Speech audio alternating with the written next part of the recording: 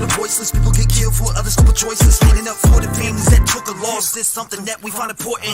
Rap game strong, chest up. Little homie, keep your head up. You can be whatever you want. Get rid of the fake and it will add up. All my life I strive for greatness. I'm manifesting my time with patience. People try to copy us, but respect is earned. It's not an obligation. I love the fam and they love me back, and that's why I always have it back. So I give a voice to those people who... Let's go, baby. What's going on, man? She hearted it. He got a lot of great comments. Yeah, actually, we do got Jennifer Coffendorfer coming on as a special guest. Pin it in, July 8th. Jennifer Coffendorfer will be on the channel July 8th. Shout out to everybody that is in the stream right now. What's going on? Yes, we are doing a Tonight Live. We are doing a Tonight Live. Make sure you hit the like button if you're in the building. What's up?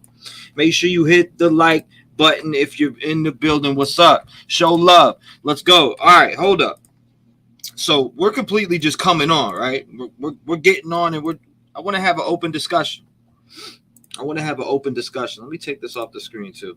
I want to have an open discussion. You know, I'll open up the lines first. If nobody's calling in, then I'm definitely doing an open panel. There's no telling how long I'll be live tonight. Maybe 5 hours, maybe 6. You never know. Maybe 8. Maybe we have a classic Rev gang, all night. You never know. So stick around. Hold up. I know I got these for because people been asking, where is it at? Oh my God. Is that good enough? People been asking for those back. I haven't had them in here. What's up? Hold on, I had to fix this up too. All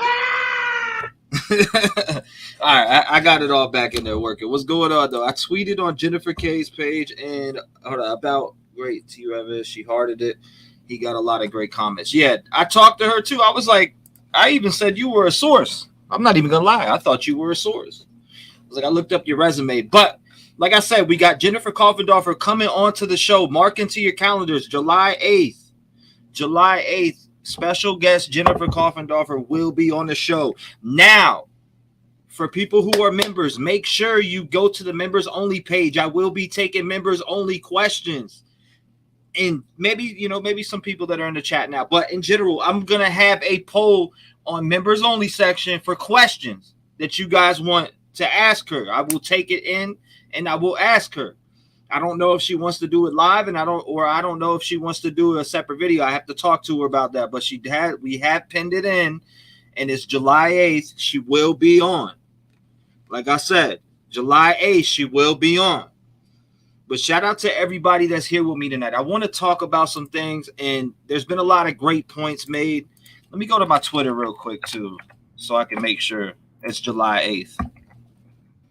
Yeah, July 8th. Okay, I'm looking at the inbox now. July 8th. We're pinned in for July 8th. No time yet, but July 8th. Let me see. What else we got? There's another good thing that was brought up, though, and I didn't think about that. So another good point that was brought up, and I'm going to go to it right now so I'm not overlooking what I'm trying to say. So I find it interesting that Brian Kohlberger's team denoted no victim DNA was found in his car, apartment, home, or office, but they did not say no other DNA of BK's was recovered from 1122 King Road. So, if no other DNA of BK's was found at 1122 King Road, wouldn't they have expressed that as well? Now, that's a good point. I think that's a great point. Let's see. Woohoo, July 8th. Yep, July 8th. You know what's up. I'm going to open the lines up, too. Let me get this at the top of the screen. But tonight we're going to do what the Red Game family wants to do. So what do we want to do, chat? What do we want to do? Do we want to watch videos? Do we want to take phone calls? What do we want to do with tonight's stream? Let me know. What's going on, Mind Your Business? Shout out to you. I see you. Allison, Fluffles, Never Fear Truth, the cigarette butt who smoked. Yeah, great question. Great question. I want any questions you got, bring it. There goes the lights getting turned off. Remember I was talking about the lights being turned off. The lights just got turned off. Now you see that? Didn't happen all day yesterday, but the light just turns off, right? Makes sense. Makes sense of that. I hear you guys. Chill. Can you please not turn the lights off? Thank you. Please. I got you. You're here with me. T-REV's pretending to talk to spirits again, guys. You know? Oh my God! What's going on, though, Terry? Welcome. Oh my God, no fucking way. Shanny T, what's going on? Shout out to Shanny T in the building. I appreciate you coming by. Arlene Wiley, Valdis, Sal. I want my get the fuck out of here ending. Papa Sal, man, you know, it's a little too vile for me, man. Nope, not no more. You know? Get the fuck out of here! Punk. I'm just playing. All right, so let me go see what everybody wants in chat, because I want to do what you guys want to do tonight. Tonight is you guys pick. You are the man. Calls, videos, and phone calls. I'm gonna go with a majority. Maybe I should open the vote, but I'm gonna let you guys pick. There goes the lights flickering again. I can't make this shit up. If you see the screen go half black, just know it turned off. T-REV, spooky. It didn't do that shit the whole time the other day. Not once. Just saying. Ready to be shocked? Hold up. Ready to be shocked, amazed. Oh my God. It makes sense, really. The lights. Mike Jetson, what's going on? Shout out to Mike Jetson. They are. Oh my God. You know, hey, T-REV's talking to spirits again. You know? It's all right. It's cool. People are going to have that opinion. It's okay. I love your song. Thank you, Sharon. I appreciate you. He said, what? Semper F5, bro. Go Cowboys. I don't think he did it alone, says Brandon. Brandon says you don't think BK did it alone? And a lot of people say that. I get it. Go ahead and call in. Let's hear from somebody, man. I want somebody talk to me tonight. 219-885-9693. Make sure you call up. I got the lines open. I want to hear from you guys, man. Call up. We'll talk for now until we figure out what we're going to do. Call in. No panel, says Ms. Ms. Brazy ain't playing. She's saying straight up, no panel. No panel around here. You know? Spirits are with you. Call in. And they might be. They might be. They are always with us. I want to know what they triage. Huh. I seen it flicker. If you seen that turn off though, so it's crazy. I'm telling you. You'll see. It's wild. It's doing it right now. It's actually flickering, but they're not turning it off. It's flickering over here to the right. Give the people what they want. Call in, says Robert. All right. I got the lines open. Nobody called yet, but we do now. We got some people calling now. 541, what's going on? You're live. Can you hear me? Yes, ma'am, I can. Loud and clear. Oh, hey, good. I couldn't hear you. I have a fan going because I don't have the AC in yet. Oh, sorry. Man, I feel bad. It must be hot, huh? We're in Central Oregon, and yeah, it's getting pretty hot. Is it? Yeah, it's bad out here. So what's on your mind? Let's talk Idaho for open discussion. I mean, what has bothered you the most with this case? It's driving me insane, and it has for a while. I just the whole thing about people saying, I mean, I know everyone has their own opinions, but people saying that they don't believe that one person, him, that he could have did that in that amount of time. Now, people, they fail to remember if there's jealousy, there's rage, and like fueled, if it's the case that he was denied by one of them, right, or whatever, there's so much anger that can build up in one person, and adrenaline, and just seeing a red light, and just rage, that can make anybody do anything. They can move mountains. It can make people crazy, Right. And it's just scary to think that people believe that one person couldn't do that, no matter what the time frame is. Now, I'm going to go back to the Jodi Arias case. Mm-hmm. Now, according to the photos that were taken, that had time stamps and stuff like that, she's not a big person. She's a smaller girl. Travis was a bigger guy. He wasn't that tall, but he was a bigger guy. Now, according to those photos and stuff, if I recall, everything that she did to that man was done within 5 minutes, give or take. Right. Okay. That's just one small girl. That's a good point. Yeah. And the fact too, I mean, she wasn't a person like, Brian, studying what he did. She might have looked stuff up saying, well, what could I do to hurt somebody or whatever. But Brian, on the other hand, he studied this crap. And he knows, as far as we know, I don't want to keep saying, oh, he knows this, he knows that. I'll say allegedly. Right. He's studied this crap. He knows what's going on. He knows how things work. He knows how crime scenes work. And it just amazes me how people can say this man couldn't have did it by himself. Yeah, I know that's bullshit, but I just, it's people's opinion, so I really don't. I know it's BS in my mind. Come on now, Right.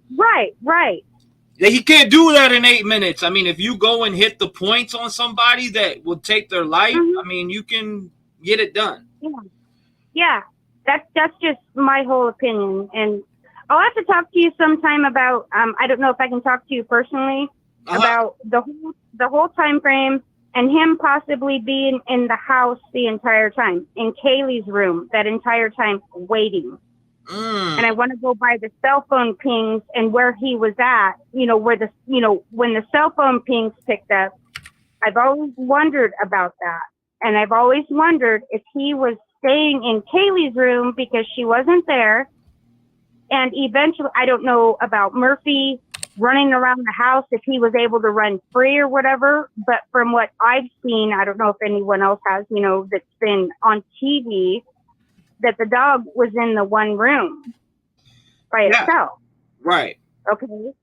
Now, that was my other question, or it's my thought, not my question. But was Murphy allowed to just run around the house? Because if he was, who's to say that he didn't lure that puppy back into the room once everyone went to bed and it got quiet? I like that you're bringing it up for the fact that he was allegedly shut in Kaylee's room, but she was sleeping with Madison that night.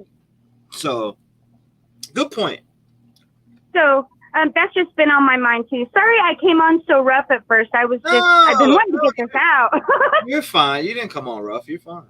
Yeah. You're fine. So, it's just this back and forth stuff. And I had already made comments and stuff on your last video, but I'm looking forward to this trial.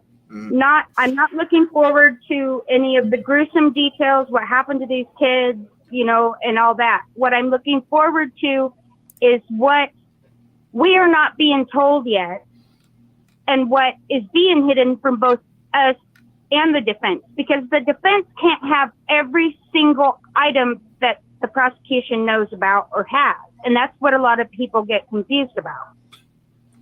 I think so too. Go ahead. No, I said I think so too. Yeah. And people are speculating off of the bits and pieces that we're getting, but that's with any trial. But with the whole conspiracy things coming out saying, oh, well, there was no blood, or DNA, whatever. People don't know there may be no blood in a certain part of the car. The prosecution does not have to let them know where there's other possible DNA they found legally. Right. So that's just a little part of law that I know. Sorry, I'm not trying to be a blah, blah, blah. No, you're fine. You're fine. So, but yeah, we only know what we're being told, and what we're being told is being twisted and turned and blah, blah, blah. But that's what happens when nobody knows anything. There's rumors, there's speculation, everything. But I still to this day believe that he was capable of doing it. He planned it. He made it right.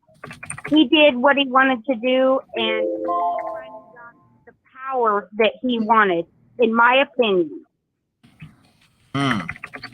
So oh my bad. I was making a petition right now on the stop of the demolition on 1122 King Road, because they are trying to tear it down. I watched a video earlier, specifically one of the lawyers of the students, of one of the students is, parents are, and his name is Shannon Gray. He said specifically, he said that they are ignoring him or the families on their wishes to keep the house up till after trial. Right. That bothers me. Yes.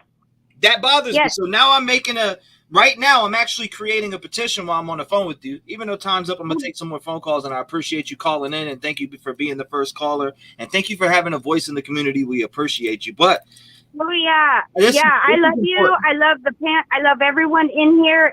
You have the most direct, there's a non-bias in everything. Everyone can have their own opinion here. Right.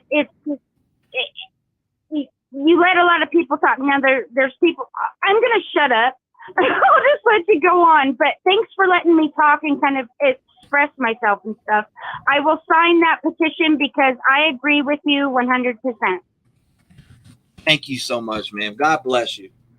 You too, hon. Have a good night. Stay safe. Lock your doors too. Bye-bye. God bless. Shout out to her. Everybody give it up to her. I'm making this petition. We need to stop Idaho. We need to stop the Idaho. Hold up. Let me open up the lines too. 219-885-9693. I want everybody to get in their word. 5 minutes and 30 seconds for everybody who does call in.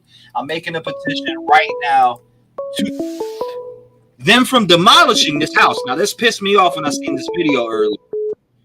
Shannon saying what he said. 604, you're in the door. What's going on? You're live. Hey, no panels. Hey, it's Ms. What's up, Ms. 604. No panels. That's foul. No, I'm just kidding. It's okay. How are you? I'm good. How about yourself? I'm good, thank you. So first off, I wanted to say to you, that song, just unbelievable. Thank you so much. Unbelievable. Thank you. Like, oh my gosh, I just can't even tell you. Like, it gives me the chills. It's just, I can't stop listening. I'm already singing along to it. Like, wow. Thank you so much. So great. I appreciate it. Let me stop and hit this reset. All right, actually, keep going. Just keep going. You're good. Okay. So anyway, something I was thinking about to bring up was, do you remember that report that came out about that brewery that that Brian visited? Yes. Right. And he was so creepy, asking creepy things to the waitresses that they actually put a flag on him in their till to warn the other wait staff about him. Right. So, I mean, that's just weird to me, right? Like, doesn't that just play into this guy's persona? Right. And then I guess the owner had a chat with him and told him either stop it or don't come back. And Brian was like, I don't know what you're talking about. And then never came back after that. I just thought very telling of who he is and what he's like. Like, he's so socially awkward, I think. You think he's social, and this is going to be things like I said. I'm going to be taking a lot of questions from you guys because people. When I have Jennifer Coffendorfer on, which she's worked in the FBI field for so long and has worked criminal, send your questions in. Send your questions. Yeah, I see her on Twitter a lot, and she really does. She really does a good job of trying to answer everybody on Twitter. Like, it must be hard because she gets inundated. I told her straight up today. I was like, when I first, I said, "What you were putting information to talk about, giving your opinion on there." I was like, I thought you had a source in this case, allegedly. And I said, I know that's wrong, but that's what I thought. I said that on Twitter, but right. I told her straight up. I was like, I thought she had, but then I looked at her resume. Once I got into her resume, I was like, damn. If you go look at Jennifer Coffendorfer's resume, it's like, okay, I see what you're saying.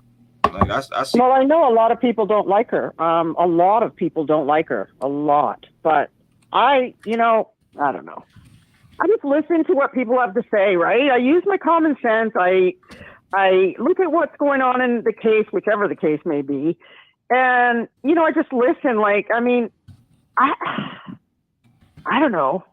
She knows more than I do. She's an ex-FBI. Right.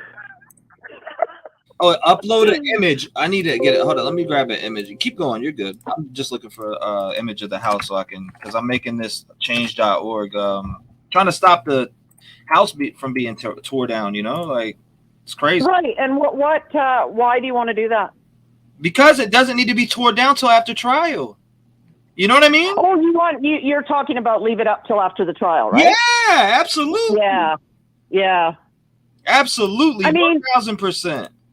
They must have a shit ton of photos, crime scene photos, but nothing would be like the jury doing a walkthrough, right? Nothing would be like that. Getting the the lawyer said that. Steve's lawyer said that. So it's like, yeah, I was like, wow, okay. Like, yeah, I find that odd too. I find it very odd. Like, cleaning it out is one thing, but I mean, I don't know if for the prosecution, why would you not want the jury to do a walkthrough? I mean, like we both just said, there's nothing like them actually getting a feel of how that house is set up, and a picture just doesn't do it like walking through there does it, right? absolutely. And it's right there, so why not do it?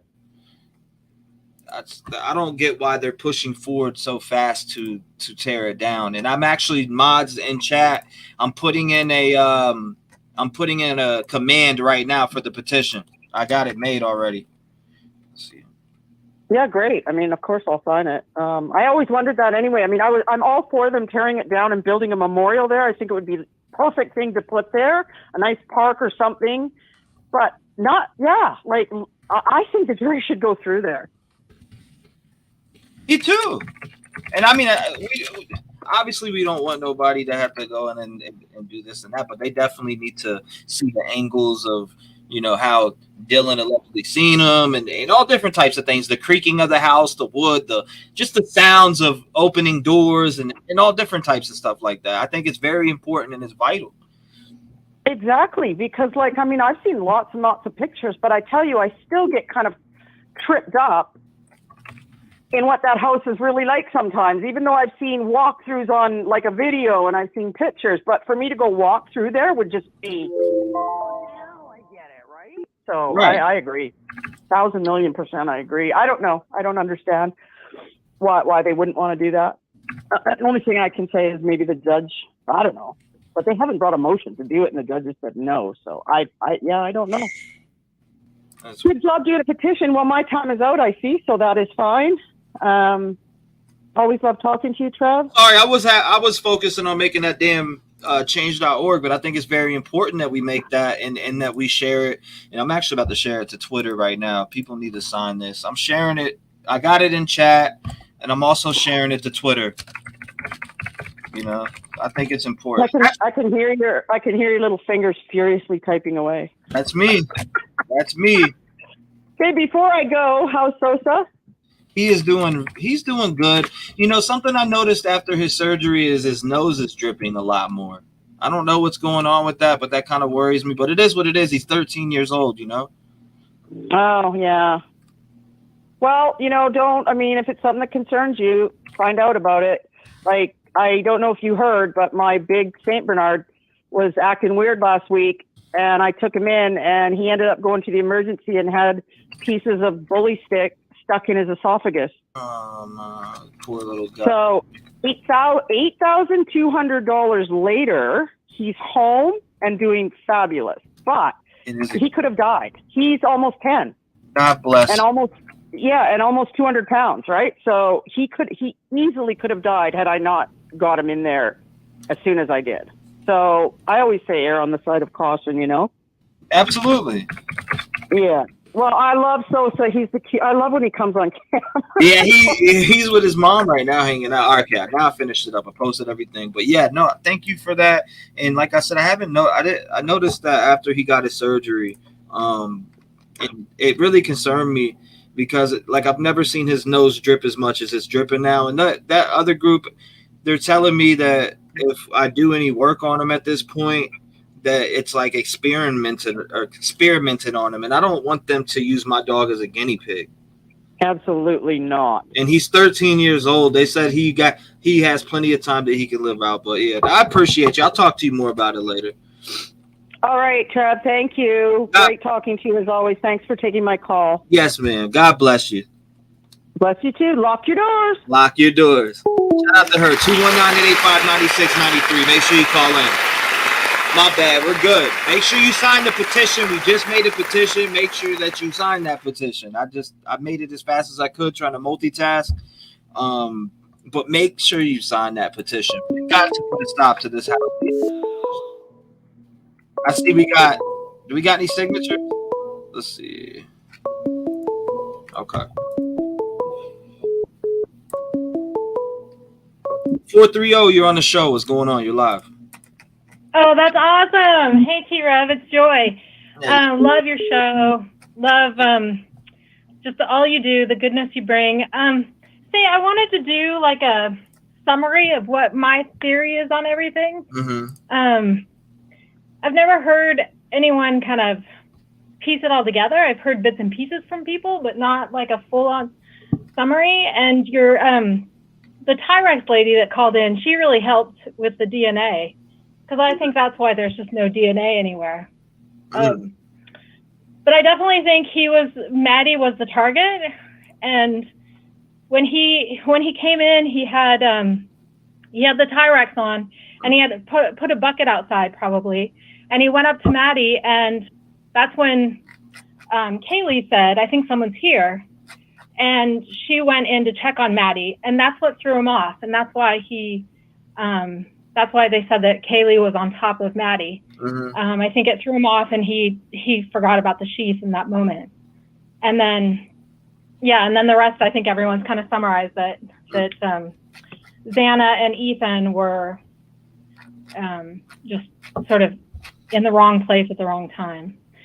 So, yeah, and I think he studied this for a long time. I think he knew exactly what he was going to do, and it'd be kind of interesting with some of the pings that they have to see if he turned off his phone before, because that would have been a sign that maybe he was going to try it before and just didn't go through with it. I mean, I just think they have a lot more, but I don't think they have a lot more DNA. I think that T-REV lady really summarized why there's probably no DNA anywhere. So. Well, it's not working. I mean, I'm glad, and I want to talk to her again more about that also, because I thought that was very interesting. I wanted, because just her knowing the way, and then just seeing them wrap it up also with duct tape and having those extra layers of gloves and shit like that. I could see, but then again, like 8 minutes, if it's really an 8-minute timeline, then would he have time to get all that shit off and put it all in a bag, in a trash bag, and commit 4 murders? I mean, that part I don't see. That's the only part. Well, I can see him having a bucket. I mean, you have to understand, he's probably an introverted nerd that just meticulously studies things and plays them out in his head. And so I can see him having a bucket outside that he just, when he shows up, he leaves the bucket, and then when he's leaving, he just undresses and puts it in there. I can see him doing it pretty quickly.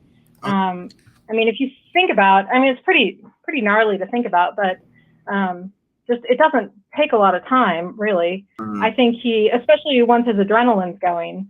And I definitely agree with her 100%. I have from day one that the DNA on the sheath is not from that day. It's from when he first bought it, that he just didn't realize he wasn't thinking when he got it. So, and I definitely think it was an accident that he left it there. I don't think he would have done that, because obviously if he's, and didn't Dylan say that he was dressed in all black? So that would make sense. Right. That a figure clad in all black. Right. Yeah. I don't like figure clad in all black. And I'm not saying that it's BS, right? But maybe she's seen that when he came like in front of that or the vibe sign or whatever, if she's peeking out of her room. And I could pull that up on stream, which is the layout of the house, which I think is whoever made that did a really good job on it. But she's from that angle. Yeah, you would be able to see if that light was on. And a lot of people have brought that up on my channel and said that vibe sign sets off a lot of light. So maybe she's seen that figure clad in all black with that vibe sign. Because if you're looking out the crack, you can see coming from Xana and Ethan's room, or where Xana was at, you would be able to see the hallway straight from that angle from where I seen, but I don't know if that's really how it is in that house, which is why I think the jurors should, the house shouldn't be demolished. Yeah. I hear you on that. My only thing would be that it's probably so rank in there. I mean, with the biological, just the blood everywhere. I mean, I don't know. I guess they could go in and clean it out and just have the structure for them to walk through. But exactly, it's probably pretty rough in there. Just the smell and everything. But yeah, and I don't know if you saw, Sloothy Goosey actually did a good video yesterday, I think. I don't know. I'm in a total opposite time zone. But she brought up the technicalities about one of the investigators, that he actually has been, he charged someone incorrectly and kind of pushed the whole narrative of it. Who? And I think he was, I don't know his name. He's one of the ones that Anne keeps asking for his. I covered one of them a while back, and his name or two of them actually, Gunderson and Nunes. No, I think it's a different one. I can't remember the name of it, but he maybe it was Noon. I don't know. But he was at the autopsy. He was one of the 4 people at the autopsy. Mm-hmm. And he actually charged a chiropractor with a murder, even though he didn't commit the murder. So wow. I think that's what it was a really good video, and really it concerns me though, because I feel like this is what is going to get BK off, is something like this. It's not going to be all the evidence that they have, and but again, I don't think they have any other DNA evidence, just the evidence of the pings and hopefully his computer and everything. So anyway, yeah. Well, that's all I got. Thank you for everything you do. I appreciate you. Thank you for calling in and sharing your voice with us. We appreciate you. All right. God bless you, man. Lock your doors. Thank you. Shout out to her. 219-885-9693. Keep it coming. All right, I'm good now. I'm not multitasking no more. I'm good now. I'm not multitasking no more. I'm done. 646, you're in the mix. What's going on? Hey, T-REV, it's Hollis here. What's up, Hollis? Not much. I do remember at the beginning, one of the roommates mentioned they heard running water. Mm-hmm. That was a long, long time ago. So I was checking out DNA in sinks and whatnot. It turns out DNA is easily collectible from a sink drain and the pipes in it, because all that stuff just kind of just holds on to it. Mm-hmm. And they can actually test DNA from drain pipes up to 14 days after it's been left there. So for people who may think there's not any other DNA than just off the sheath, I think maybe that's not correct. I mean, DNA is a magical tool that's popped up, and it's very, very fascinating. And it has solved a ton of cold cases. Right. And I did notice it was Granny Marie, when I was talking to her about the sink and the DNA. She was wondering if that's maybe why all of the sink stuff in the kitchen was up on the kitchen countertops. Were they under the sink disassembling the piping? And I'm just going to say, I believe they took it from the bathroom sinks and from the kitchen sinks if they were smart. Especially if one of the roommates made that statement and it's a factual statement. I can't see forensics not collecting that for DNA as well. Mm. And I just wanted to throw that out there. Because DNA just doesn't wash down a sink. Right. They mentioned all the other stuff, but they didn't mention anything about any other DNA of his possibly found at the house, which was a great point. Right. Because, they never said anything about the house or on the victims. They haven't said that. And this is just the defense saying that. It doesn't mean it's true. I mean, defense can say that till the cows come home. Right. It doesn't mean that it's factual.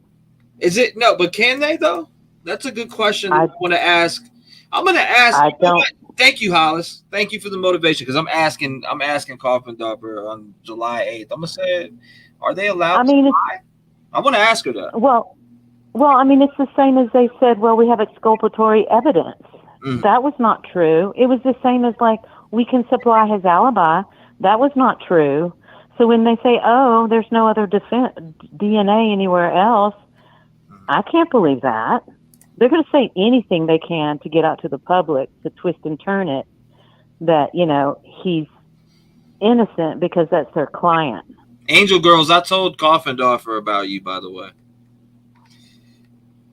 So, you know, the fact that they left the house out, and in my opinion, the victims themselves out of that factor, speaks volumes. That to me says there's a lot more there than what people are really maybe realizing, I guess. That's the only way I can say it. I mean, you know, if he sweated, his DNA dropped on a victim. You know what I mean? His sweat, there's scratches. He had scratches on him. I think Zaina took a good shot at him, and I don't think Zaina was his target. I think he got a little pissed off that the judge didn't read it with a nice flow to it.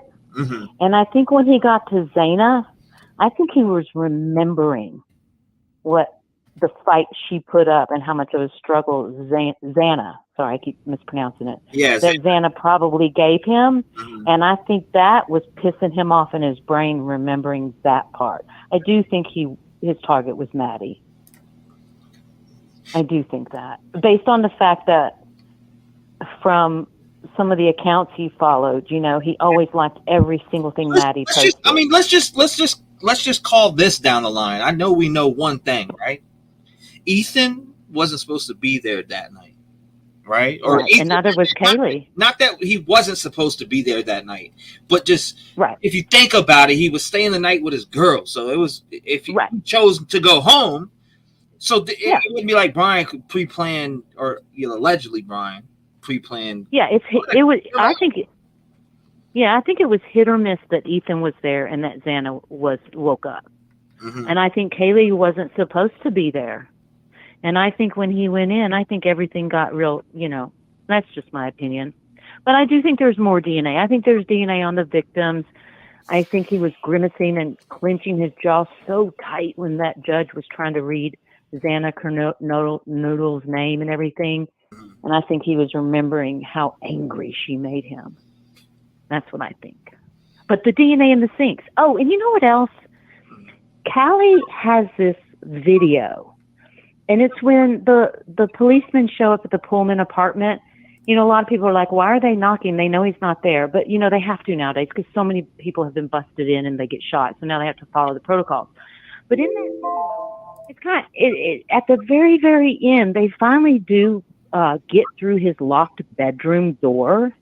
And they walk in and they're looking at the ground and they're having a conversation about what they have found there. And they say, oh, we need to triage that. And so when I asked a bunch of people in Discord, I think it was Regina who said, well, triage means that sometimes in crimes, they have to take it to analyze it. Right. So I honestly didn't know what they were looking at. They were all looking down and they were like, oh, we got to triage this. And they were kind of like, wow, what the hell is this? Right. But I think Callie emailed that video to you because I was like, oh, dang, look, I didn't see it. I didn't see it. I bypassed that video 100%, and I don't think I ever watched it till the end. But it's at the end that's the important part. All right, my time's up. I'm gonna go. I'm gonna check it out. Thank you, Hollis. God bless you. Thank you. Let other people call in. Well, I appreciate you coming on and expressing your opinions and thoughts with us. We appreciate it. God bless you. Lock your doors, and I love you. They're already locked. Okay, Hollis. I'm gonna talk to you soon. And go by the post office. Yes, tomorrow. You have to do that. Yeah, I'll do it tomorrow. Okay, cool. They're open till late. Too. Okay. Thank you. Bye. Okay, cool. Bye. Yeah. Shout out to Howard. 219-885-9693. Make sure you call in. What's up? Make sure you sign the petition in chat. Type ! King Road lower to sign the petition. They are trying to demolish the house, even though the parents are saying, please, no, please. They still are trying to demolish the house. They need to keep it till after trial. 951, what's going on? You're live. Hey. What's going on, pal? How's everybody doing? I'm glad you're on tonight's show, You like that I'm on the show tonight? What's I going think on? I'm imitating you. What's up, man? What's going on? I love All right, you. Man. What's up? listen, I'm still with you know, there was an eyewitness. There was an eyewitness to the point where she described him wearing all black clothes with a mask and bushy eyebrows. You got to see the bushy eyebrows. Mm-hmm. You're going to tell me she's going to say, wouldn't she say, if this guy was dressed in Dexter gear, wouldn't she have said he had plastic stuff around him, or he was in a fucking a frogman suit? That's a good point, Papa. So I like that you bringing that up. Of course. I mean, here she is seeing his bushy eyebrows. Mm-hmm. And I agree with you. You know, like after he came around that corner with that good vibe sign, that lit him up where she could see the silhouette. And as he's walking to her or towards her, she gets to see this guy's bushy eyebrows. He wasn't in any garment stuff. I don't believe he was in anything like a Dexter suit or nothing like that. Right. He described him pretty good, you know. They described his height, his build. You know what I'm saying? Yeah. I get what you're saying. It doesn't get me when I hear people say, you know, everybody's got the right to their opinion, and I treasure everybody's opinion, but it just doesn't hit right with me with that wearing a suit. I think she would have brought that out, wearing a suit. And as far as the sheath goes, I don't believe it was planted. I really, in my heart, I don't believe it was planted. I believe he had it in his back pocket. First of all, he went in there with the knife out. Mm-hmm. Why would you not have the knife out? You're going in there to kill somebody. The knife had to be out. Right. Okay. And he came through that glass door. He seen Ethan, maybe by the Jack-in-the-Box bag. Maybe Ethan was grabbing some fries or whatever. Mm-hmm. His back was towards him. So he attacked. He attacked Ethan. And if you look at some of this video, you could see the blood on the top of the cabinet in the hall or in that kitchen area there. There's blood dripping down from where I think he was stabbing Ethan, and Ethan was like, you know, working his way, trying to get back into the bedroom or whatever. And that blood squirting out of his fucking back went on that cabinet, on the top of that cabinet. Oh my God! I mean, what do you think? I mean, what, you know, you could see them stepping over something, the forensic people, and I don't think it was a body, but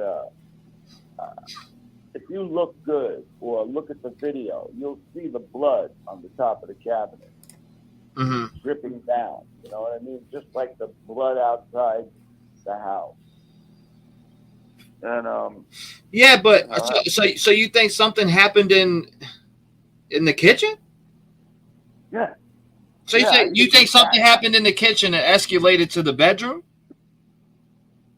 Well, yeah, because first of all, I believe that there had to be fucking noise. I'm sorry. No, but I'm just trying to make sense of what you're saying, Papa Sal, because if you think about it, where the alleged blood was dripping on that back wall, you know, it kind of lines up with him being in bed.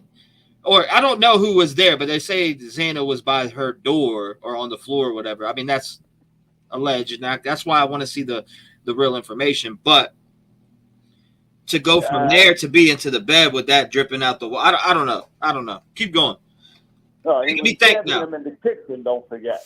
Uh-huh. He was stabbing him in the kitchen. And as for noise, there had to be Right. Yeah. There has to be. I mean, if these fucking people could hear a person whimpering in the house next door, or a dog barking and a thud, you're gonna tell me you didn't hear this poor guy?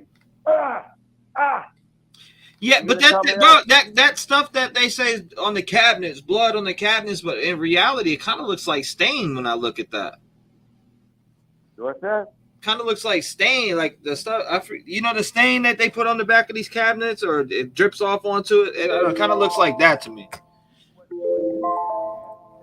Oh, let me turn that damn alarm off. All right, there you go. All right, my time is up. I get it. You can call back. For tearing this fucking house down, come on. We need to hear the shit that these poor kids heard. Well, that's why. We're at 70 signatures. We're at 70 signatures right now, Papa Sal. 70 signatures. If you just came in, make sure you sign the petition to stop the demolishing of 1122 King Road until after trial. Where is the petition? Where's the petition? I got it, and I can give you the link. Go to Discord, get the link, or I can text it to you possibly. I just got to grab it. Yeah, you want to hear what these people heard. You want to hear Kaylee saying, I think there's somebody here. You want to hear all this stuff, Right. Fuck that virtual tour shit. I can't believe they want to do that. It pisses me off. No doubt. All right, go ahead. I love you. God bless you, pal. Appreciate you calling as usual. I love you. Thank you for the love and support all the time. And Papa Sal, you are a very special person. Thank you, pal. I love you, pal. I really love you do. too, pal. And I love the people in your community. They're great people. I know. Don't. I appreciate you. I appreciate you. You're always around. You always got something to say. But you've been a little ghost lately. I might have to come to West Virginia and smack that Elvis Presley wig off your head. You heard? Don't let me break every fucking bone in your face. Okay? I love you, pal. I love you too, pal. I'll talk to you later. All right. Get the fuck out of here! Papa Sal, get the fuck out of here. That's enough. You got enough phone time. 219-885-9693. Everybody clap it up for Papa Sal. That was requested by him. He told me to use that button for him, so I did.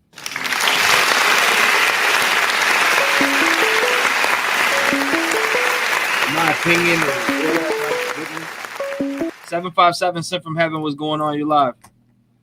Hey, T-REV. Donna, what's up? Hey, I'm going to go completely to a different topic. Mm-hmm. And I'm sorry to the people that I've talked to about this, but, you've been doing the spirit box and stuff, and I just can't get this out of my head. I was watching one of those psychic women on YouTube, and she actually did an interview with one of Xana's friends, and she also did one through the eyes of a killer. Mm-hmm. And she came up with the word apple, and they were telling me that in Spirit Box the other night, apple was brought up. Mm-hmm. Did you hear it yourself? I did not hear it, but some of the girls that were in there had said that. They said, "Oh my God, apple was brought up." Mm-hmm. And but anyway, she did two different. You might have muted yourself, Donna. Donna dropped herself. She dropped herself.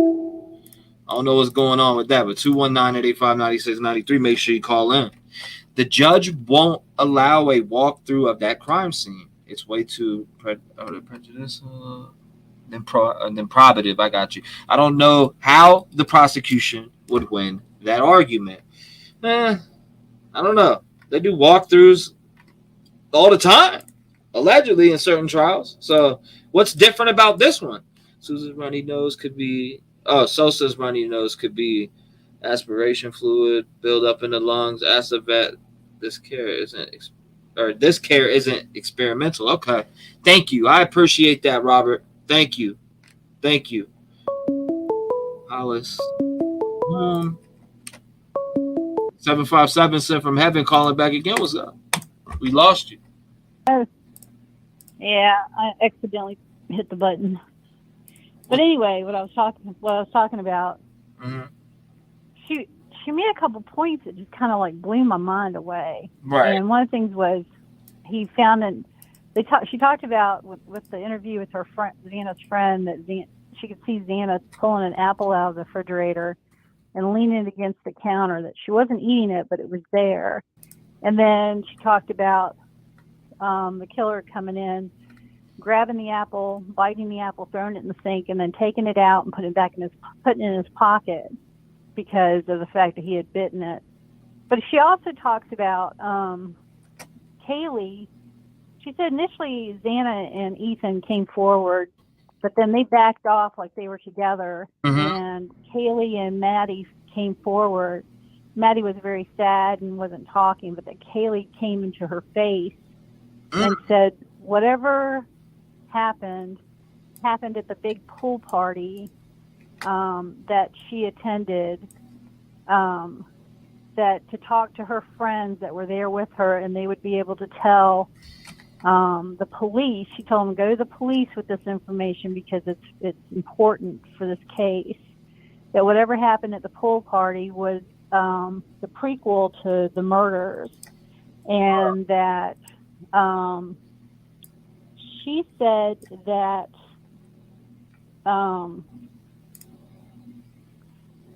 that it really upset her, and that I'm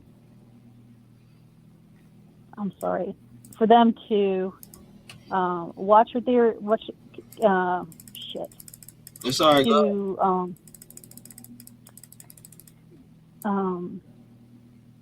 that there's more to the case than there's more on the outside of this case than what they're seeing, and that for them to be cautious, stay safe, don't let the guard down, because there's more to this story than just this one guy. Right. And she said that Kaylee literally got in her face and said, tell the police it came from the pool party.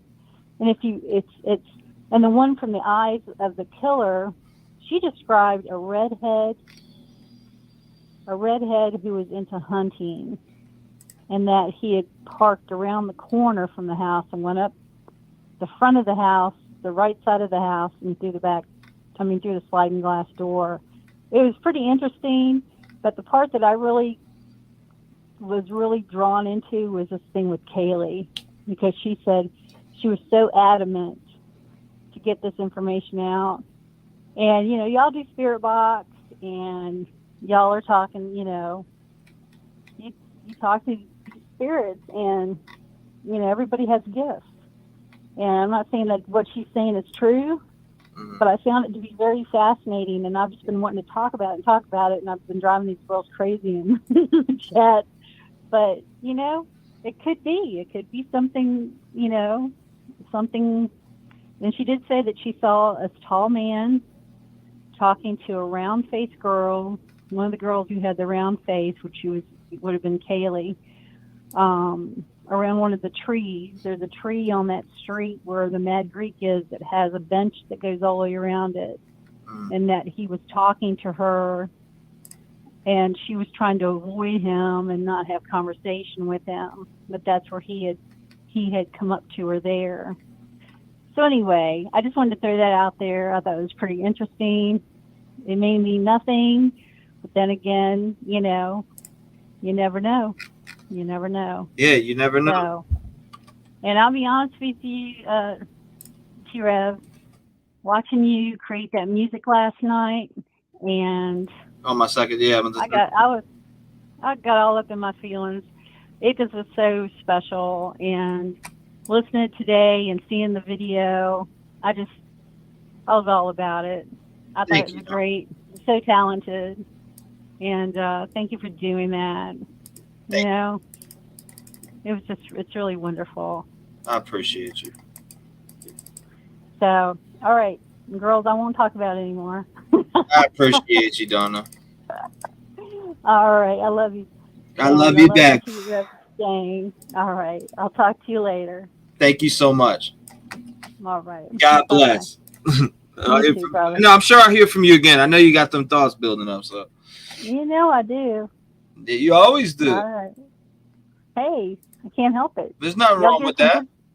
Y'all give some good information. I got to chime in.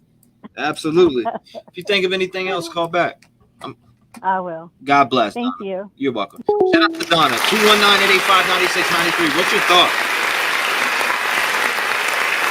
And make sure you sign the petition if you just came in and you want to put a stop to them demolishing 1122 King Road, which I'm going to show the video that I'm talking about because some of y'all may have missed this video.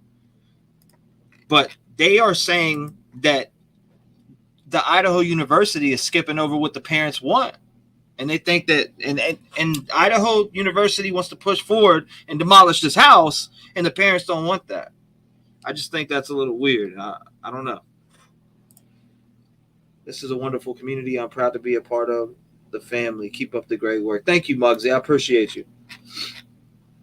219-885-9693. Make sure you call in. Phone lines are open wide right now. If not, I mean, we'll open panel, you know. Bring one or two up. I see some unknown calling in. Unknown. She is literally one of my favorite callers, says Shanny T. Remember that first guy named Jeremy? Yeah, absolutely. Right away, I remember that name, Denise. Remember that first guy named Jeremy that everyone thought was the killer because he talked to the media first. Yeah, they were comparing him to that one guy.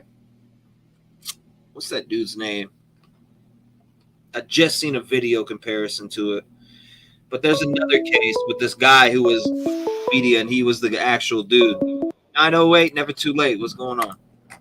Hey, T, it's Chris from NJ. How are you, buddy?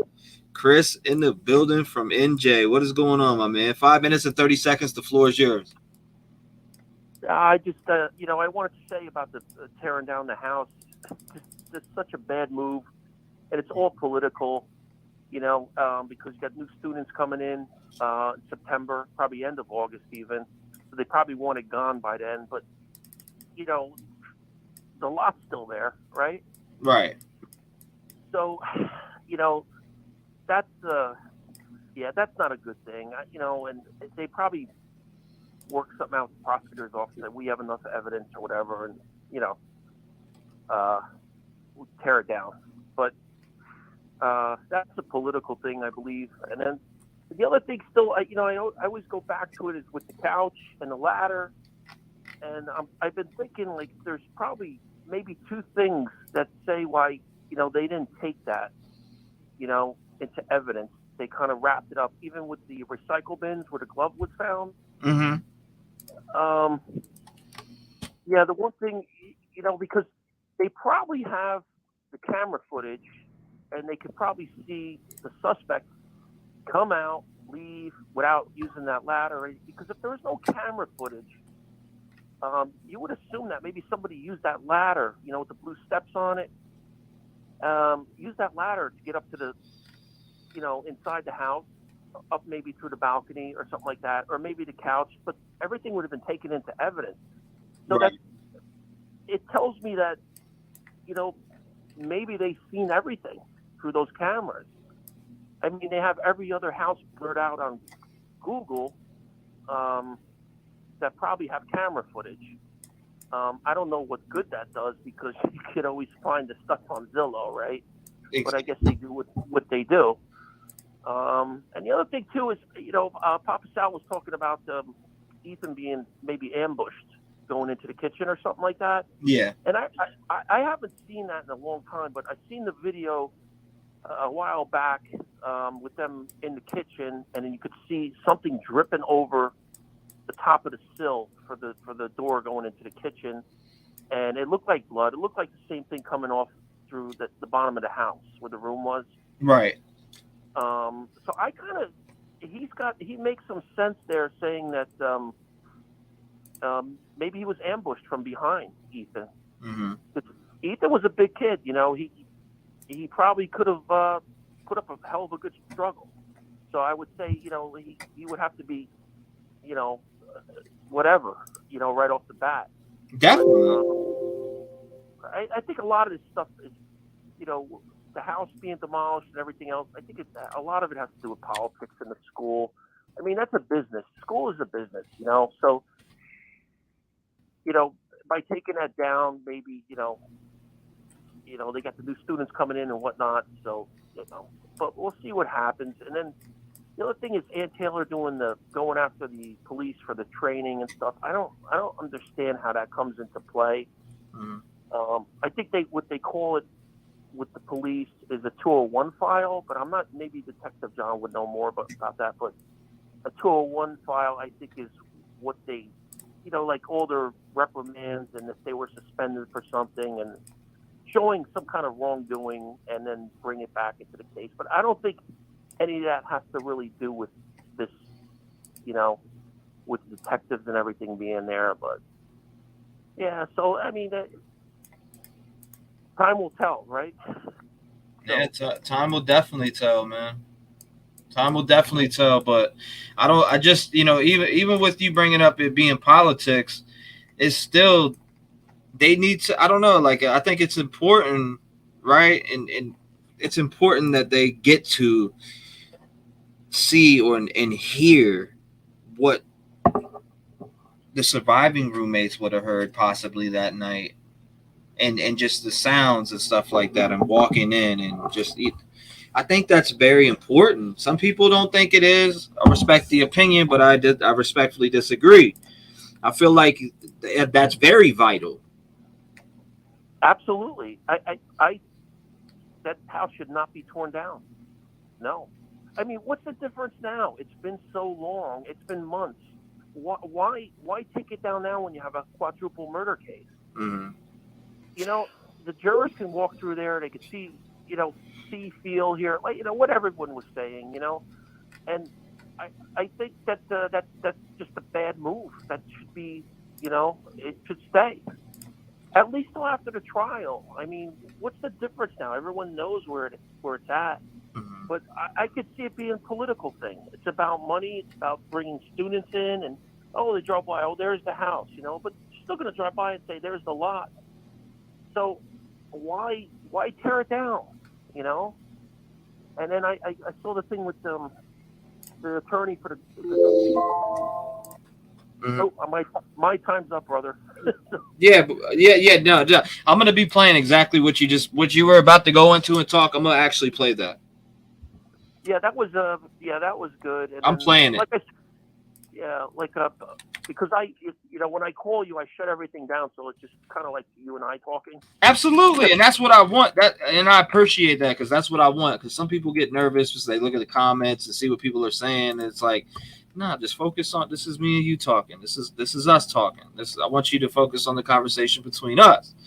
You know. Yeah, I think Papa Sal he's got a good theory there with the if that's blood. I don't know if it's blood. I mean, I don't know if it was ever the blood that was coming down the foundation, if that was ever confirmed it was blood. But right, it looked like blood to me.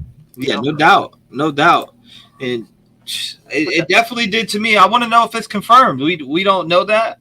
I know that a lot of people said, well, yeah, experts said it is, and this, that. I haven't heard it. I haven't seen it. I haven't seen it in no documents or anything like that, and I'm waiting to see that. But I appreciate you calling in, my brother. God bless you. Thank you for having a voice in the community. You think of anything else, you can call back and get another 5 minutes and 30 seconds, and that goes for anybody that's in chat right now. If you want to pick up the phone and have a conversation about this open discussion, you don't just have to talk about one thing. You can talk about your thoughts, concerns with this case in general. It's an open discussion. So thank you for calling up and having a voice, brother. God bless you. And hopefully I hear from you again soon. You too. And I just want to wish you and the rest of the Rev Game family a happy 4th of July. Enjoy yourselves. Enjoy your family. And lock your doors. Thank you, my brother. God bless you. Thank you. All right. Take care. You too, buddy. 219-885-9693. Make sure you call in. I just seen somebody try to call as I took Do Not Disturb off. Let's try him. Let's see who it is. I'll call him back. Make sure. Let's see. Everybody calling in. Where you at? 916. You're in the mix. What's up?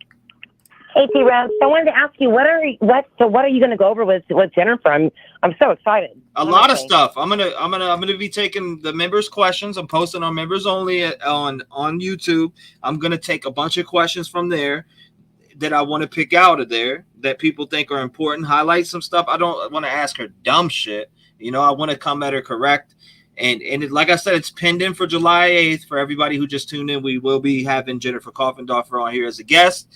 I don't know if I'm gonna do it live yet, but I do want to go in prepared with questions on things things that we want answered, not things that she answers on TV. But we know her expertise. Go ahead. No, you're good. Go ahead, and I'm starting your time over too, so you can have your full 5:30. What's up? Oh, that's okay. I just what you were just gonna say. I mean, when you said you looked at her resume, I did too. She's very, very smart, and she's got receipts for who she is, and she's gonna be one of your most exciting guests, for me at least. I'm super excited to have you have her on. Me too. I'm glad that I'm glad she considered it. I mean, somebody tagged me and I went on Twitter and looked, and then I commented. I was like, yeah, I thought you were the source pretty much. I said that. I said that on Twitter. I was like, I thought you were the source, this, that, and the third. I said, I know that's wrong of me to think, allegedly, but I was like, after going through your resume, I seen everything that you have been, 35 years of FBI experience. Like, that's major. That's why I think it's important to get that aspect, because the FBI plays a good part in this case.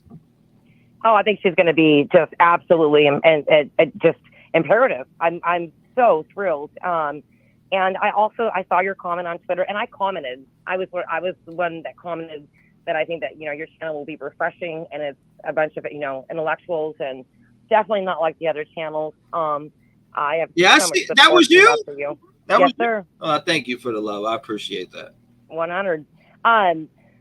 So I'm really looking forward to that coming through. I did want to say this. Now, Papa Sal and I talk once in a blue moon, and I disagree with Papa Sal on this one thing, and that is that, okay, I think this is where I really struggle with my theory, because I tend to think that he took, and listen, this is all allegedly, and this is all speculation, and truly I'm just like anybody else that's, trying to figure out how in the heck did this happen, and what were his moves, and what happened, because you know what I mean? Mm-hmm. But and in my opinion, I think that he took out Ethan first, because he was the biggest threat. But with the sheath up there next to Maddie, it makes me think that he went upstairs first, because I would be thinking that he took the knife out of his sheath and then proceeded, right, with his doing. Mm-hmm. I don't think that he went in with his knife out. And so that kind of, I think that his target was Maddie and Zana, right, from the restaurant. I do. I think that my sweet little Maddie, I adore her. I really do. I think she's a little bit of a firecracker, and I think that, speculating, I think that they might have pissed him off, rejected him. Maybe he was talking ill of him as a patron, and he was like, "Fuck these bitches." And maybe got on his radar, because this guy was looking for somebody, in my opinion. Now, I think this guy was looking for somebody to hunt and kill. He was just waiting for the right people or the right person. Now the question who was? I mean, maybe they know this already, right? Maybe they know who the target was, allegedly, and we just don't know that. Like I said, there's so much packed away. Yeah, and then Sal said, he makes a good point, which is Steve said. He made that one comment, which is striking, and he said, they didn't need to go upstairs. They didn't need to go upstairs. So it's kind of like, well, what did he mean by that? It makes me believe that those girls weren't the target. There's a lot of questioning there. But I do think that the question is was the bed in Dana's room up against the wall? So we would have to be assuming that they were on the bed and the blood was dripping off the bed, because I'm envisioning in my head that she is in the corner on the floor and bleeding out, and that's why it's dripping into the foundation. You know what I'm talking about right now? The blood on the foundation. Absolutely, I pulled that up several times. I'm pretty sure you've been in here when I've done that. Oh yeah, and then with the blood in the kitchen.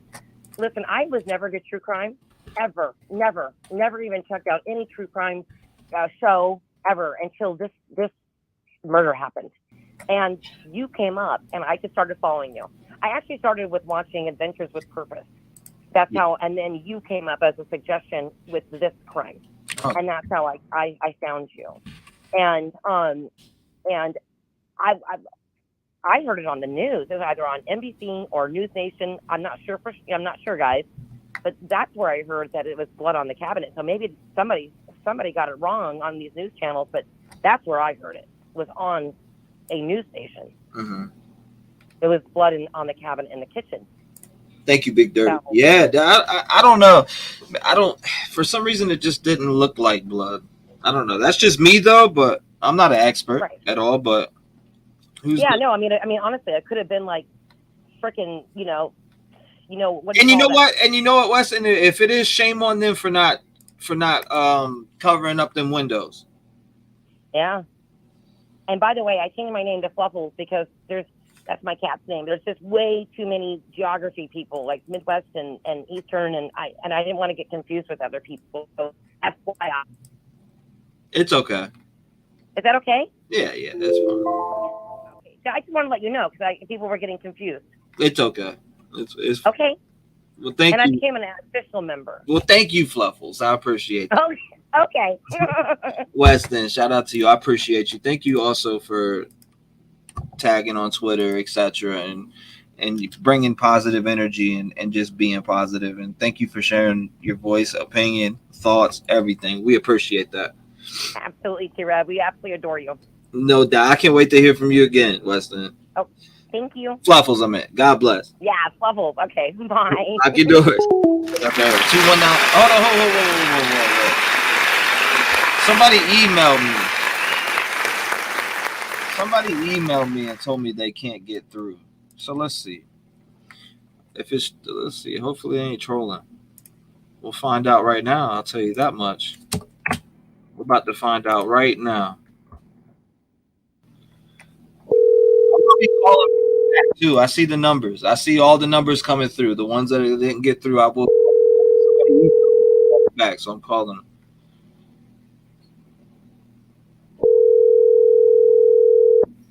We'll see if they answer.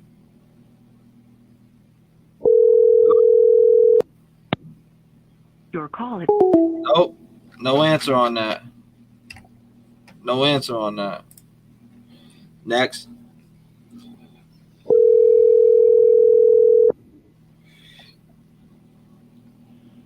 Hello. 510, what's going on? Hey, T-REV, how you doing? I'm good. How about yourself? I'm good. I just had one thing I was thinking about, which I don't know if anybody thought about this, but so Brian, he moved. He started going to school and moving to that dorm. Was it August of last year? August of last year? What was it? Was it August 2020 he started going to that school? Or You're talking about WSU? Yeah. That's what I heard was August or he was there July, for August. 4 months before the whole murder and everything like that, right? Mm-hmm. So I was just thinking, like, with it seems like he was kind of sheltered, and this was like the one time, especially with him being 28, being a grown man. It seems like this was like the one time he kind of was ventured out on his own by himself, and maybe that's when he was able to, like, be himself and not kind of pretend to be this person that he wasn't this whole time. And I just think it's weird that the one time he has that little bit of freedom, for those 4 months, that something like this happens within that quick of a span of time. You know what I mean? Like nothing else. Like he doesn't have an arrest record. Of course, with the sisters, with the cell phone that we're hearing about. I don't know how true that is, doing stuff like that. And then, of course, like your family, parents try to protect their children, but I think his family, his parents knew something was kind of off with him, and I think his siblings knew as well. And I think maybe that's why they try to kind of, always monitor him and do certain things. And then the one time he kind of was able to do his own thing, this is kind of what resulted. You get what I'm saying? Yeah, I'm following you. Yeah. No, that they had to participate in that. Oh, what was it? Dana Smithers, or I think that was the last name. But they had, for some reason, they had to go to that. I want to know the reason why they had to go to that, even though they cleared them after the fact. But why would they have to go to that? I always wondered about that also.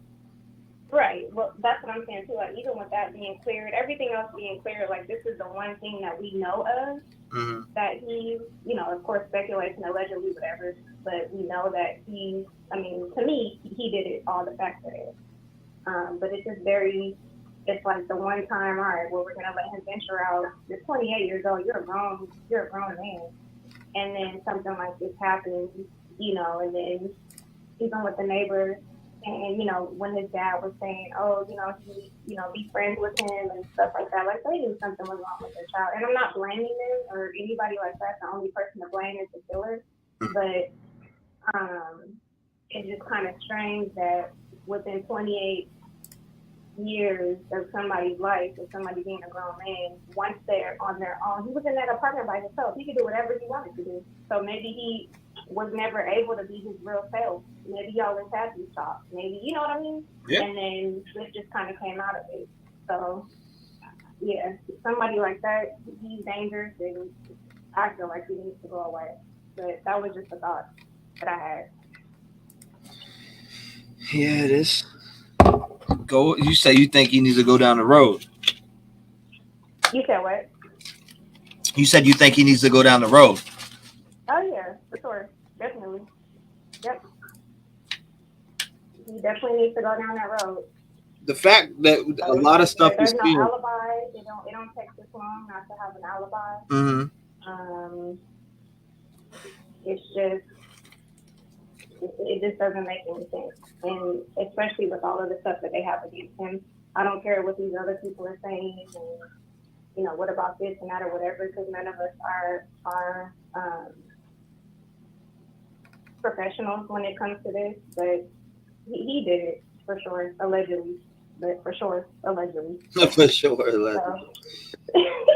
That's funny the way you put it. But yeah, I just had thought about that. So I'm like, that's kind of like, you know, it's like when a kid that's so sheltered all the time. And not saying that every child that's sheltered goes off and does crazy stuff like that.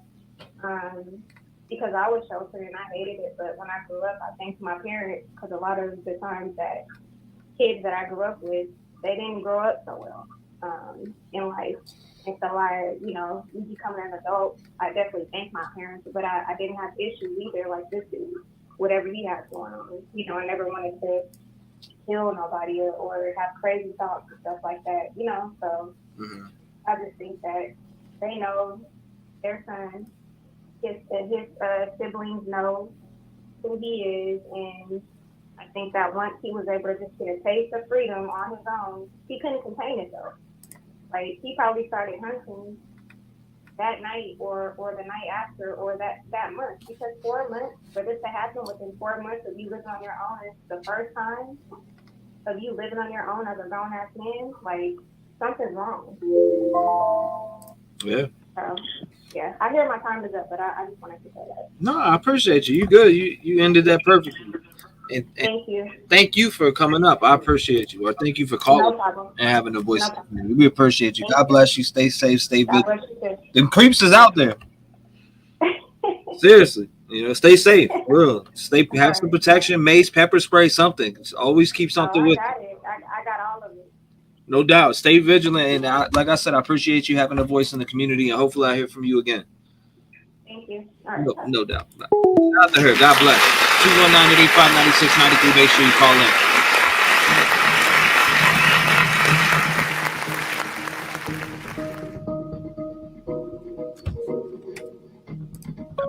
Make sure you call in. There we go again. 757 sent from heaven. What's going on? Hey, it's Donna again. What's going on, Donna?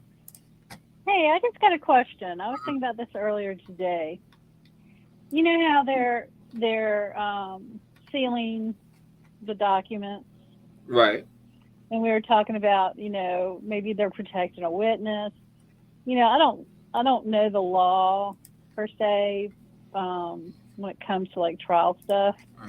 But say, for instance, could they possibly have? Okay, I'm just going to throw it out there, kind of on the far side of this whole thing. But you know, we've talked about accomplices, okay, and this is just something that's going through my head.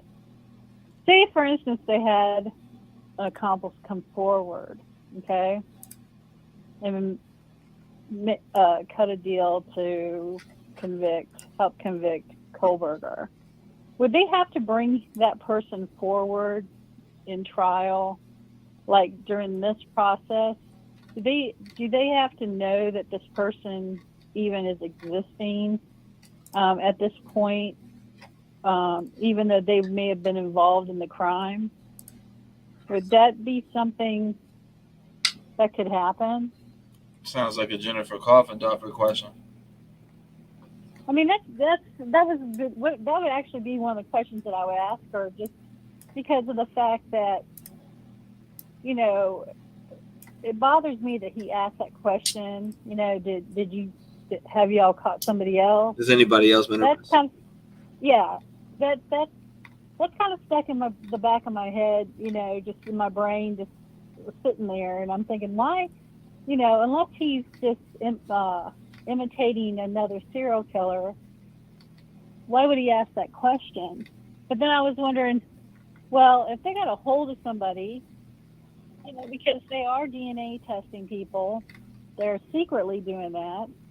What if they got a hold of somebody before now that could possibly have been part of this or came forward admitting part of this? Right. You know, to try to save their skin, and they're putting them in protective custody with a deal of some sort. But I'm just curious how that would work in the judicial system going before a judge. Is that something they would do in secret? Or because, you know, if there is a deal on the table? It's just something that has crossed my brain. It sounds kind of far-fetched, but I don't know how that works. If anybody that's got legal training knows anything about that, I'd be curious to hear, you know, how that would work, or if that is something that they even do. But I thought about that earlier today, because it's got to be some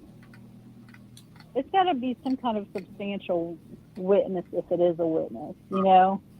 Now I know I believe they're protecting the girls. Because they have to, you know, they can't taint that case. And we really don't know what they have to say. They have to show they're in danger by coming forward. I see people in the chat talking. Let's see. I went online. I was online for a couple hours today trying to figure out in Idaho specifically. It's called a silent witness. It's a possibility. Yes, secret. Grand juries indict 99% of the time if it goes there. Possible. Yeah. The prosecution would have had to list them as a witness already. I mean, and those may be things sealed too, because there's things sealed on the last documents that were dropped. Well, I just think that there's more to it than just Bethany and Dylan. It just makes me feel like there's something bigger in that document that they're protecting. And I think that by opening the document, it would jeopardize that person or persons. You know, I'm not pro accomplice, but I'm not ruling out that couldn't happen, because we don't know. And so just the way they're sealing that document and how they're sitting on it just makes me wonder if that's something that could happen. So, I mean, that may be a question that I'll throw in there to ask, because I am curious if that's something that they do. So that's it. Good. No doubt, Donna. Thank you for calling up. I appreciate you.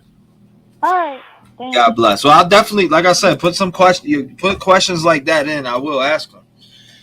Yeah. Try to get an answer, you know? Try to get an answer for them. Yeah. Sure. I would like to hear that, just out of curiosity. But thank you, T. Yes, ma'am. God bless. Thank you for calling in. Bye-bye. Lock your doors. 219-885-9693. Make sure you call up. What's up? we also got this too. Hold up, before we. All right, I'll take this one, and then we're gonna check that. Then we're gonna watch.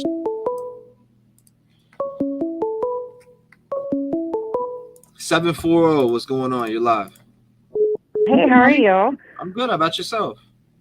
Doing good. All right, I've got a little bit of a off-the-wall theory that has just kind of bothered me since the beginning. Okay. And I'm not a numerologist. I just want to get that out there, but I do find this interesting. Okay, we know that Brian likes to read because he was at the book signing or whatever for Handmaid's Tale. So Amityville had like 5 books. Amityville was November 13th, 1974. 5 people were killed. So let's just say that it has nothing to do with Maddie and Kaylee or any of the girls, and that he was looking for something to do as like a nod to his favorite serial killer. So if he went on November 13th and the address for Amityville was 112, this is 1122, and the killings started at 3:15 a.m., which is possibly when this kind of went on. But what really freaks me out is if you take 1122, you add 1 plus 1 plus 2 plus 2, you get 6. You take the date, 11/13, you add 1 plus 1 plus 1 plus 3, you get 6. And you take the year, 2022, and you get 6. So what if Brian was like some weird groupie that just wanted to make some big, famous killing spree where he would get 5 girls in a house with all these little tributes to his favorite serial killers, and it would add up to 666. He would think he was really cool. I mean, he could. Let's just say, I mean, all of this is just completely something I noticed, and it was just kind of weird and ironic to me. But it's a thought. And why do we always assume that he came in the house at that time? Because I keep thinking he was already in the house when they were out, and he was like laying under the bed or waiting. You know, he could have had plastic down or something and been ready. Like, I don't know. I just kind of think it's weird. It's just weird to think like he was trying to walk in the door with the dog, with the girls, with everybody. It just, I don't know. He's really sloppy or really, really more into serial killers than what we thought, I think. Which, I don't know, either way. 666, you said. The numbers are interesting. I mean, from the jump, I think the numbers were interesting. And yeah, does it play a part? Does it play a part? A lot of people were adding up the dates to all these different things, and I was like, damn. Yeah. What? I mean, what are the chances that adds up? What are the chances? 666, like even the time. Say he left at 4:20. What's 4:20? That's 6. Like there's just a lot of 6s. Definitely, there's a lot of 6s. Yeah. I mean, it's been brought up from the beginning too, with just the numbers adding up with all these different, and people were connecting like even these other cases and murders that added up with also, and that was a little creepy to me. Well, it'd be real creepy if like you could put these things on a map and they plot it out to like, I don't know, like a pentagram or something weird like that. Have you ever seen that movie, Murder by Numbers, with Sandra Bullock? Oh my God! Murder that by movie. Numbers? You said with Sandra. Murder by Numbers with Sandra Bullock. If you have not seen that, watch that movie. I don't think I have. Oh my God, you will seriously like you will have some thoughts. It's about some serial killing kids. Just trust me, you need to see it. I'll definitely check it. He could have grown up watching that stuff. Wouldn't surprise me. I'll definitely. I don't know. Yeah, definitely. Please check that movie out, and then I just would love to know what you think. Absolutely. What is it? Do you know if it's on what platform is it on? I'm not sure right now. I've seen it. Gosh, I've seen it probably 5 times over the years. it's an older movie. It's like, I don't know, it probably came out in the late 90s. So You can see though, right? I'm legally blind. it's probably like, it might even be on one of the free ones, you know? I'll definitely check it out. It maybe like on Tubi or something. Yeah, that's what I was thinking. It might be on something like that. I'll check it for sure. Right. Roku. It's pretty good. Sandra Bullock is awesome. Like, I just love her. But the movie's really got a very, very, very interesting plot. You will enjoy it. I'm gonna check it out. I'm gonna watch it and see what's going on. Right. I'm gonna check it out. Thank you for Yeah, thanks for having me. There's so many movies out, I miss a lot of them. So, but something like that, you said it'll make me think. I definitely would like to watch it. Oh, that one and Copycat with Sigourney Weaver. Woo! That's good. That's a real good one. Thank you. Yeah, there's just a lot. Thank you for calling it out. All right. I'm gonna definitely try to check that movie out. You said Murder by Number, or? Yep, Murder by Numbers. Okay, I'm gonna check that out. Awesome. Have a great night. Thank you. God bless you, man. Bye-bye. Lock your doors. Shout out to her.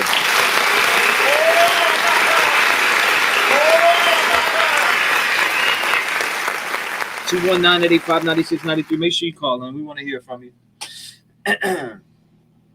Actually, make sure you don't call in right now. 1 second. We actually do need to get to this. I don't want to forget. I want you guys to see this. This is what I wanted you to see, and we're playing it right now. Taylor, is Mr. Koberger prepared to plead to these charges? Your Honor, we will be standing aside. Copycat, so good. The case against Brian Koberger is quickly moving toward trial. As expected, the state will pursue the death penalty for the murders of Maddie Mogan, Kaylee Gonsalves, Ethan Chapin, and Xana Kernodle. The question really was posed, if you're not going to pursue the death penalty on a case like this. The Gonsalves family now voicing concerns about the crime scene on King Road and plans to demolish it. I'm Anjanette Levy, and thanks for joining us here on Law and Crime. Brian Koberger was back in court this week, where his lawyers asked the judge to assist them in obtaining some evidence they want from the prosecution. These are training records of 3 specific police officers. Your Honor, we have not asked for training records for every officer that has had anything to do with the case. I would not want to stand here and let the court think that this is an exhaustive list of the officers that we might need training records for. But these are 3 officers that we've requested them for, and the state has indicated they're not willing to get us the training records. These 3 officers are officers that have each conducted critical interviews with critical witnesses. Now, this video right here is very important.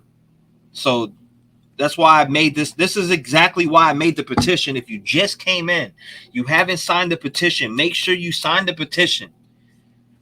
If you agree with it, right? I'm not saying to go sign. If you don't agree with it, don't worry about it. But stop the demolishing of 1122 King Road until after trial. If you believe in that, make sure you go sign the petition. I know a lot of you have, and thank you for going over there and signing that. We have 131 signatures right now. Our next goal is 200. We're gaining momentum. Sign the petition. 131. Thank you, guys. In a case, made decisions about the interviews, made decisions about evidence, and conducted other kinds of investigations. We seek their training records to understand their processes. Koberger's court appearance came a day after the state filed a notice of intent to seek the death penalty against Koberger, which was expected. Prosecutors said the crimes were especially heinous, atrocious, or cruel, manifesting exceptional depravity. The prosecution filed the death penalty notice days after the defense filed a document claiming there's no connection between Brian Koberger and the victims. They also said none of the victims' DNA was found in Koberger's car, home, office, or apartment. Since the judge loosened restrictions on the non-dissemination order in this case, the attorney for Kaylee Gonsalves' family, Shannon Gray, spoke with me about the state seeking the death penalty and more. Shannon, how is the family doing given that the fact that the state has given notice that they will pursue the death penalty against Brian Koberger? Well, I think that was expected. I think it's a relief to the families. It's up to the prosecutor to decide whether or not they're going to pursue the death penalty. The victims' families hopefully have some input, but ultimately it's their decision. And that we met with the prosecutor, and I think they met with the Mogan family and the Carnoodle family, and I'm sure they had conversations with the Chapin family on the case. And so I think it's more of a relief more than anything. So how did the meeting with the prosecutor go?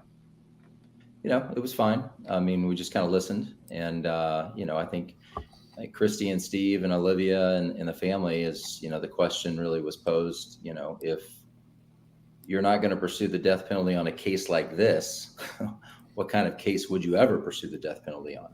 So I think that was a good question for them, and ultimately they are pursuing the death penalty.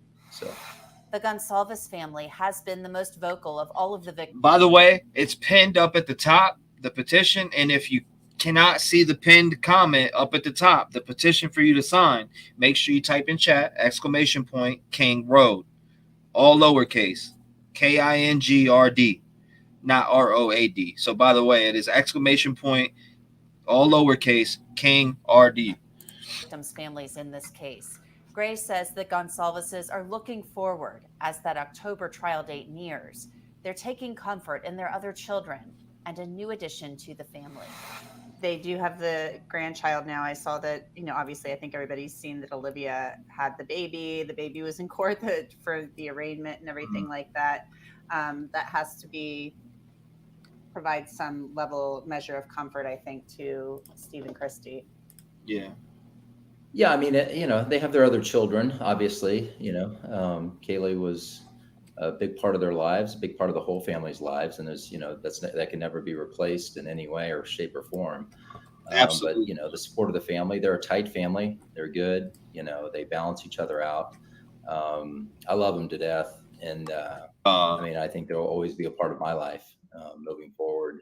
You go through the fire with people, and it bonds you in ways that you sometimes don't even understand. So as the families grieve, there is one thing that is making that process a little more difficult.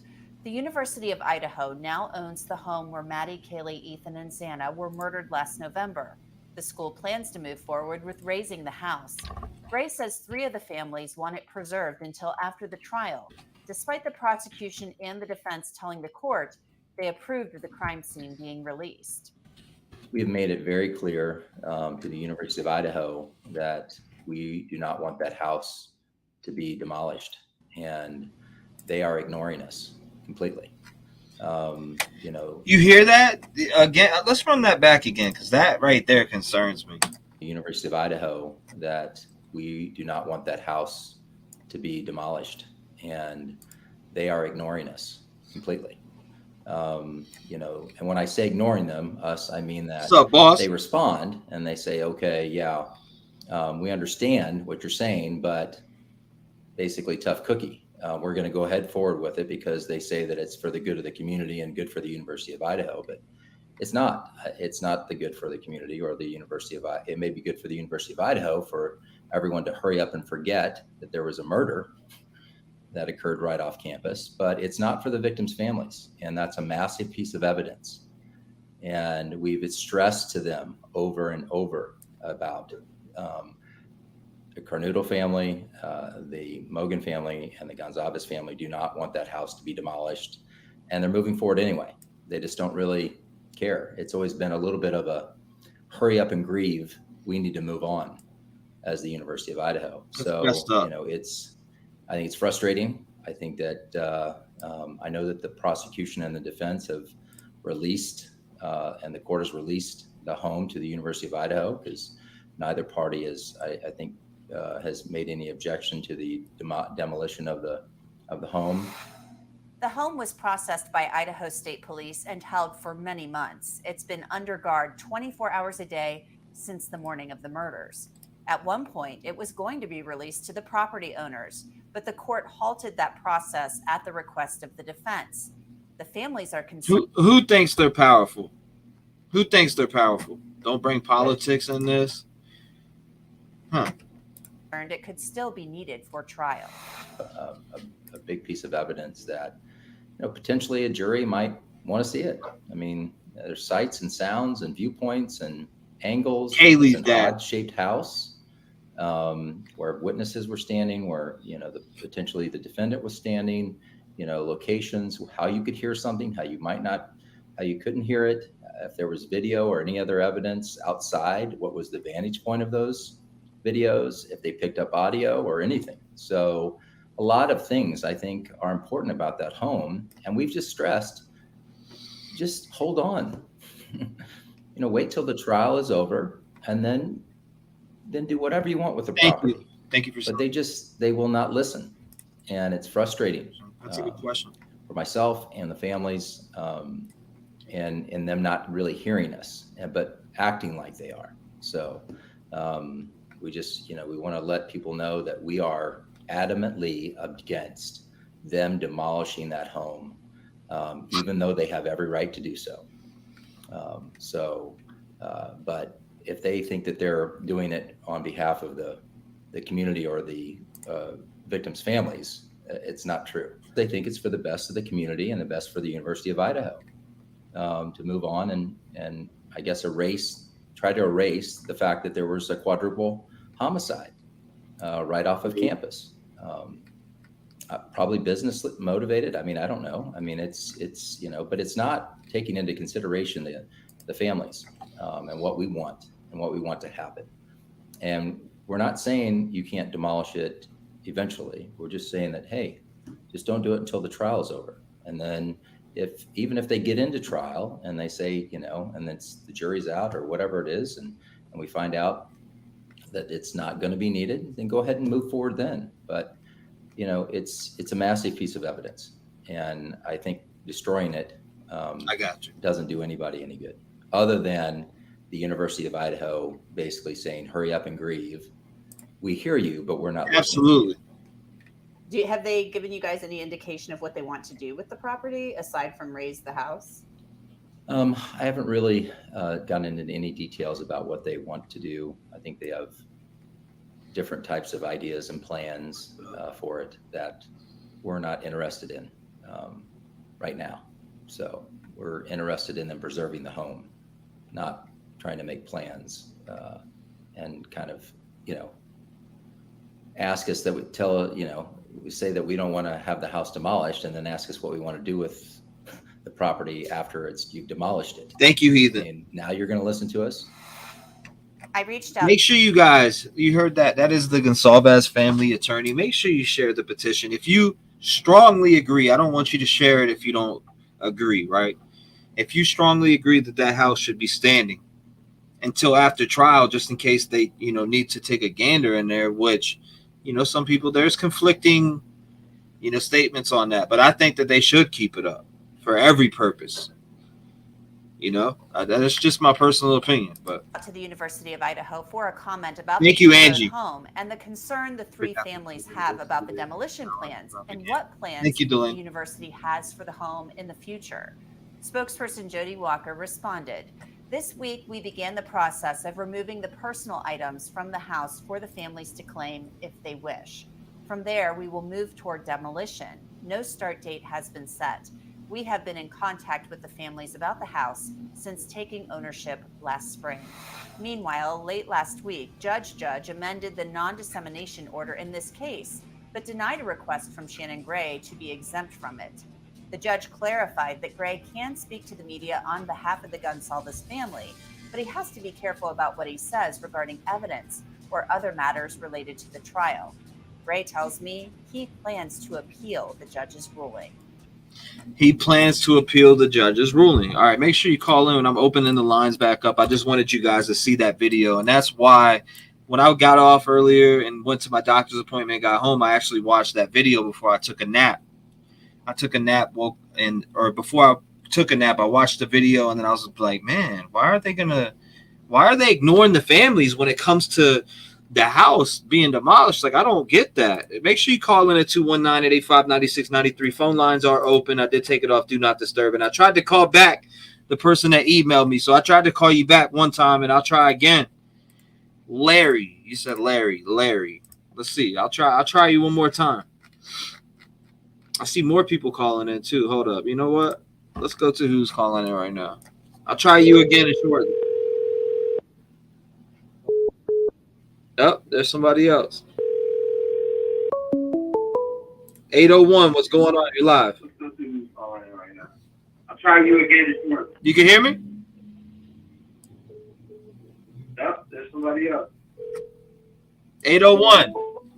801, what's going on? You're live. Hey, T, it's Cindy up here in Idaho. Cindy, you're listening. Listening real intently to what has been going back and forth with that demo. I did go and sign that petition, and everybody, we got to go 70s style. Can you hear me? Yeah, I can. Shake your head if you can hear me. I can hear you, but you're listening to the stream, and the stream is 20 seconds behind. Okay, I didn't know because I have different headphones on. Okay. But anyways, I wanted to comment on a couple things real quick.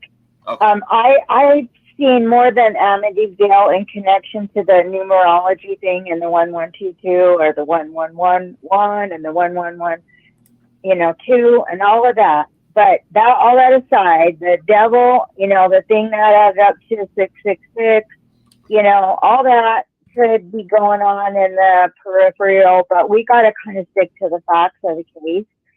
And there's no way Brian Kohlberger could have known he could walk out of the house exactly at 4:20. And that also is the code for smoking pot, or 4:19. Got a second? That kind of stuff. Okay, then the long crime thing you put up. Oh my God. All right. How does the timeline keep going back to 3:45? And, and it's always a psychic or somebody like that brings it up to 3:45 again.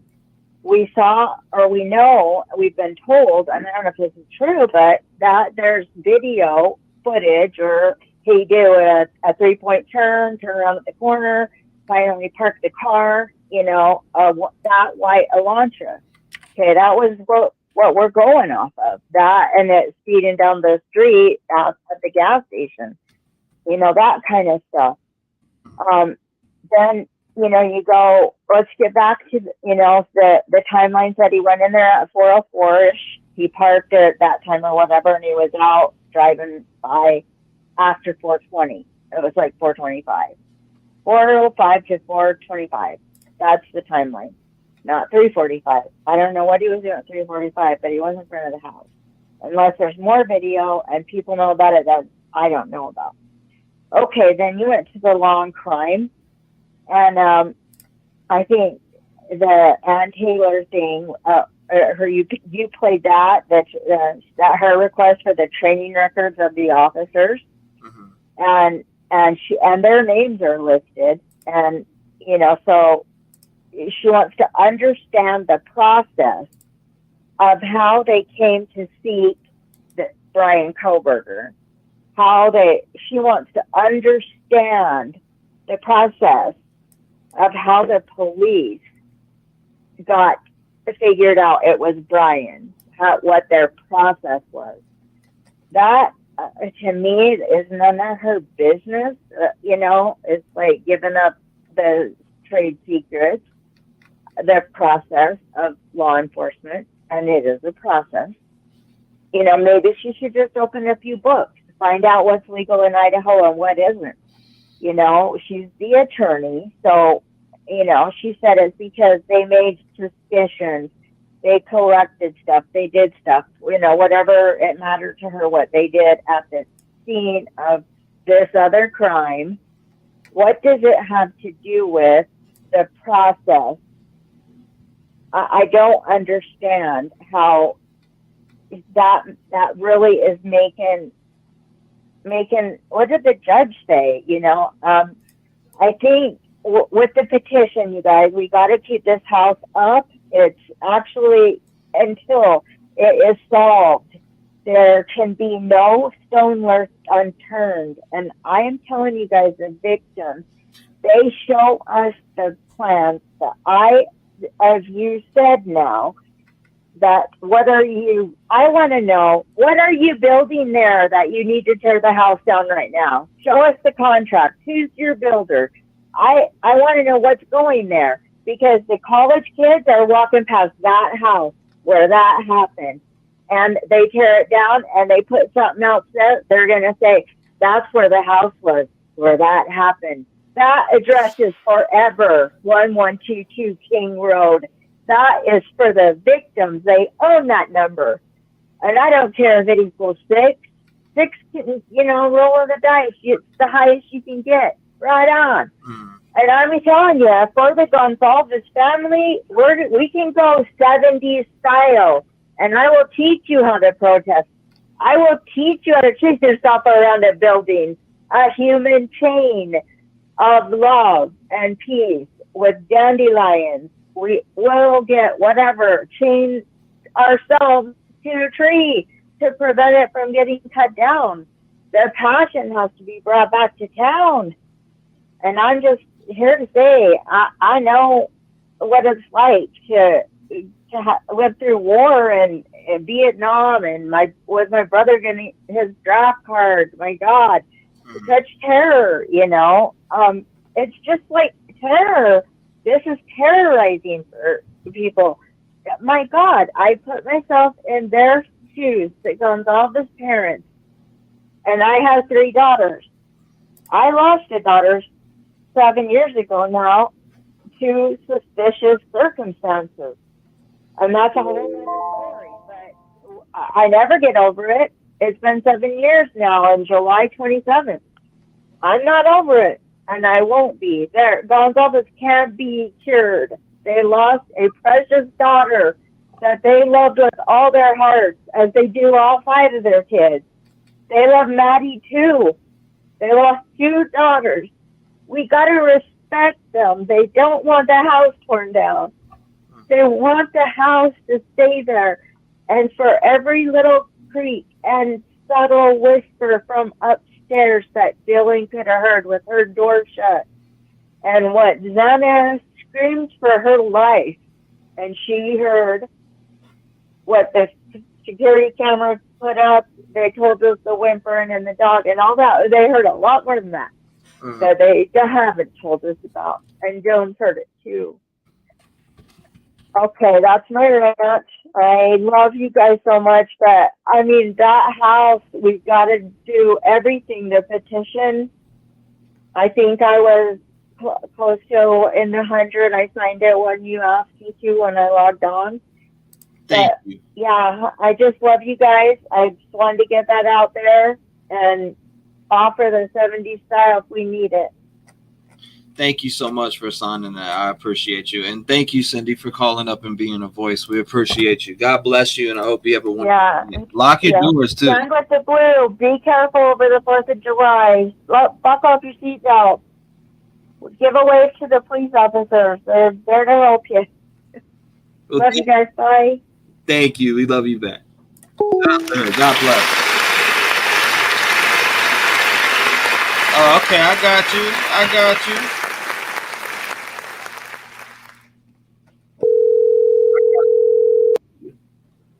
Oh, Sonny from the H. What's going on, bro? What's happening? What's going on, man? I see you. Bro, seeing you live at this time is giving me flashbacks to November. Yeah. I took a nap, so I was like, damn, man, I might as well just go live tonight. Yeah, bro. But yeah, Kohlberger got indicted faster than who knows what, faster than the speed of light. They knew that boy was guilty. And then his secret arrest record that got released, like, his parents probably paid for a lawyer to get a good outcome of that case. You know, it was theft. He probably wanted to sell that phone for some heroin or something, right? And I truly think, you know, his parents really, really cared for him, which is so sad. You know, his dad's driving with him across the country, and this motherfucker's living a double life, bro. You don't just get indicted for a quadruple homicide. You just don't, you know? Like, that shit is crazy to me. I genuinely think that boy was high off heroin the night that he killed you know, the 4 victims, and he probably fucking is sitting there regretting it, you know? Because I think this murder was fueled by drugs, like his addiction to drugs, you know? And it could be.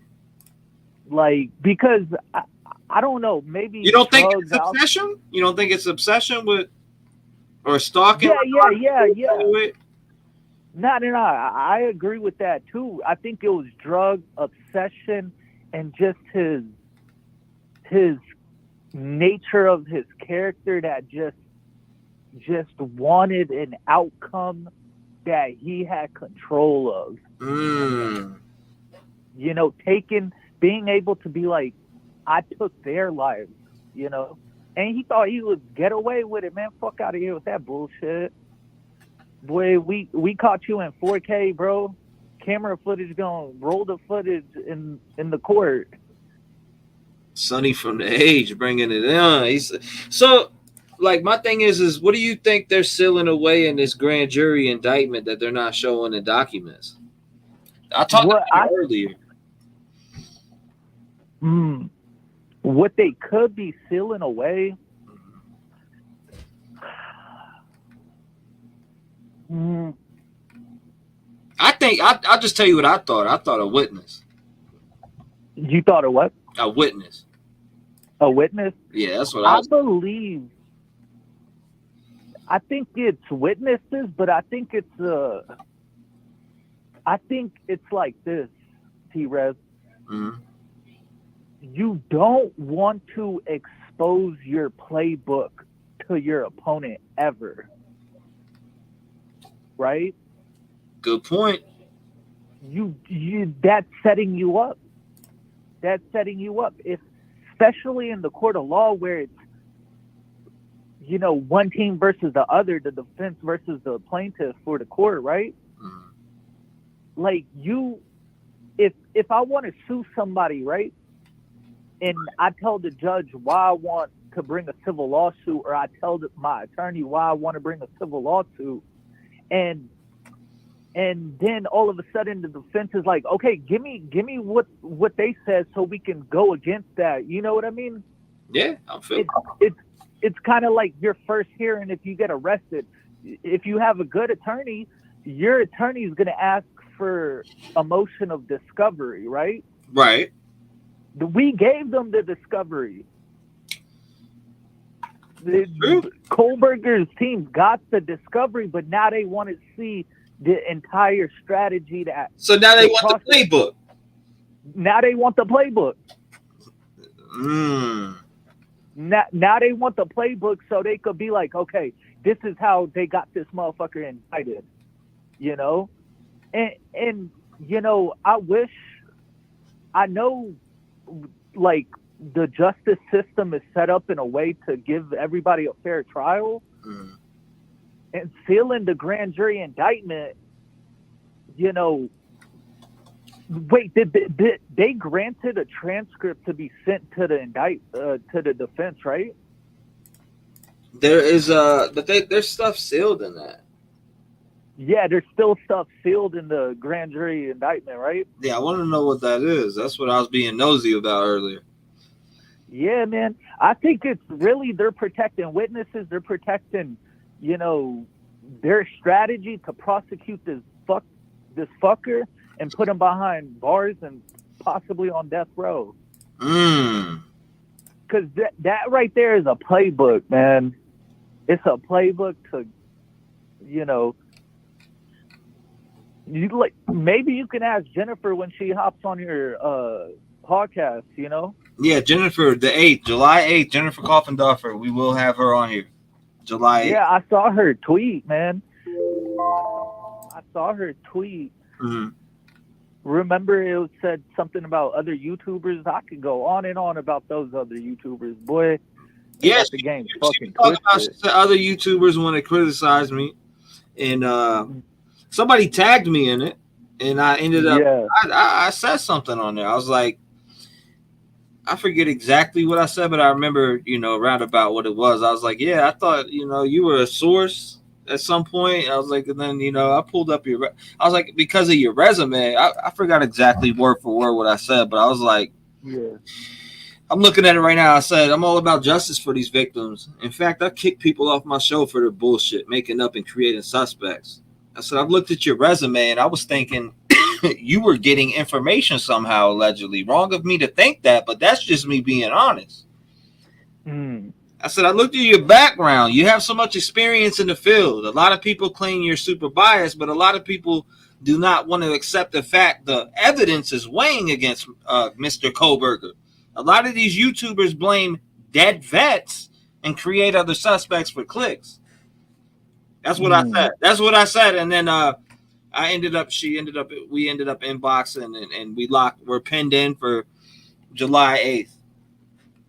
That's amazing, man. She will be on here July 8th. We will have Jennifer Coffendorfer on here as a special guest. So pin in your date. That's crazy.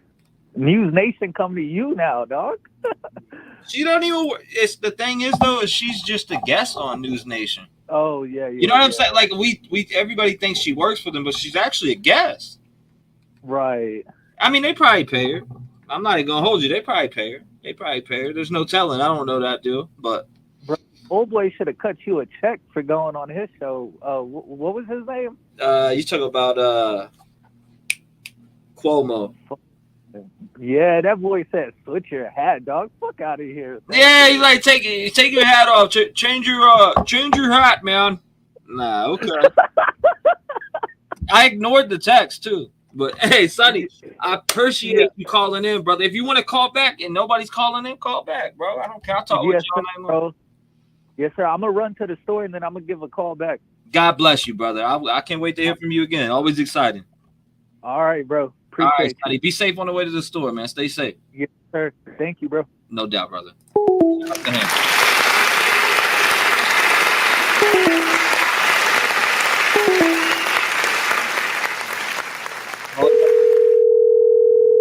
I said, if you want to be here for that July 8th, pencil it in. Hello. What's going on? 425. You're live. What's up, T-REV? What's going on? Hey, so I like your idea of the petition, right? Thank you. What I think people need to do is write the governor of Washington, the governor of Montana, and the governor of Oregon, and make them put heat on Idaho.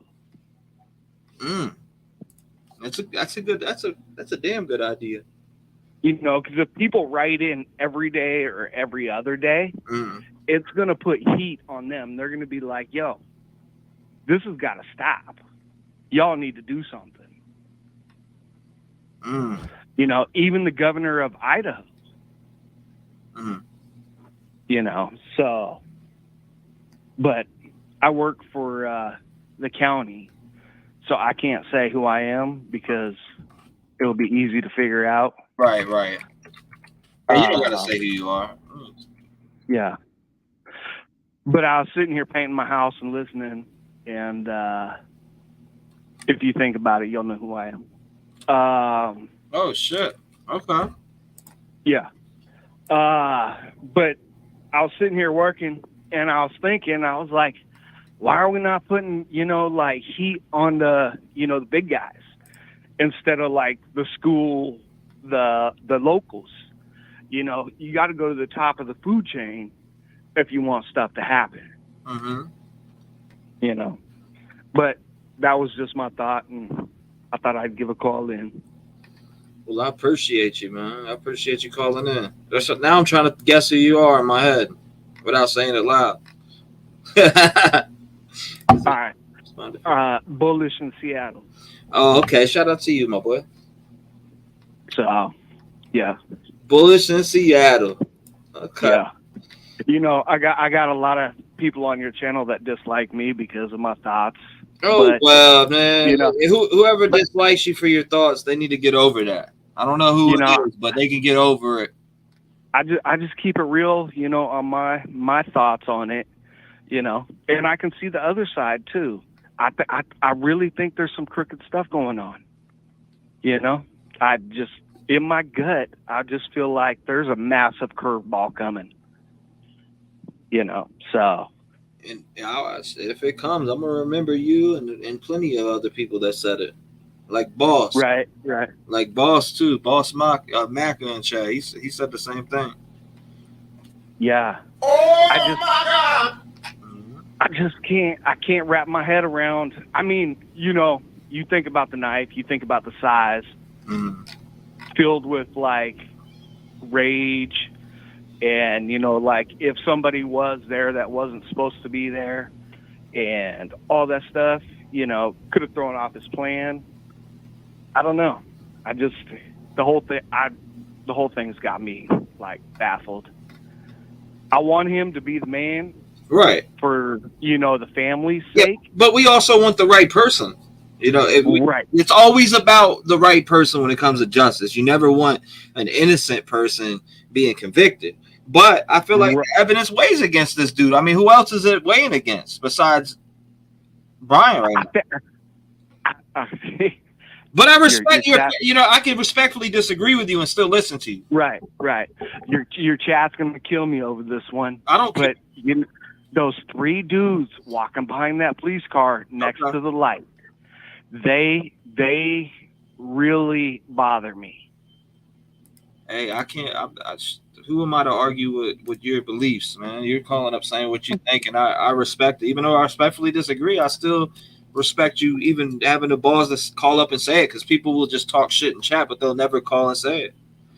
Right. But, you know, I mean, they could have been working with Kohberger. You know, there could be a connection somewhere.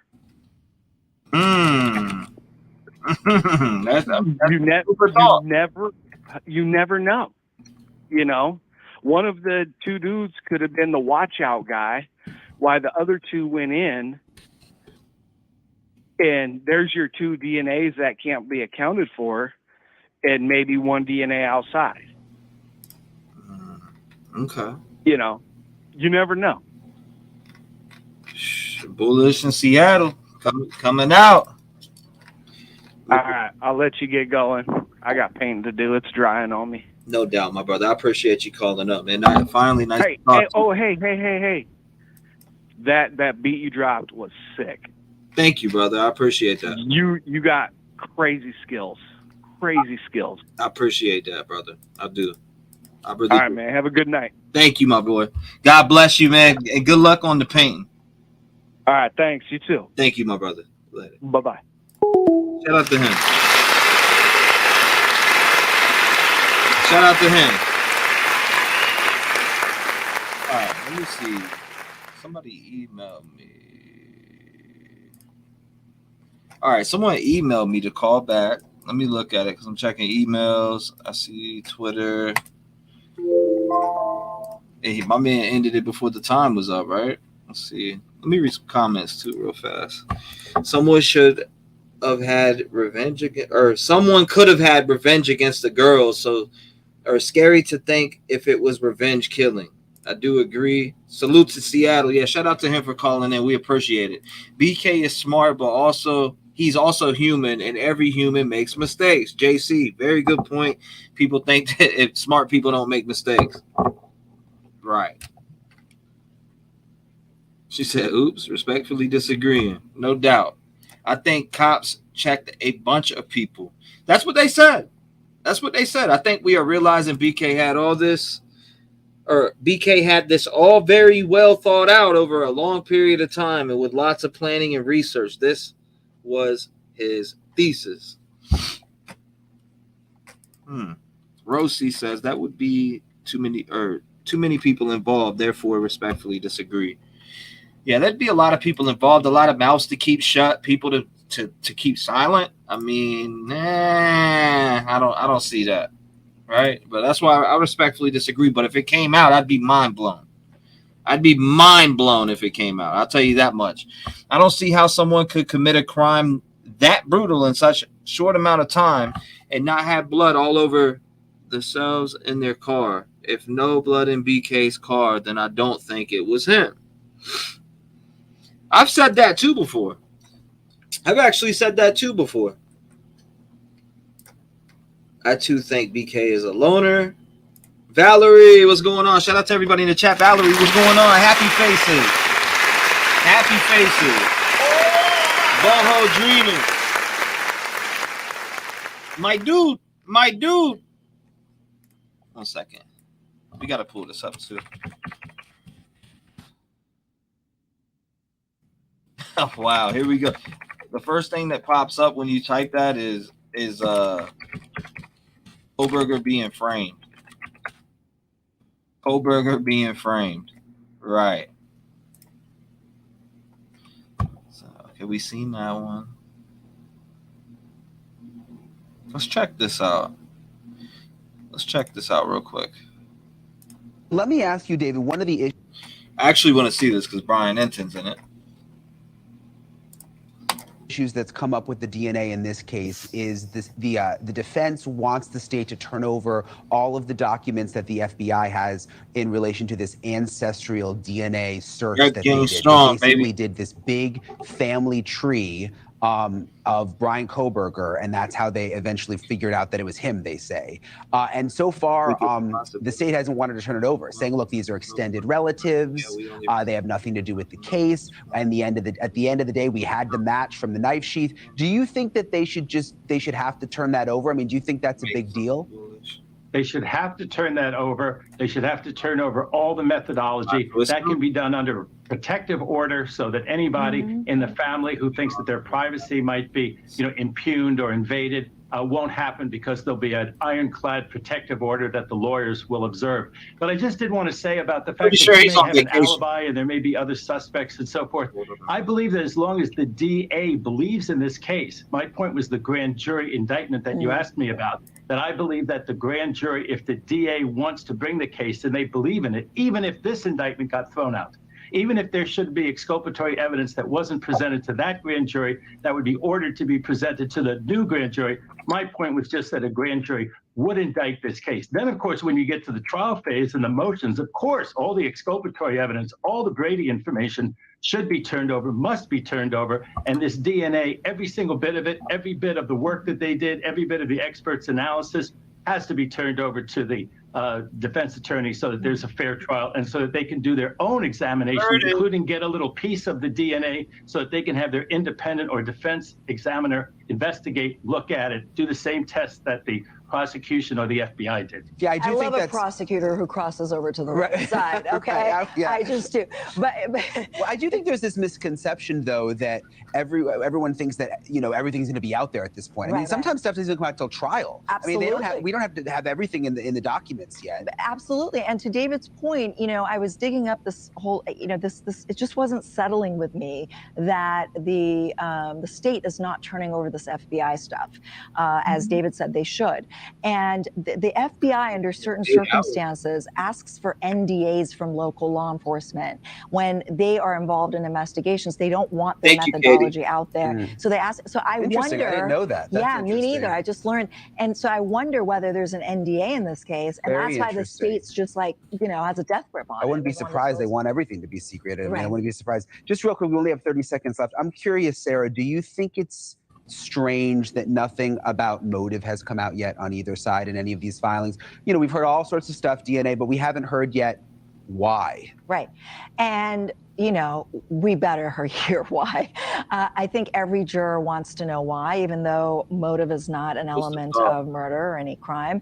What is this connection? I mean, so far the connections we've heard of have been really just nothing burgers, that he follows two girls on social media. So what? I mean, I follow a lot of people I don't even know I'm following, so they need an explanation, and they really need to. I think the lack of evidence matters as much as the presence of evidence matters. And when we're talking about exculpatory, it's not just the presence, it's also the absence. Yep. There is not a single bit of biological matter anywhere that, in his car or anything. And people are saying he cleaned up, but there's no evidence of a cleanup. But you are a defense attorney. That's your job to find those parts of this. I mean, if you read the probable cause. I'm not looking for biological matter. No, but there's a there's a lot there, though. I mean, with the cell phone data, the cell phone being turned off. I'm talking about forensic.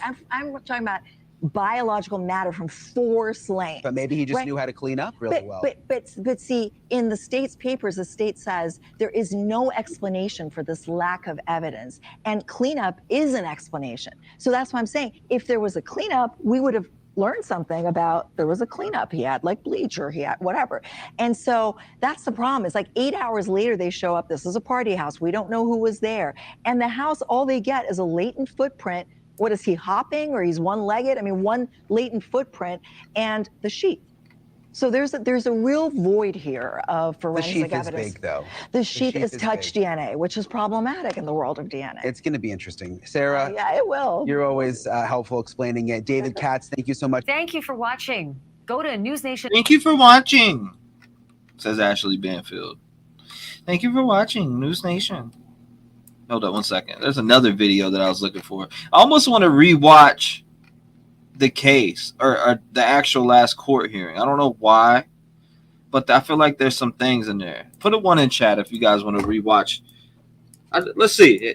Let me see if people want to rewatch it. Everybody, does anybody want to rewatch this hearing, the last hearing? 1 for yes, 2 for no.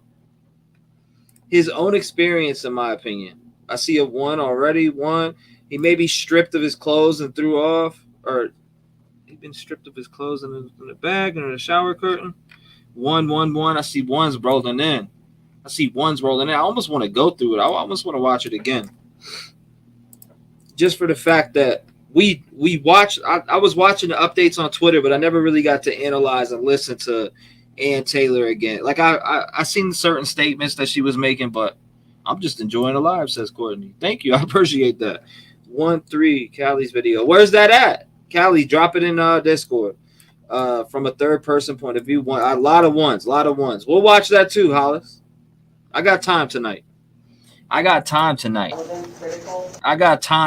Let's just put it that way, right? I got time tonight. I'm going to be live for a minute. I know that. I got time tonight. We're on the record. This is State of Idaho versus Brian Kohberger. Accused murderer Brian Kohberger is back in court for the first time since prosecutors announced they'll seek the death penalty in his case. There is a heightened standard now that the state is I don't see it, Callie. seek death, and these are very relevant, critical bits of information. Kohberger's defense now requesting what they say is crucial information as his October trial date looms closer. Mr. Kohberger's team works nonstop, and when we Send it again for me. I'm not seeing it. ask for discovery, it's because we have reason. Thank you, Just Debbie. I appreciate you. So I wanted the court of counsel to be aware it's not a fishing expedition.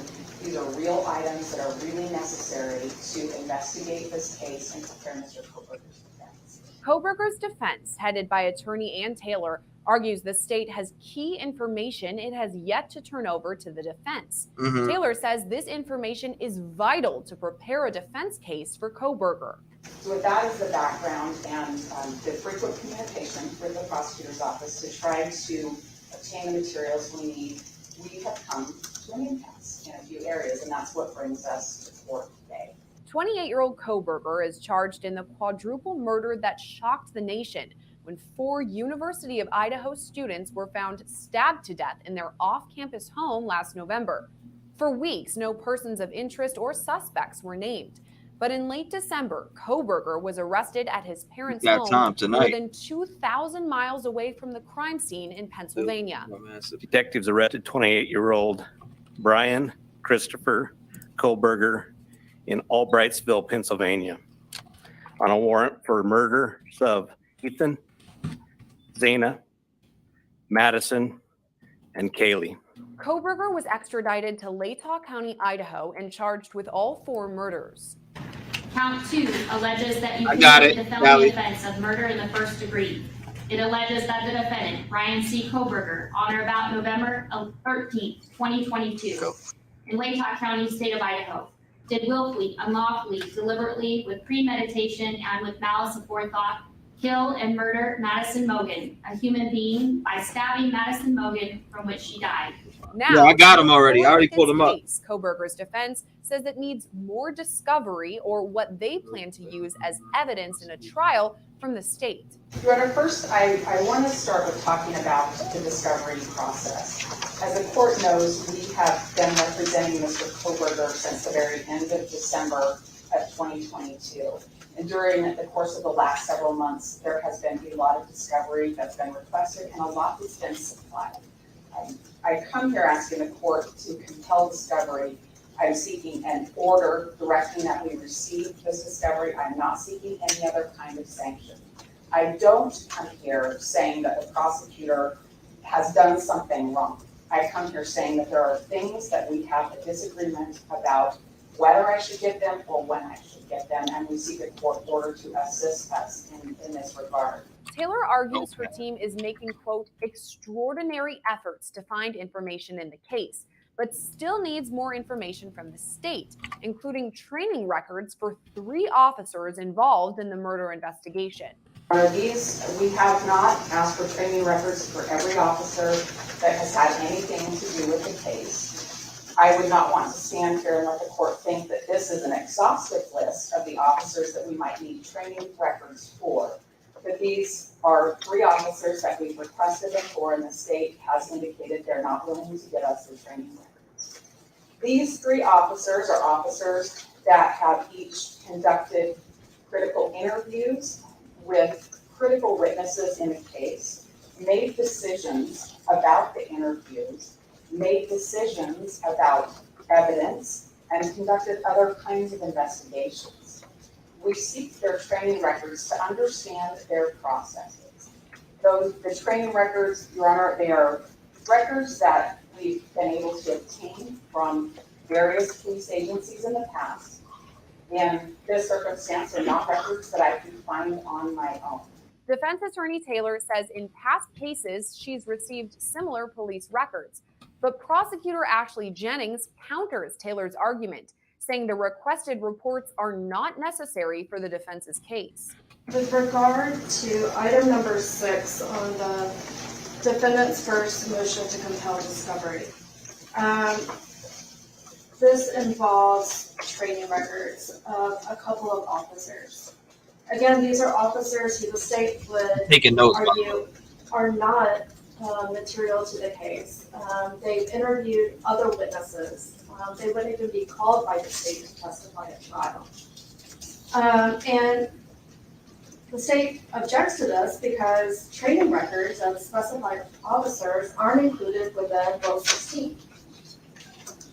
And they haven't offered any reason as to why this would be needed for the preparation of their case. Again, these are investigators who have gone out and just interviewed some witnesses within the case. Jennings argues the number of law enforcement officers involved in the case could make a request like this difficult. And I would just remind the court that several hundred investigators have been involved in this case. Our concern with allowing training records for these few, which we can't understand why there's a substantial need for these particular ones, wouldn't open the door to us then having to go and obtain training records for these hundreds of investigative officers who've been involved, some of which are outside of our control. But Taylor doubles down, saying the defense may call the 3 officers as witnesses. I want to hear a little bit more on the police training records. That dude's a sort of certified dork. 120 officers were involved in the investigation in this case. I am not asking for all 120 officers. I will tell the court that likely there are other officers' training records that I would want. This is within Idaho Criminal Rule 6. These are records, documents, and objects that may have information relevant to Mr. Koberger's investigation and defense. These are records that are likely of witnesses. Whether or not the state calls them, they are likely to be witnesses. Taylor points out the officers were involved in the early stages of the investigation, including the search for a white Hyundai Elantra. Said earlier, we are confident that the occupant or occupants of that vehicle have information that's critical to this investigation. So, I mean, let's get it right. She's asking for training records of 3 officers. She wants to know about these 3 officers that conducted critical interviews and made decisions about evidence and conducted other investigations. They want to understand their processes. Right. So she also said that she cannot find the records on her own. She's got records like this in other cases, but not this one. So what records is she talking about? Like, she's saying that I can get the records on these other cases that I covered. This case is different. Not like, I don't know. I'm trying to understand what she's saying. I'm taking these notes because it's just weird to me. Before a suspect was named in the case, the Moscow Police Department announced they were searching for a white Hyundai Elantra, naming it a vehicle of interest. When investigators executed a search warrant at Kohberger's parents' home, they received multiple items from his white Hyundai Elantra, including goggles, hiking boots, a shovel, and a wrench. The Elantra is also involved in defense attorney Taylor's second motion to compel, requesting FBI records. And that has to do with the FBI forensic examiner that told the state to look for a white Hyundai Elantra. This is the examiner that originally there were certain years looked for, and that year range was expanded. I believe I have the communications between the police department and the FBI about how that date range changed, but what I don't have is the report from the examiner. Taylor says the same FBI report relates to Kohberger's cell phone records. She says her team needs that information to avoid a due process violation for their client. As the court is aware, the state has a duty to provide discovery to the defense. As the court is aware that not producing discovery, especially when it's material, can be a due process violation. And as the court is aware, the state has filed its notice of intent to seek death against Mr. Kohberger. These are critical, relevant materials, all of them, including the police training records. They're necessary for us to prepare and present our defense of Mr. Kohberger. Right. They're necessary for us to do our investigation. They're necessary for us to prepare our case and our motion practice moving forward. These are things that we need to have.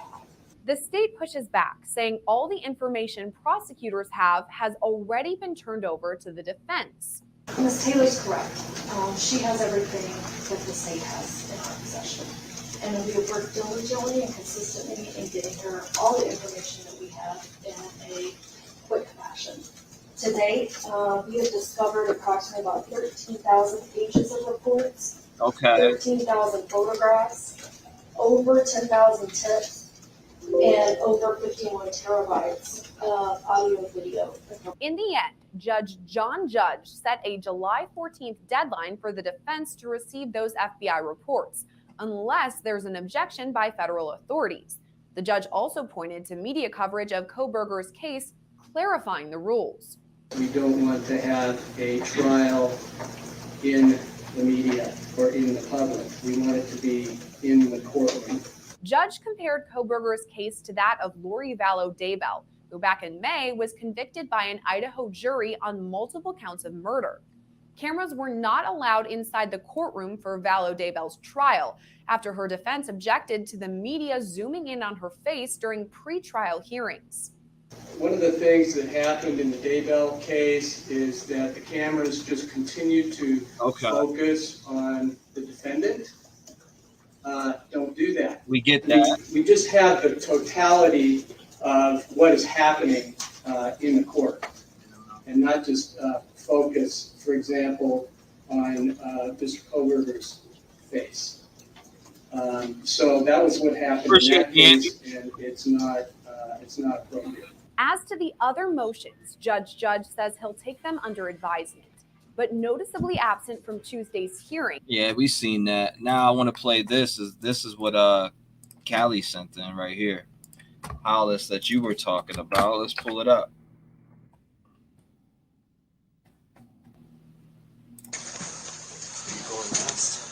Yeah. Police department search warrant. Come to the door.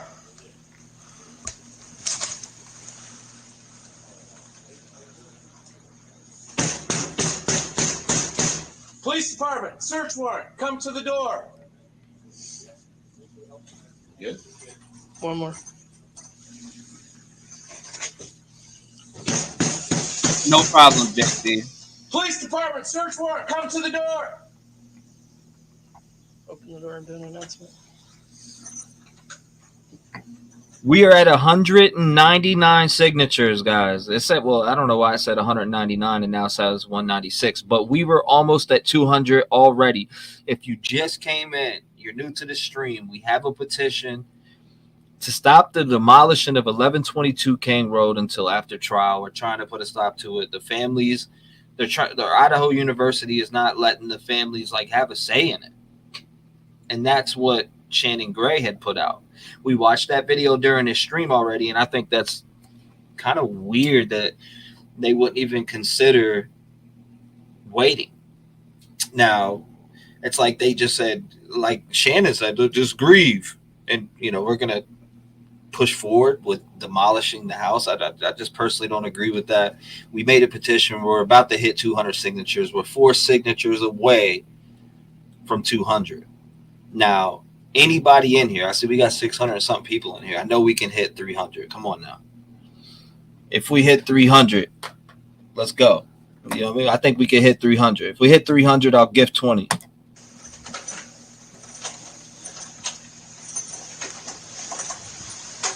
Police department, show yourself. We have a search warrant for the building. Police department, show yourself. You're good, dude. Go back inside. Yep. No. Flashlights. Make sure you sign it.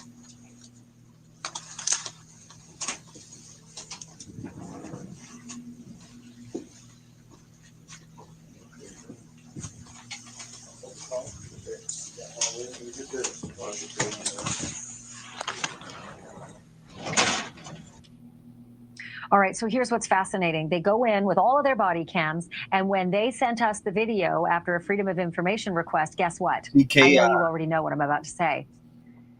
They actually redacted it. They turned most of that searching inside the apartment, all of it, in fact, into black video with no audio at all. So we cannot see inside the apartment. But remember this video? This was exclusive for News Nation.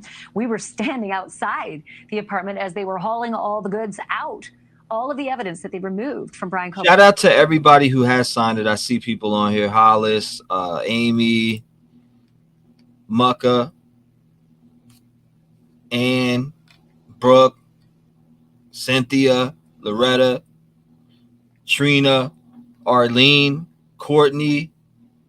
Thank you guys for signing this and putting the reasoning on there. I do appreciate you guys. Shout out to them. Shout out to everybody who signed it. Even if you didn't, even if you didn't write a comment on there, thank you for signing it. I appreciate you guys.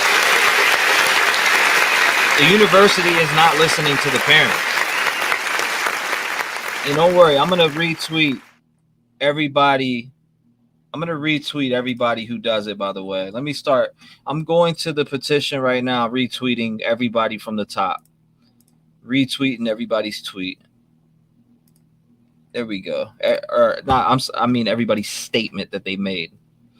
I'm on Mucka's right now. I'm retweeting every single person's statement that you leave on the petition. If you leave one, I'm retweeting it. Which I just retweeted. Retweeted. Now I'm on Brooke. It won't let me retweet Brooks for some reason. Cynthia, I'm retweeting yours. Let's see. That's Cynthia, just that. Loretta, I'm retweeting yours. Hopefully, this spreads out and people, they see it. They see it on here, right? Thank you, Loretta. Thank you, Trina. Thank you, Hollis. Thank you, everybody that I've retweeted so far. I'm on Arlene.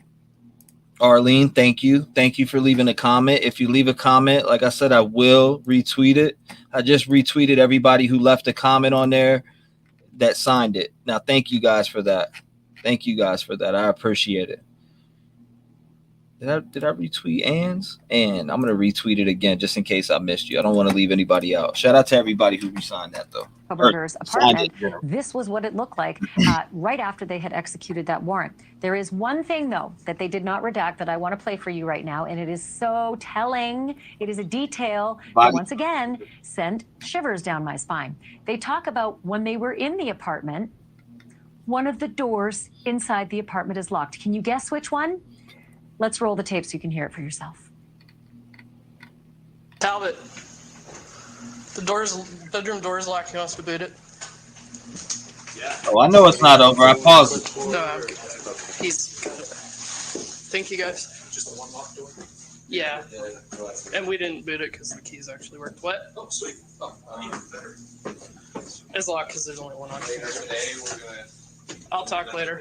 Yeah. I'm just going to do a quick walkthrough, see what we can see. Are there lights on in there? There are some, yeah. And we can turn them all on. Very sparse. Fancy computer. Yes. Hold up. Did he say fancy computer? Oh, fuck. Hold up. Yes. On in there? There are some, yeah. And we can turn them all on. Very sparse. Fancy computer. Yes.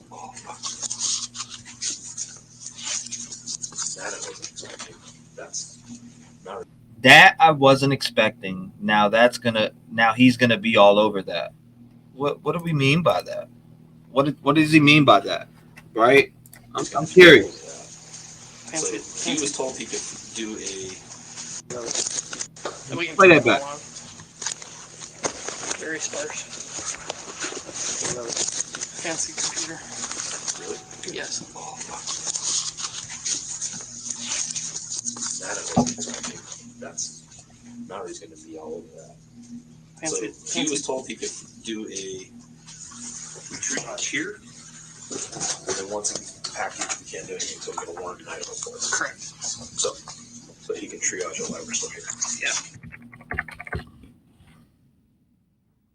Okay, so there you go. Talking about the bedroom door. Brian Koberger's bedroom door was locked. Brian Koberger wasn't there. Why would his bedroom door be locked? Thank you, Sando. It just kind of defies logic, doesn't it? I'm going to talk to Brian Enton about that in a moment, but I wanted to tell you some court documents also dropped today. 166 pages. Apparently the testing for blood on the pillowcases and the mattress, presumptive test for blood.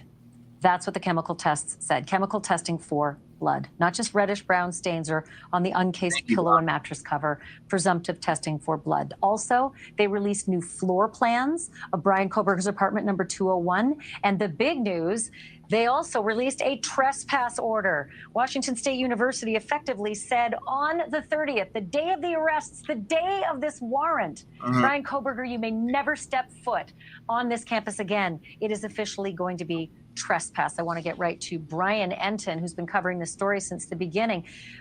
First of all, I want to get your thoughts on all of this, but also the fact that we're hearing Brian Koberger's voice, Brian, for such an extended period of time in what seems to be like a polite debate. Yeah, it's like, where do we even begin with all of this? There's so much to talk about, Ashley. 166 pages documented just within the last couple of hours in that video that you obtained. What did you say? Think he's hiding something in that room?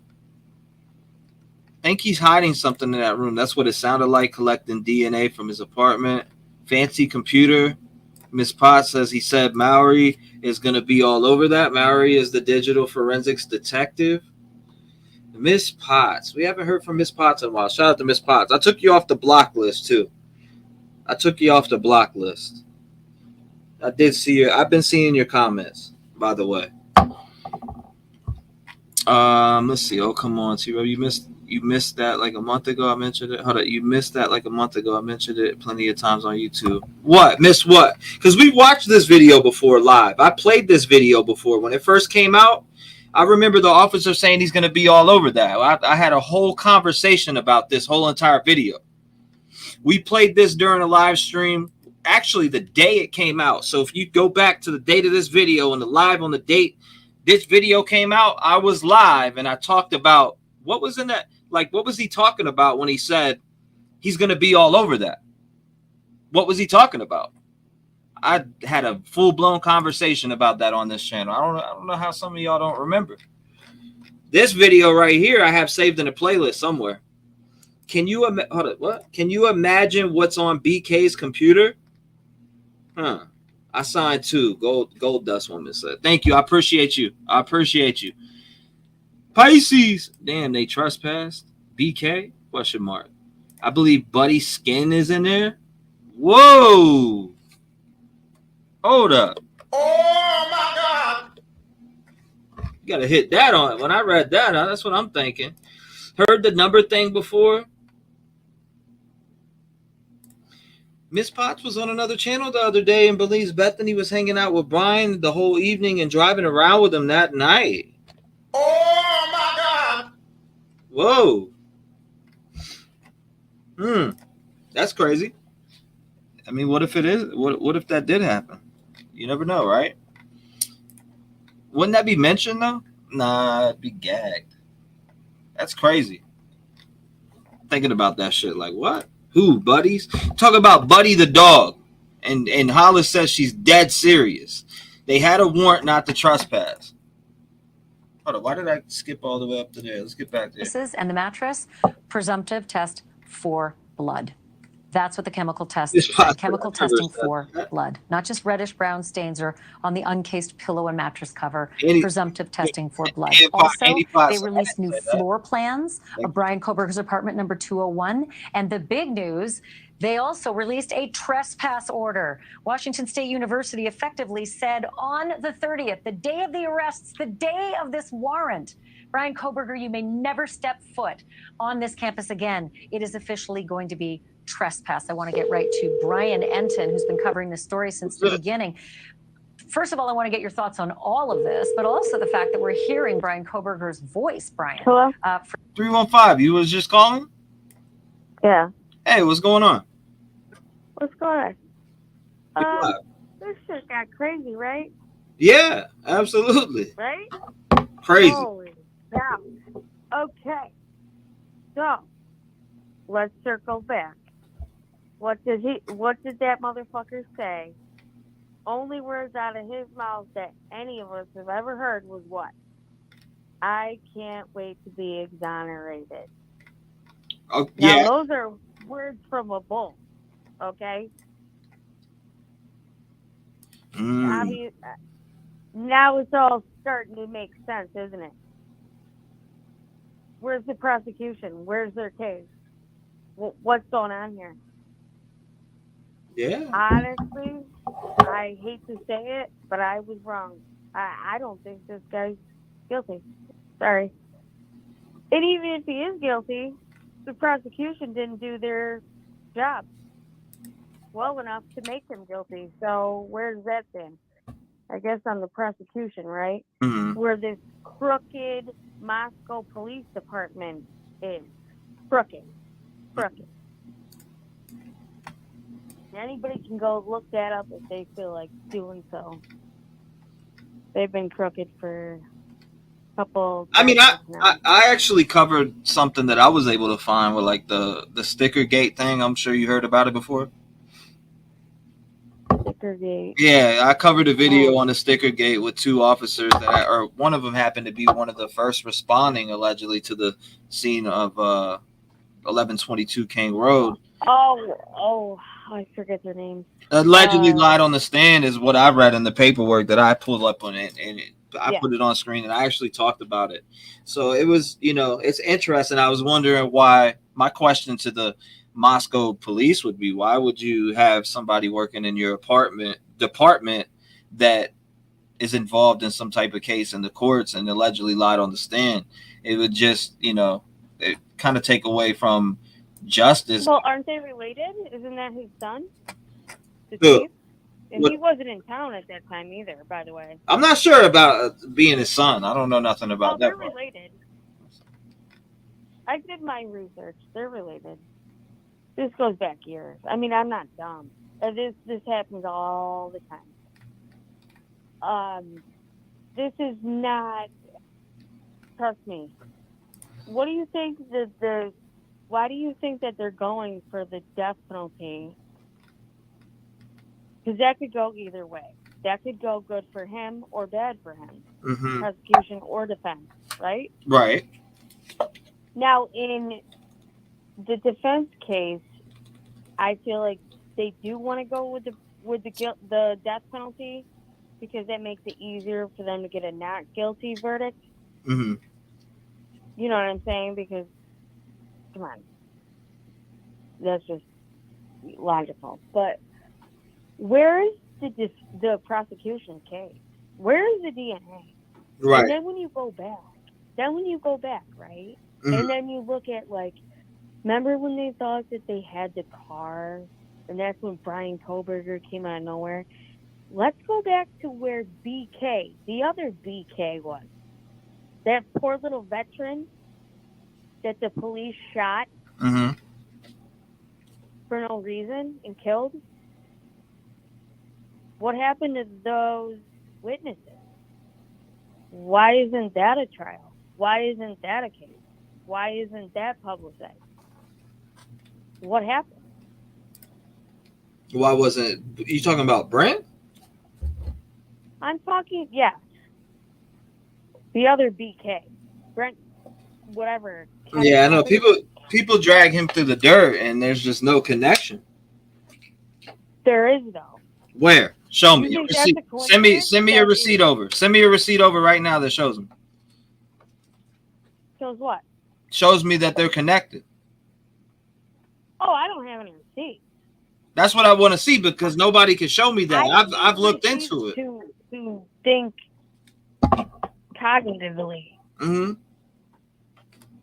I mean, come on. You think that's a coincidence? I mean, some people believe in coincidences. Do I think that the whole thing that happened with him and the police were a coincidence? I don't think it was. I want to know where your receipts are. Well, that's like me saying, okay, there was a shooting tonight that just happened right here on the street over from me, and then 2 streets over there's a shooting, and I had put them both involved, and they could be totally 2 separate incidents. Correct. Right. So I mean, I've looked down the avenue of Brent Kopeka and couldn't find anything. I wonder why. I've had everybody send me So they don't tons have of things. They sent me tons of things about it, and none of it matches up. Exactly. Come on. I mean, like nothing matches up to link them together. That's what I mean. Nothing matches up. I haven't found one thing that links Brian Koberger and Brent Kopeka together. Not one. All right, that's fine. We'll leave it at that. How silly is it that these little broads that are still alive are still not talking? How? Because they're gagged. Where I'm from, Mhm. that doesn't happen. No, I get that, but they're gagged they're gagged right now. They talk, you get in trouble. No. They disappeared before the gag order. I've been following this. Oh, of course. I mean, I followed it from day one and said the same thing you're saying right now back on the first couple panels I had. Well, Why where are they not talking? Exactly. I've said that. I've said the exact same thing you're saying right now. I've said that back in November, going into December. You want to know what my thing is? Mm-hmm. Is because of their parents. It's a coincidence, right? That both their parents are into drugs. They both were charged with drug felony charges, misdemeanor charges for drug trafficking, drug possession, blah, blah, blah, blah. Mm-hmm. Right? You Right. think, like I said, I'm going to go back to what I originally thought, cartel. Cartel. Sorry. Yeah, I'm sorry, but that's the only Cartel would thing wipe that makes whole house logical out, though. sense They to would me. turn that house upside down. No, they wouldn't, because they're not stupid. Okay. They come in and out, they make their point, and they leave real quick. Why do you think they left 2 victims? Mm-hmm. To prove a point, to make their point. Mm-hmm. Okay? They were teaching them a lesson. You screwed up. You did such and such. Now watch what happens. This is what happens when you screw up. And your mom's going to spend the rest of her life in probably prison. And ha-ha. Somebody didn't pay up. Somebody didn't do what they were supposed to do. Somebody didn't. Well, And if they're that's the trying to case, you'll blame find out. If that's the case, you'll find out. Just like when the cartel took that guy across the border, and we heard about that quick as hell. Well, I think everybody's just so naive to even want to like think that it could be the cartel. But in reality, the cartels are coming over the border in our country, hundreds of thousands a month. So let me jump to it like this. You said a cartel, so right? You're Yeah. saying a cartel. So the cartel went over to Brian's house and just happened to rub this knife sheath against his skin cells and go over. They don't have any DNA. Why would the prosecution rest? They don't have any DNA. They have no evidence. Why wouldn't they give it up? If I have evidence, They have no DNA. Evidence, they won't give it up. They have no DNA. Discovery. What do you mean they have no Why are DNA? DNA has this dude in jail right now. What you mean? Why? Okay, let me ask you this. They have to, by law, they have to bring about the discovery, whatever they have, evidence-wise. Even witnesses, even testimony. Discovery is discovery. Why are you delaying it? Why? If he's guilty, then what's the delay for? I mean, shoot him. It's all part of, I mean, you can't just shoot somebody. That's not how the justice system works. Due process, Sixth Amendment. I get it. I Right. got you. Right. But why are you delaying you giving your discovery, your evidence? Why? Why not? Because if I have someone that's guilty and I know they're guilty as charged, I would be jumping on giving the evidence. Here you go. He's guilty. Let's shoot him up. Right or wrong? It is what it is. I don't agree. I actually respectfully disagree, but it is what it is. I'll let you say your What do piece. you disagree about? Everything you just said. Like as far as they don't have no case against him. They don't have him pinged around the house. They don't have none. Like, nah, I just don't. I disagree. I thought that No they evidence. Did, but listen, there's 18 miles radius. He only lives 8 miles, 10 miles from their house. Mm-hmm. So he And? can't go to the store. He can't go to the restaurant. Shopping's good in Moscow. It is. That's what he said. Yeah, I know. I remember. Okay. I don't know. The guy. I mean, you gotta explain yourself. I don't give a if it's touch. I don't care what kind of DNA it is. It's near a victim and it's at the house. Got to be explained. Those pangs got to be explained. Allegedly, your vehicle being caught on camera got to be explained. Your vehicle was caught near the crime scene during that time. Got to be explained. There's so many different leading factors. You would done this before. You would be in jail. You would be in jail. I would be in jail. Anybody in chat would be in jail right now. Right. I don't care who said TNT. We could anybody. I don't care who says what. Any one of us would be in jail right now with the same evidence in that folder. All of us. Right. I guess. But yeah, no, I'm not. You know, we'll leave it at that. I appreciate you calling in, though. Shout out to you.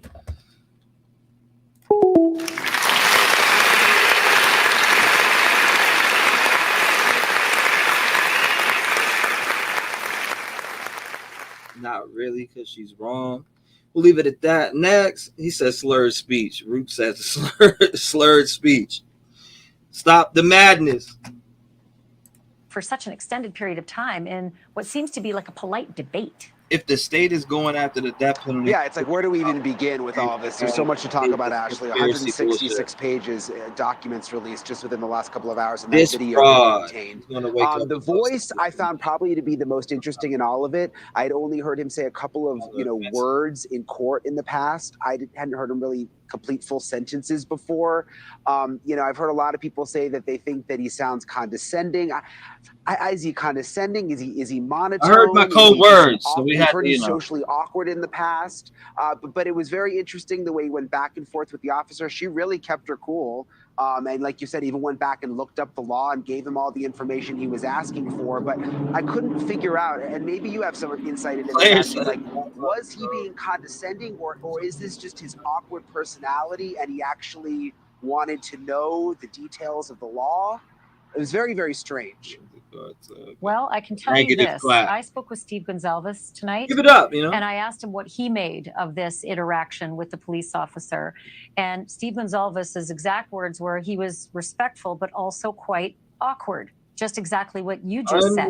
I also want to tell you what. Hold up. Was that the unresolved crimes that was talking crazy on their live about me? If that's the one, smoke them out of this chat. But if it ain't, don't jump the gun. Like I said, somebody's name Unresolved Crime was talking crazy, making I forget what they said, but somebody clipped it and sent it to me.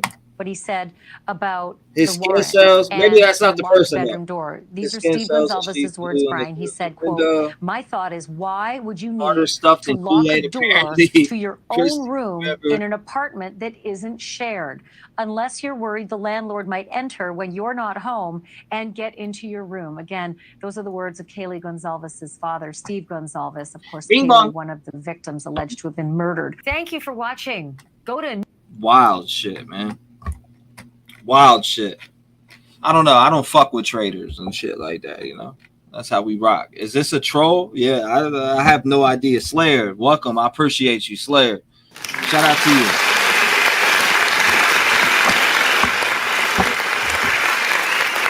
Shout out to you. Let's see. Unresolved. Yeah, that's not the same. Unresolved is not the same unresolved. That's why I said don't jump the gun. But, you know, I seen that name and I'm like, hold up. Somebody just sent me a clip of a video of some unresolved talking crazy. But it wasn't a girl. It wasn't a girl. Honest, smart, roaster. Yeah, no comments. No traitors. Troll detected. Sign the petition. Definitely sign the petition. Make sure you sign the petition. Make sure you sign the petition. Left a comment. Damn, they trespass BK. Who said they trespass BK? What do you mean by they trespass they trespass BK? What you mean by that? I'm curious. I'm pulling up my old playlist too because I want to look at something.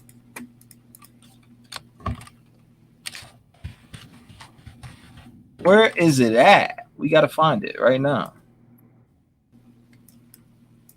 Bear with me for 1 second. And I'm about to open up a panel. Who wants to open panel? One. Let me see ones in the chat for open panel. One's in the chat for open panel. Let's see it. One's in the chat for open panel. And I'm down to hear from both sides. Where we at? One's in the chat for open panel. By the way, on July 8th, Jennifer Daffer, however you want to say her name, she will be here. July 8th, we will have Jennifer Coffindoffer on here. I already have it scheduled and locked in. She will be here July 8th. I've already talked to her. We locked it in. So mark your calendars. July 8th, she will be here. Let me see what my fiance is saying.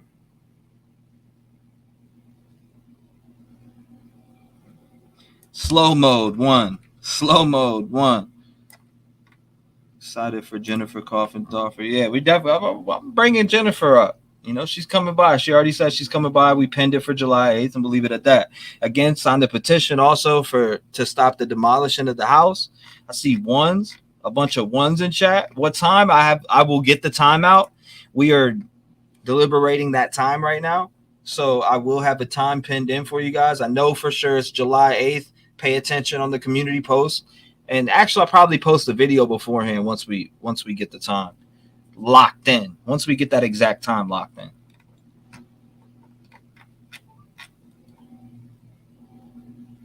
All right, let me grab this.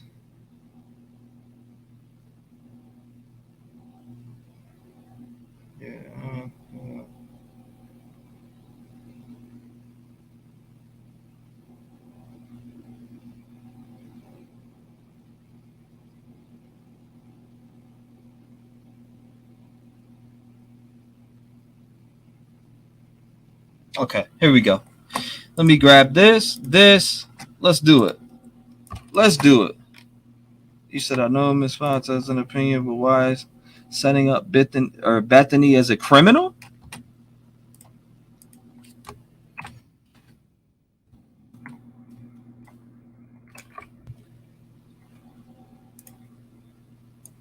She's fair. She'll be a great guest. Yeah, I'll also pay attention for the questions because I'm going to post it on channel members. I'm going to post up questions. I want you guys to think of some actual decent questions that you want me to ask her. Now, I don't know exactly how long she's going to be on here, but I do want you to pin in questions. And shout out to everybody who actually referred it because she's actually ready to roll with it. And she's, like I said, I asked her what date. She told me July 8th, and we're orchestrating that time. So, yes. See, yep. So funny. No promises. Fools. She wants questions in advance.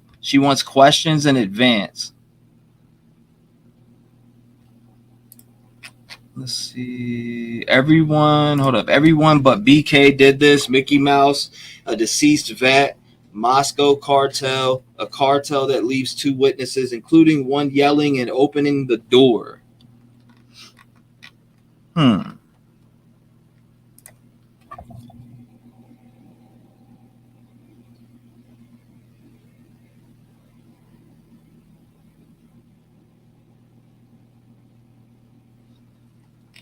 Here we go. Let's do it this way then. Come on. Community. Where we at, community? Let's see. I'll bring the community up. Link. I just dropped the link in chat. I already said I wasn't going to do this, but I dropped the link in chat. Let's see. People don't, I guess people don't want to call in, right? So if you don't want to call in, come on up. Link in chat. I'll drop it again. Petitions link, petition. Listen to me. I can't even speak straight. Petition is up top pinned. I just dropped the link. People start talking over each other. I will remove you with no regrets. I promise you. If the people come up here and start talking over each other, you will be removed off the panel. I don't care how mad anyone gets. If somebody comes up here, you got to take turns talking. If you talk over each other, I will remove you. That is the disclaimer I'm putting out.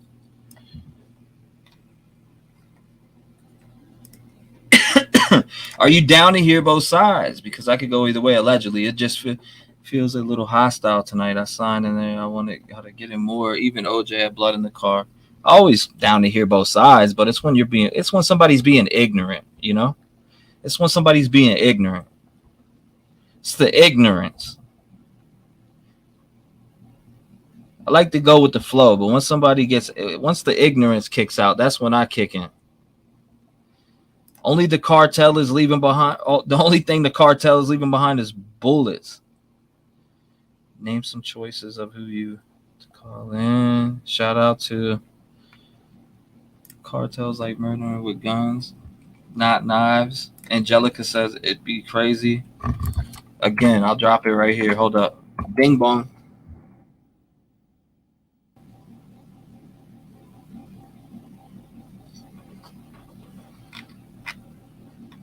Low-level drug dealers, not cartel. Appreciate you, Barbie. Hey, Trev, I'm so happy you're live right now. Thank you. I appreciate you.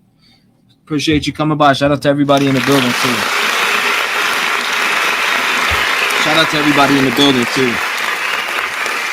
It's people victim shaming. Yeah, the victim shaming is crazy. The victim shaming is crazy.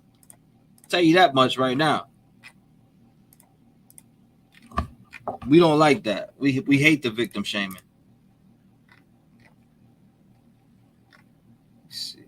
These were personal murders I knew from the start. And calling the 2 victim broads, the nerve. Love them all, but my wife just went to bed. He said love them all, but my wife just went to bed. Well, you're bugging out. These were personal murders I knew from the start. Phone caller. The phone caller was not appropriate. Huh.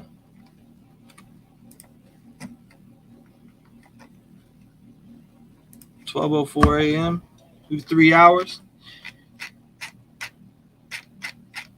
Yeah, Potts. Come on, Potts. Where you at? What's up, Annie? What's up, Annie? Come on. Where you at? Come rev up. Annie, I'd love for you to come up. Hi, T and Ken. What? Hold up. Ken, what? Hi, T and Ken. What have I missed thus far?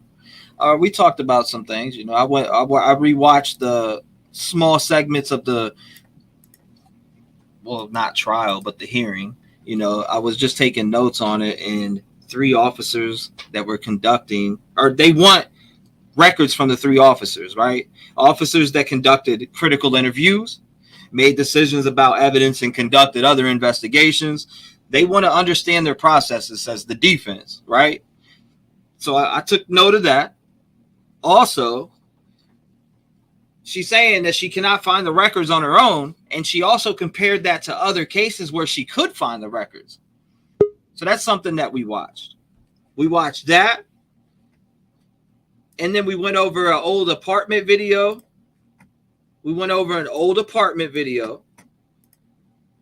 And it shows, like, in the apartment video, and I talked about it on that stream, that specific stream that we had that time. I'm pretty sure I had, I don't know if I had somebody on panel or not. I think it might have been a full-blown panel when that video came out, and we all were talking about what the dude was saying, which dude was like, oh, I wasn't expecting that. He's going to be all over that. So what did he mean by that also? I'm curious. What did he mean by he's going to be all over that? That's another thing that was interesting, that I took a note on that specific video. Let's see.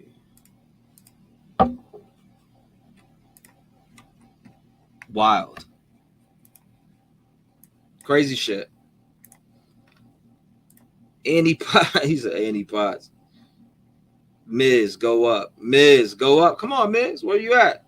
Someone please go up and debate the tie black suits and how easy they're to take off and roll into a ball, please. Rosie says, whoa. Curious because cops already knew he did it. Thanks. Boom. I got you, Potts. It's cool. It's cool. No love lost here. No love lost here. This wasn't about drugs. As Trevor disrespected Miss Potts, those other panels. I've had a couple, words with Miss Potts before.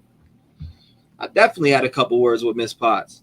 Now, people that said shit, people got their opinions about her, but I mean, anything that I've said to Miss Potts, she knows because I've said it to her directly. I truly believe they got the knife and they have what he discarded in evidence as River House. Shout out to River House. I appreciate you. I thought it was evidence they saw that surprised them.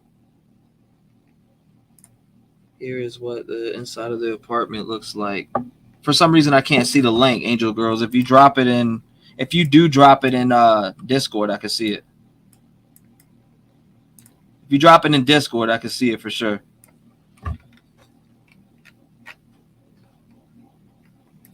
Fluffles, yeah, of course. Of course you can.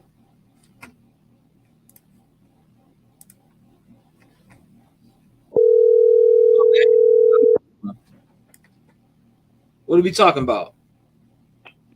Hey. What's going on? Hey, 2 quick things.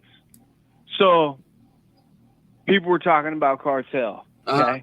So, if it is drug dealers and they're trying to send a message like, hey, you snitch, this is what happens, right?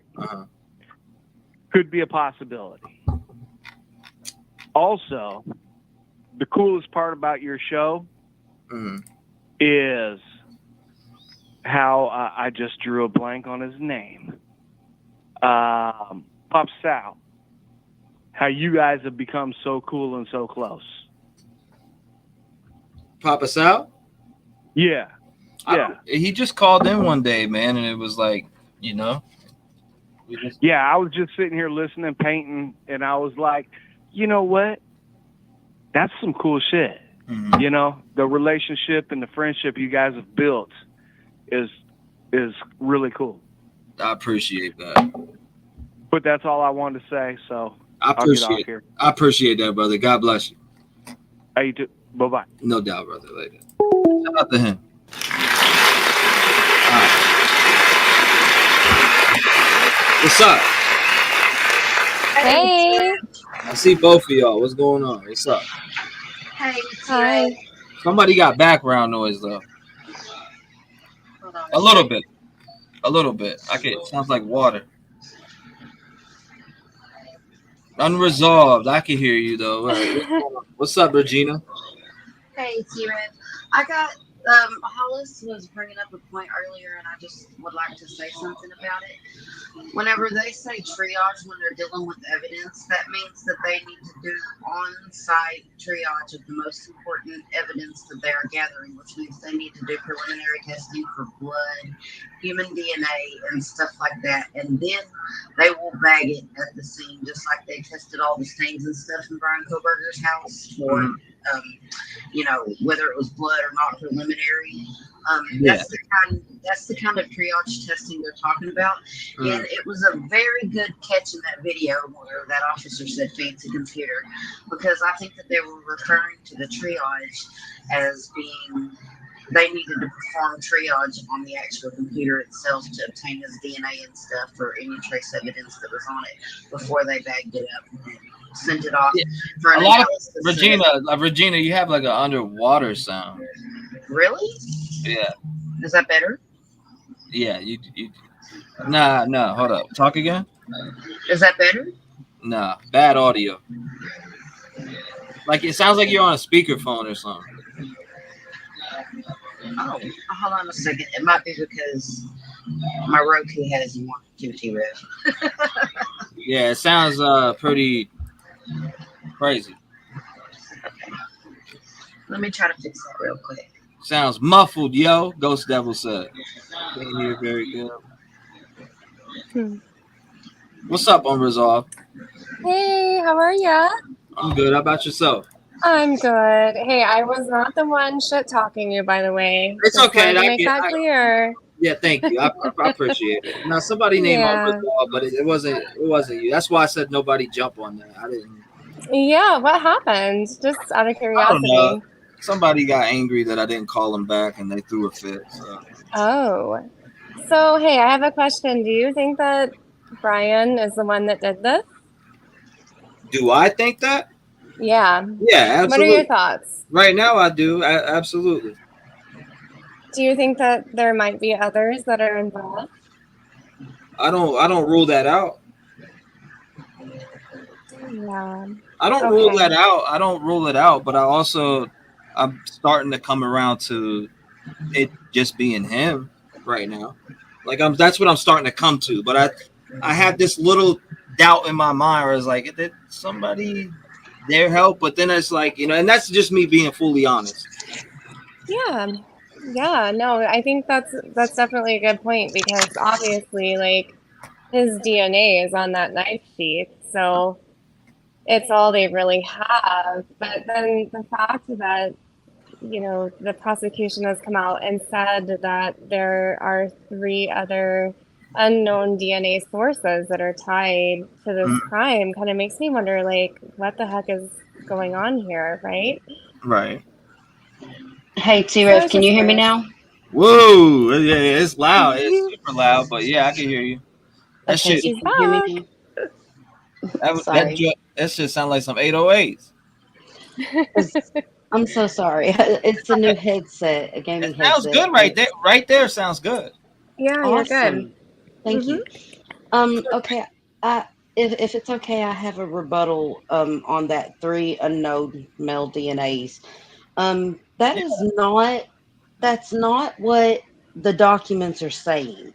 The documents are clearly saying that there were 2 male DNA sources that were found near the bodies in their position, but it's also saying that if you know how to read legal documents, it's telling us that those DNA samples are accounted for, which means that the parties that contributed those DNA samples have been ruled out.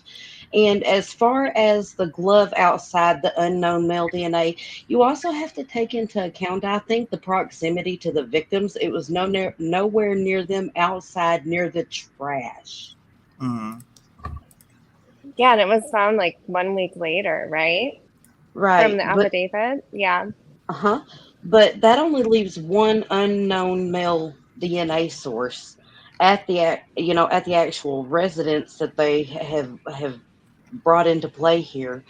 And I think, look, anybody that has neighbors that are messy, or anybody that has those big trash cans out front, like we seen in the picture with the glove, people's trash blows into the yard.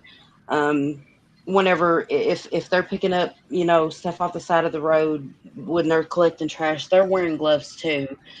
But I really think that it's important to take into account the proximity of the unknown DNA male specimen and compare that to the known DNA male specimen that was taken off of a knife sheath that was partially under a victim's body. I mean, whenever you compare the two, they are complete polar opposites, and I don't think one has any correlation to the other.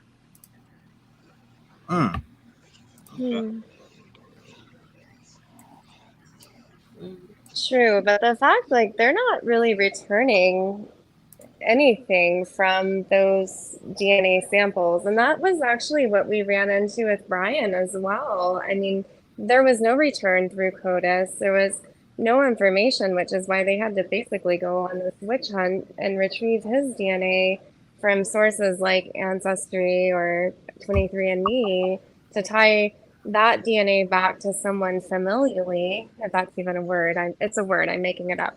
But that was like the process that they took. But the fact that the defense never came out and actually said or introduced, this notion of other DNA sources or potential DNA sources is something that I'm left wondering, like, why? Why didn't we know about this before Ann Taylor came out and basically argued that there was something off with that?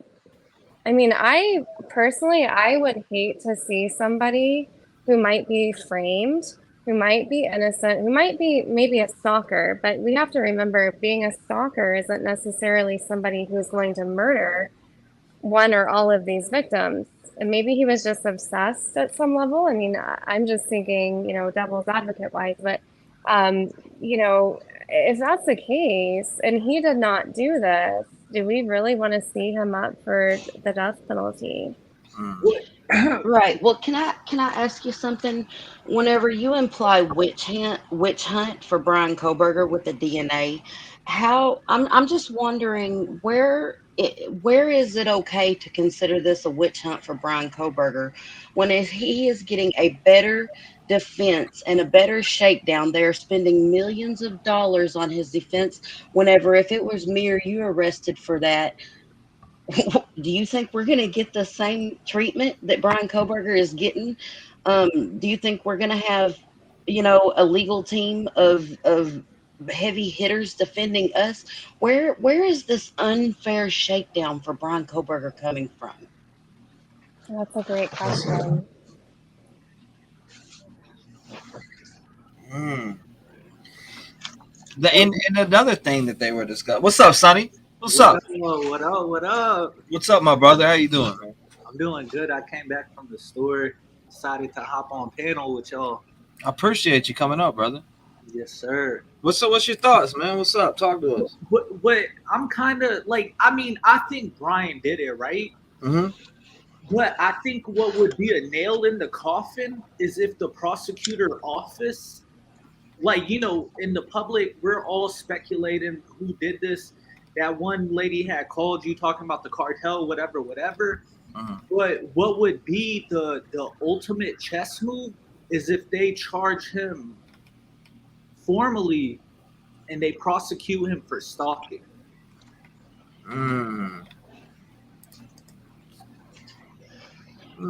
I'm wondering where those charges are. I'm gonna be honest. Yeah, we haven't seen that, but It's a good question.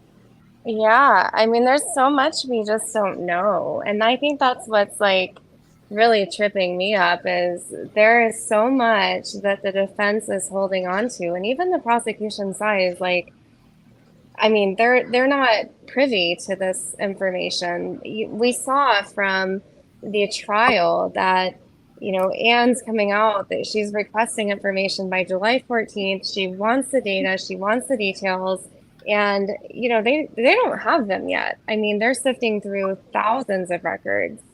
And you know, this is just a little concerning to me, honestly, because if it was any of our lives, and we were up for something that maybe we didn't do. Maybe we were connected to these girls some way. Maybe we had, you know, we had relationships with one of the victims, or if there was an element of drug activity involved, you know, at some level that tied us to whatever situation happened here. But, you know, we weren't the ones to actually have done this. But somehow our DNA came onto the sheet. Somehow, maybe it was borrowed. But we have to ask ourselves, like, is this guy being framed? Is it possible? Well, I would just like to say in rebuttal, if he's being framed, the state is putting on one elaborate defense and draining the taxpayers' pockets to do so. Yeah. And second of all, how is it that we can dismiss this knife sheath as not being his knife sheath with his DNA on it, and overlook, you know, like someone else said earlier, overlook all of the GPS data and EDR data and things, you know, from his car whenever it, I mean, look, DNA, I mean, not DNA, but GPS is so advanced on your phone, whether you have it on airplane mode or not, it is going to record your whereabouts down to within a meter. And that's low-tech GPS on a phone. I don't think Brian was walking around with an old flip phone. And I don't think it's fair to excuse the knife sheath whenever, if it was me or you, you know, one of our kids that has been destroyed in such a horrible manner. I don't think it would be fair to anyone to excuse that knife sheath and overlook so much damning evidence whenever it's also a public safety problem. Because if Brian gets out of prison, if he did do this, he will do it again. He is sick. And Bill Thompson said as much in his rebuttal to Ann Taylor's document drop Friday. So in the death penalty seeking, he wrote as much that Kohberger was a threat to the public. Would you feel worse if one person ended up behind bars and going through 20 years of appeals, or would you feel worse if someone got out and killed 4 more students or 6 more students or etc.? I mean, you know, it's a double-edged sword, the legal system, but I think that we have to take into account that Brian Kohberger is getting a fair shake. It's not a setup. That knife sheath was not planted. I think it is plain and blatantly ignorant to overlook the damning evidence in this case that we do know about. What I want to know is what he's eating in prison, though. He's on that vegan diet and shit. Yeah. And they will give you a vegan. They will give you like vegan burgers and stuff like that. I bet that commissary looking real limited. Oh yeah, for sure, for sure. Miss Potts, you're exactly right. DNA transfer can come from shaking someone's hand and then touching a sheath. But if you shake someone's hand with an ungloved hand and then you touch that sheath, it's not just going to leave their DNA, but it's going to leave your DNA. Very true. But I mean, considering the fact that we did not come into knowledge of any other sources of DNA being present in that home, we were only returned with him. And now they're coming back and saying there are 3 additional unidentified sources of DNA that exist. It kind of makes you wonder, right? Like, what was missed? No. And that's, yeah. I'm sorry, go ahead. I'm sorry, but that's a misrepresentation of the facts. They found 2 identified sources of male DNA that were supposed to be there and ruled them out. They found 1 unidentified male DNA Right. outside the home. Okay, Not- but there were 3 additional I sources thought, of yeah, DNA, though. I thought I read 3 that additional. Yes. If I'm you sorry if read I it- misspoke. No. If you read it and break it down, they are saying there were 2 male DNA sources that were near the victims. Okay, but then it Right. stops. Like, It Regina, stops I thought I read the same thing she just said. I honestly did thought I read that. Well, T-REV, if you'll pull it up, I'll show you what I'm talking about I because could it be. goes. Yeah, I'll go find it. Let me download it. I need it on this new Right. computer anyway, so I'm gonna get it right now. Keep going. Right. It breaks it down. Additionally, after it talks about the 2 male DNAs that were found near the victims and says there was a 3rd unidentified. It specifically says it. Mhm. Like these legal documents, they are very specific in what they are saying, and you really you have to take it at face value, but you have to also know what they're saying. Like whenever they say there were 2 male DNA, you know, there were 2 different male DNA samples that were collected at the victims, and then it stops and goes, and there was a 3rd unidentified. Well, if they're going to say there was 3 unidentified male specimens, they would say there were 3 unidentified male specimens found at the home. I'm pretty sure we just got new documents, like 4 hours ago. Hold on, let me look at this. Am I tripping? Nah, this is what I think this is what we've already seen. Maybe it's not. Hold up. Let me see the date that this is signed. 6/29. Okay. I think I got these documents already. Let me make sure. States supplemental response to defense, 4th supplemental request. I'm pretty sure I have this one. Let me make sure this ain't the same exact one because I have it right here. Interesting. That's interesting. Pop this. There it is right there. Let me pull this up. Look at it in my face. I think I already have it, but I just want to make sure. Regina, whose DNA do you think that is? I think that those male DNA, the 2 inside that were found on the bed, were supposed to be there. I think they were probably partners of the deceased victim. Right. Actually, it is new documents. I haven't. I don't think I have these ones right here. Yeah, and what the defense wants to do is poke holes in the prosecutor's case. Like they want to create reasonable doubt. So her mentioning these unknown identified DNAs, they led to no kind of like, evidence of crime that they partook in, Well, if you'll notice the stark difference between the document drop on Friday and the attitude that is in it, she is basically saying, well, prosecution's refusing to give us this, that, or the other, blase, blase. But then whenever we come to court, what is she saying? We do not believe that the prosecution is trying to withhold evidence from us. That's called backpedaling. And I think that she was probably admonished for that document drop Friday because that was not done for the court. That was done for the public through FOIA requests to see. Yeah, he's trying to create reasonable doubt, which I don't know if y'all been watching the YNW Melly case. They're seeking the death penalty on him too. And his defense is doing a damn good job poking holes. If I was a juror, oh, maybe he didn't do it. But as the trial has been proceeding, they took like 5 hours to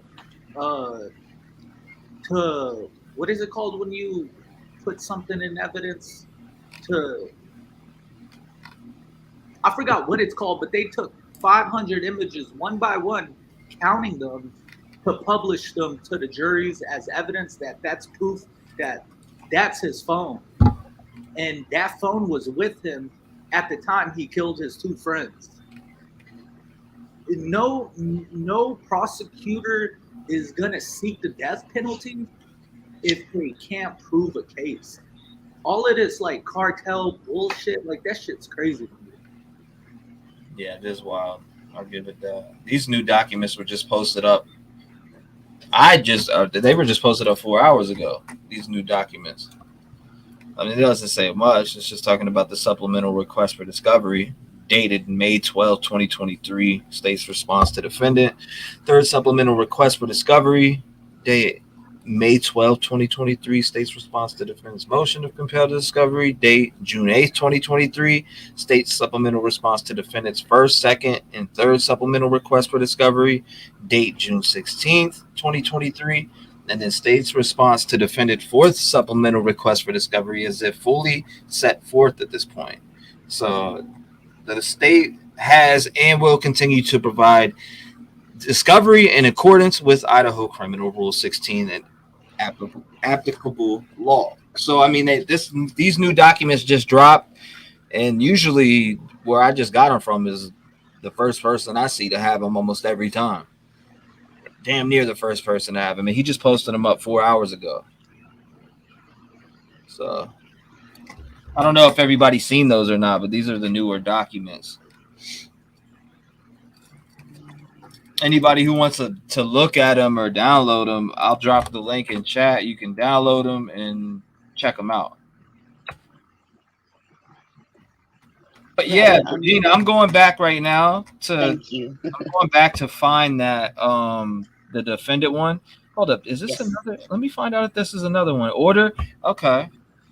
Order clarifying the estimation order in the Brian Kohlberger case. Did I have these? Even if I don't, let me re-download it just in case. This is another file that just came out. Yo, Rev, I got a question. What's up, brother? The AJ Armstrong case. Crazy. Yeah, he had a hung jury twice, right? Crazy. Yeah, definitely. Bruh, the prosecutor is trialing him for the third time, and they just found new evidence that they want to submit to the court to use against him, and in the trial. And what did his defense do? His defense filed a motion so they can hire experts to rebuttal that evidence that they just found. They're gonna be like, "Oh, it took 7 years to find this." Yeah, that's a good point too. And he's on his third time. Each time has been a mistrial. And bruh, all of those jurors were like, we know that he killed him. We know that he killed them, his mom and dad, but beyond a reasonable doubt, we weren't compelled enough to put that on him, Mm-hmm. Like when you're trialed like as an offender, bruh, wrongfully committed. I don't know if you know about that other case with the Middle Eastern guy. He just got released because what's that? It was Saeed or something. He was a Middle Eastern dude that was arrested and was in prison for like 20, 30 years, right? Mm-hmm. And his conviction just got overturned because they found some kind of negligence in the documents. But bro, if you actually study that case, like obviously he kind of looks like a suspect, and he might have got off because of the wordage that defense attorneys tried to put into documents and so on and so forth. to get an appeal. Dude, they're dropping. My bad. I'm listening to you, Sunday. I'm just getting all these new documents that were just uploaded. Oh, my bad, bro. I'm snapping off. I'm sorry. Nah, you're good, bro. That's why I brought y'all up so y'all can talk. Let me see. Latah County Prosecutor's Office. So this other one that I just got, motion to temporarily seal Exhibit 1 of the state's supplemental response to defendant's 4th supplemental request for discovery. State of Idaho, by and through the Latah County prosecuting attorney, respectfully moves the court pursuant to Idaho Court Administrative Rule 32G1 and Idaho Code 72-124 for a temporary order sealing Exhibit 1 attached to the state supplemental response to defendant's 4th supplemental request for discovery herein, because release or disclosure, it says interfere with enforcement proceedings, or 2, deprive a person of a right to a fair trial or impartial jury. It's a jury. I don't know what the 2. I'm trying to see if these are even worth looking at for me. What I want to have them and look over them anyways. 2, constitute an unwarranted invasion of personal privacy. 3, disclose the identity of a confidential source and or 4, disclose investigative techniques and procedures. The state seeks this protection pending a hearing on the matter, wherefore the state respectfully prays that the court seal from public disclosure Exhibit 1 attached to the state's supplemental response to defendant's 4th supplemental request for discovery hearing under the provisions of Idaho Court Administrative Rule 32G and Idaho Code 74-124. And this was all on the 29th, which was the day prior to the day that just ended. So that's the date on those documents. And I'm just trying to I'm curious about this sealed shit. That's what I'm curious about. The stuff that's sealed from us. Yeah. That's the stuff that I think about. Like, what is sealed from us? What is sealed from us are the identities of informants. Yep. Once again, I think that this is going back to whenever they did the genealogical testing on Brian Koberger. All of the people in the database that had donated their DNA to the different data resources they used on those genealogical sites is an informant. Even if they didn't intentionally cause the information to be divulged, it was.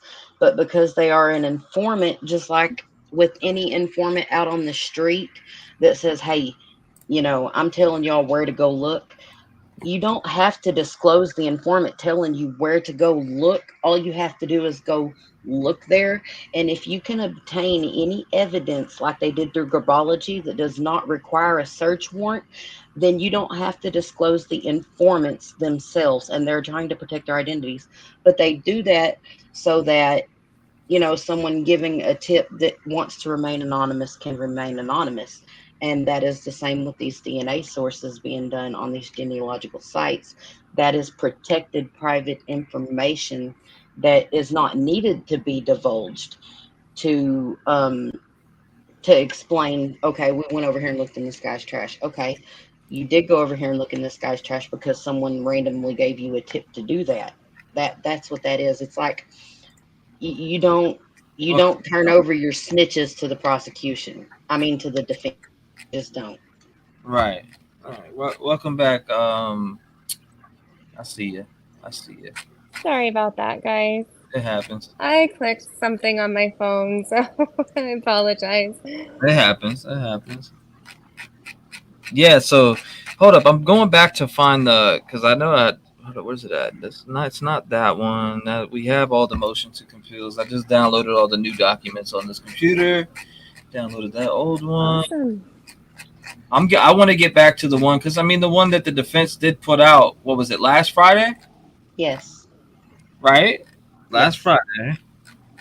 The one that they put out. It like I said, when I read it, I questioned it immediately when I was on panel. I was like, oh, these other DNAs unknown. Like what? Mm-hmm. What are we talking about? The unknown? Like it said there was what 2 or 3 unknown, and that's what I was like. Well, shouldn't they be clear? Because they mentioned they cleared the white truck. Yeah. So I had sent you guys a link through the Independent, which I guess is a news source, but it did verify that all 3 sources of additional DNA were unidentified. So there were 2 that were collected from within the home, and then 1 from the glove outside of the home that was located about a week after all of this went down, that all basically maintained unidentified DNA. T-REV. So that it was not in CODIS, basically, just like Brian initially. Mm-hmm. T-REV. Can we pull that document up? I'm already looking for it right now. But yeah, I read the same thing. When I first seen it, it said 3 unknown. Yep, it's in your chat, T-REV. I'm gonna get the actual one. I'm gonna pull it up right now. We're gonna get it. I'm back on it. Right? Hold up. What's that? June 23rd, Doc 5. It's not that one. It's not that one. It might be this one right here. Let me pull this one. I'm gonna find it either way. No, these are just short docs. Looking for that argument one where it lists argument, etc. in there. You said you posted it in chat, but hold on, let me see. Yeah, it was through StreamYard, so. Yes, yeah. I'm gonna pull the actual. Is it this one? Nope. Doc 3, Doc 2, Doc 1. Yeah, this man unloading a truckload worth on his page that day. Yeah, it's like Delphi. They released like 118 documents yesterday. So it was overwhelming. I don't know. Do you do anything with Delphi at all? Yeah, I followed that from day one. I mean, I've seen all the shots. Crazy. The Keegan Klein, all that. I mean, Ron Logan. We done went through all the past. I mean, I've even seen people blaming the parents over there for the murders and shit like that. Oh yeah, it's another one like this where it's just the public's influence is just crazy. But yeah, they released a bunch of info yesterday, so it was just kind of crazy going through all that. I feel your pain. Yeah, no, it was definitely insane. Like I said, the first time I seen about that case was actually the day it happened, and it was HLN when Nancy Grace was still with them. Oh yeah. And I was glued to that case ever since. Right. But I just started doing true crime on YouTube in September, so. But I've always been like a fan of true crime. I always follow cases and watch all the documentaries on all different platforms. ID, just certain things, studying shit like that. First 48, Crime 360, See No Evil, Web of Lies, Buried. What is it? Buried in something, Hidden Secrets, Disappeared. I watch all that stuff to try to take in all the information, see the way that they process and really do go over crime scenes in general. It's actually unique how all crime scenes can be different in the way that crimes take place. And the one show I like the most, or 2 of them, is See No Evil and then Web of Lies. They're both really good. See No Evil just really shows how much in the day and age we live in, digital footprint, or not just that, but video surveillance footage is like a big part of a lot of homicides in today's society.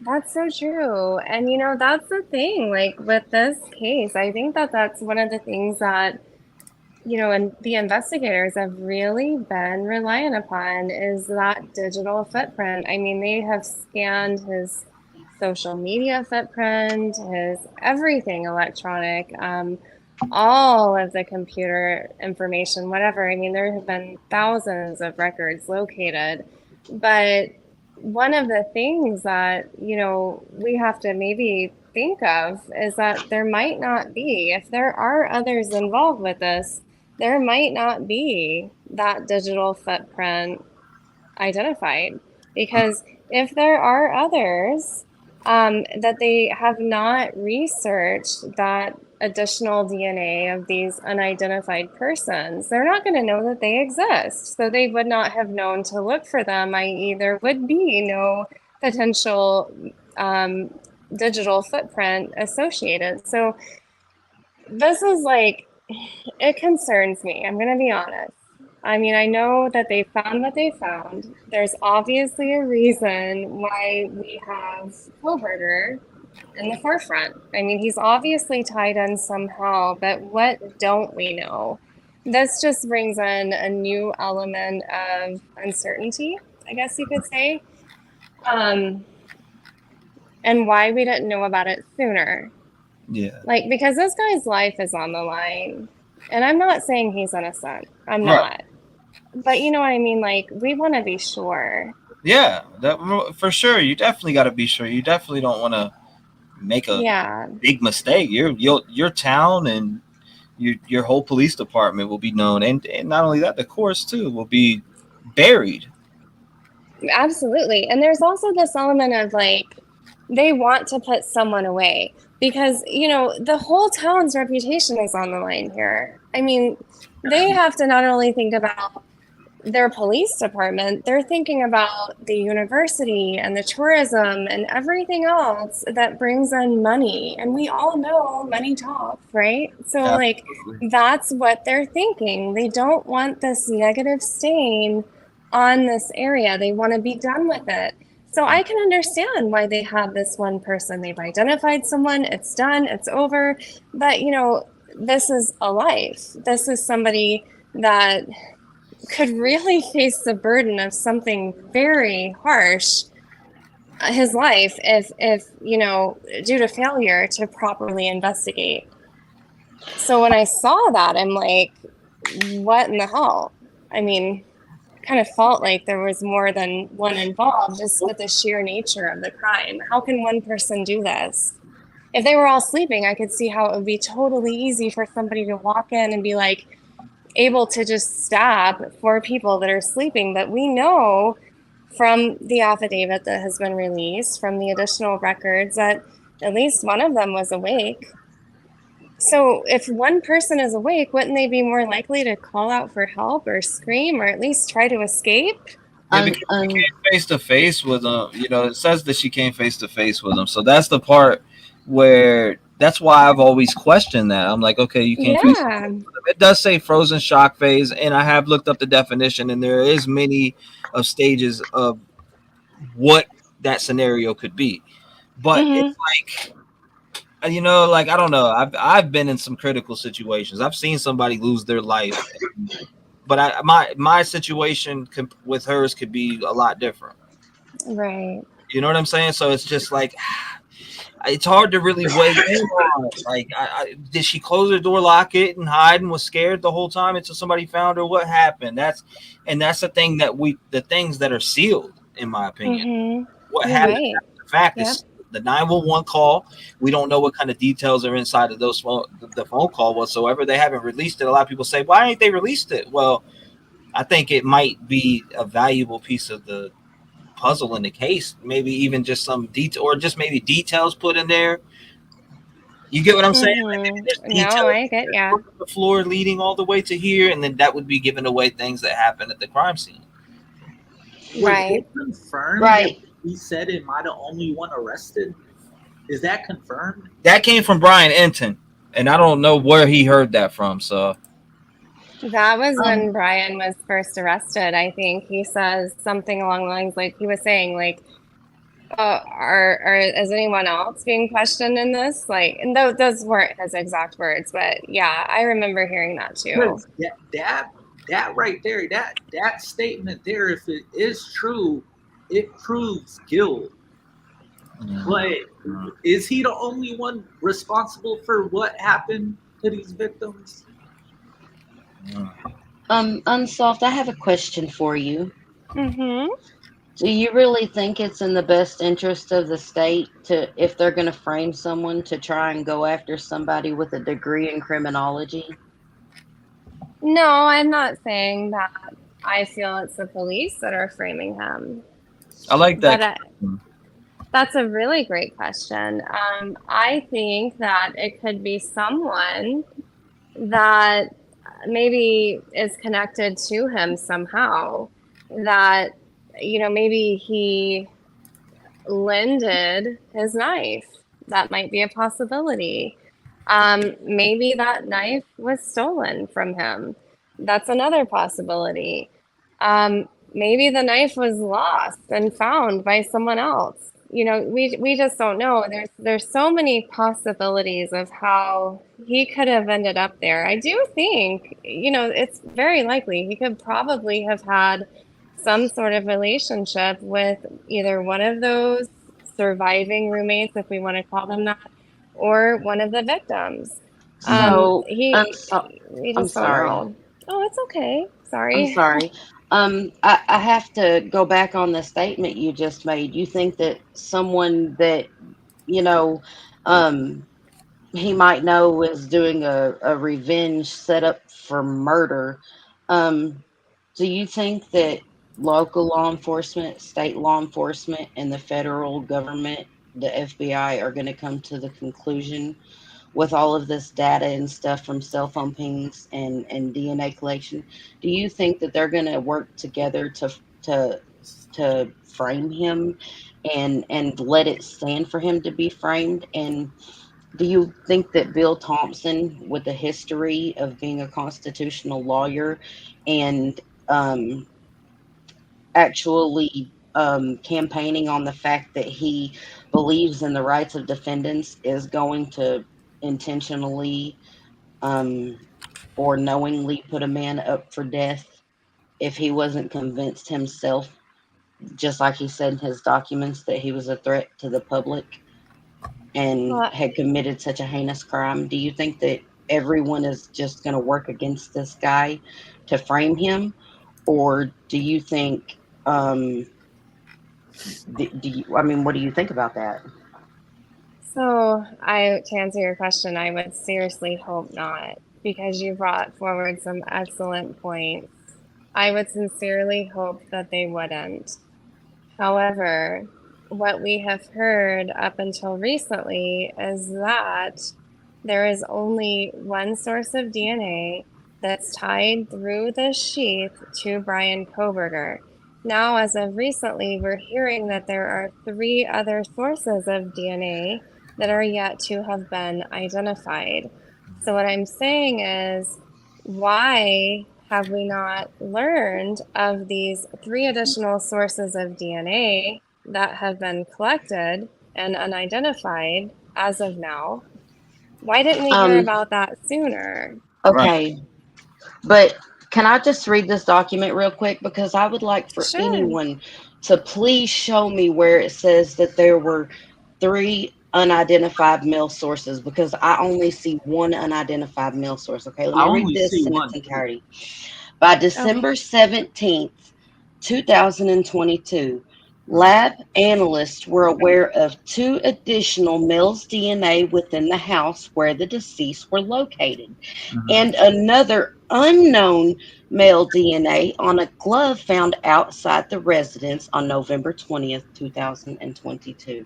Where does it say that there were 3 unknown male DNA sources? Because I see 2 that were tested that were evidently unaccounted for, and 1 that was unknown outside the residence, not in proximity to the victims, other than being on the edge of the property. Exactly, and that's the defense trying to poke holes, trying to create reasonable doubt. Those 2 additional males, they could have been their study partners or working on a project or something where DNA's there. That was a party house. That one unidentified male DNA is from a glove on the edge of the property. Is that the same glove that detective, retired detective, pointed out? Yes, it is. It is that exact glove. Man, like, he could have touched it. He could have planted it there. It was no proximity to the actual crime scene, other than being at the edge of the road near the dumpster. Yeah, like, that glove could have been. Why would Brian Kohlberger leave his glove at the crime scene? Right. And there's no other DNA. Someone said to keep reading. Yeah.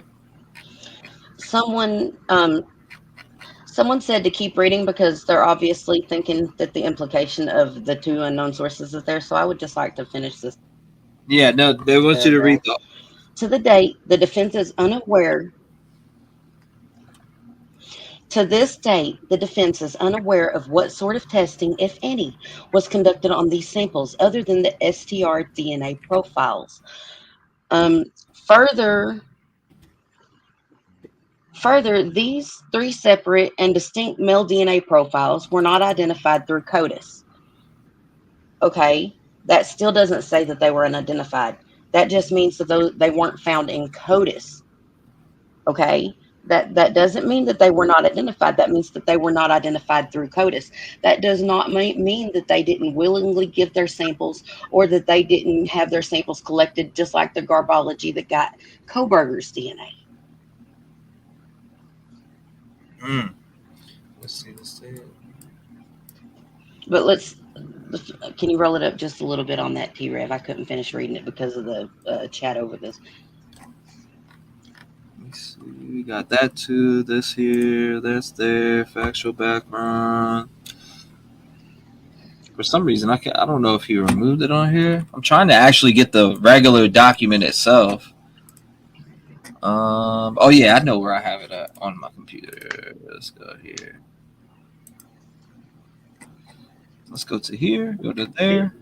They had to identify one of those DNAs from a cigar. Okay. Ms. Potts, it doesn't mean that they ignored those three DNA specimens. It's just simply saying that defense doesn't know the identity of those three specimens. But it specifically names two as being near the victims and then goes on to complete that with and a third unknown. It breaks it down for you if you really read it. I mean, it speaks. These documents have painted a story.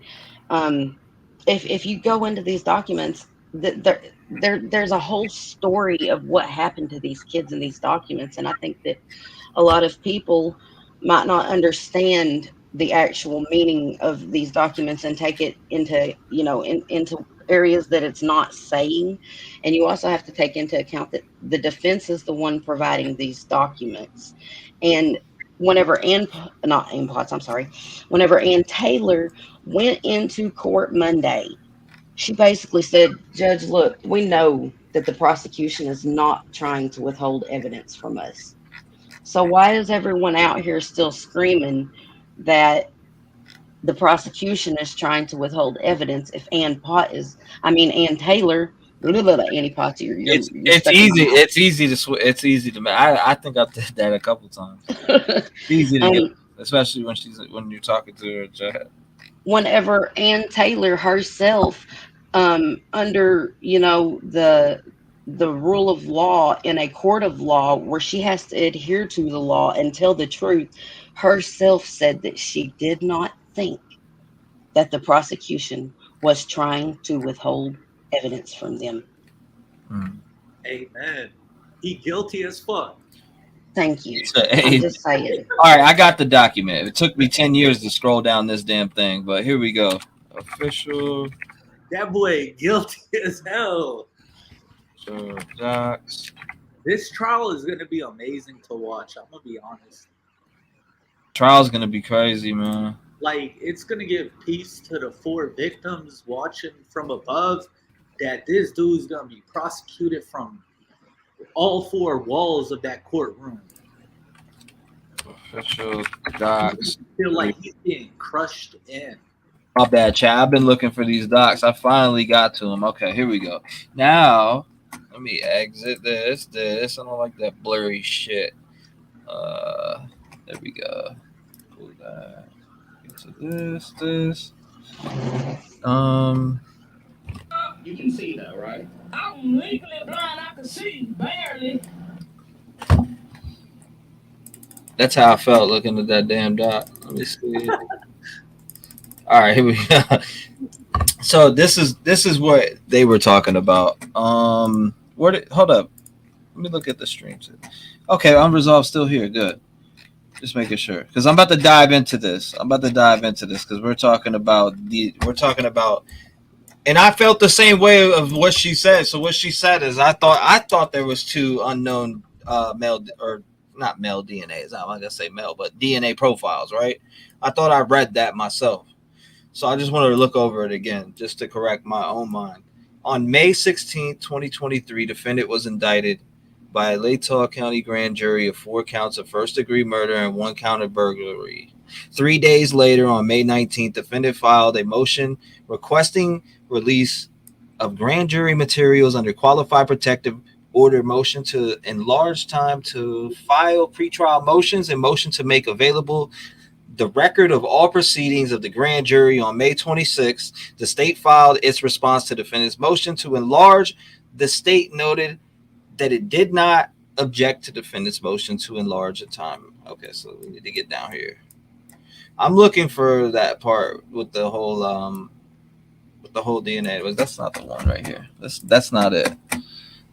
I think it's on 2. Yes.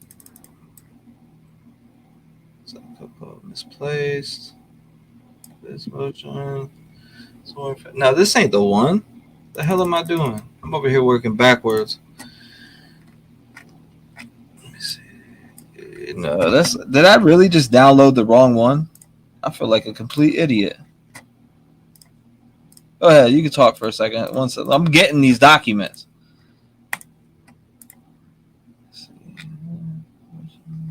What I also want to mention is in the XXX. I downloaded the wrong one. Go ahead, keep going. Wait, Rev, you got it up? I'll stop. No. Go.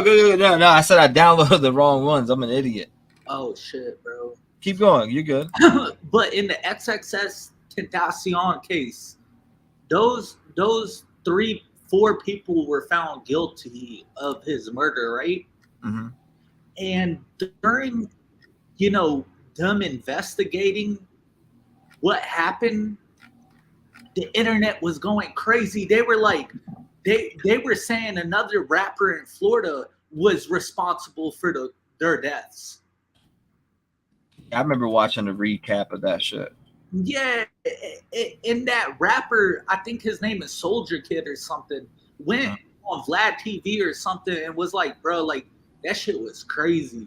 Like, they took a picture of my Mustang and they did a geolocation and found that I was near that area of the murder, so I had to found it. You good. Keep going. Hold up. 3 right here. 3. This is where everybody's reading this, and this is where it's coming from, right? This right here. I'm pretty sure this is exactly what they're talking about.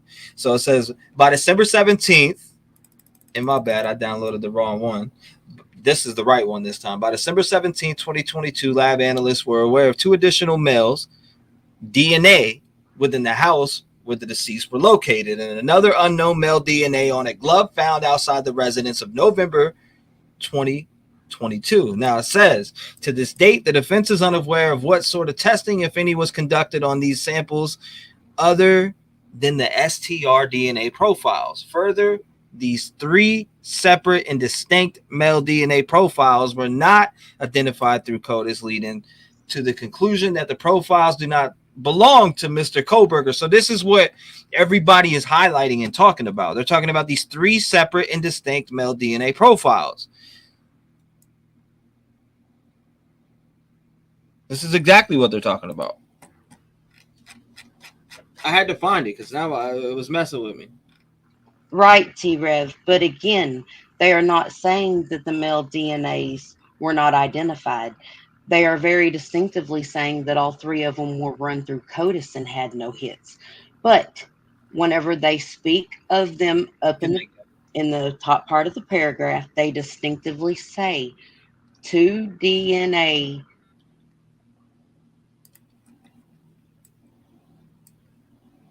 Mm-hmm. Yeah, right here.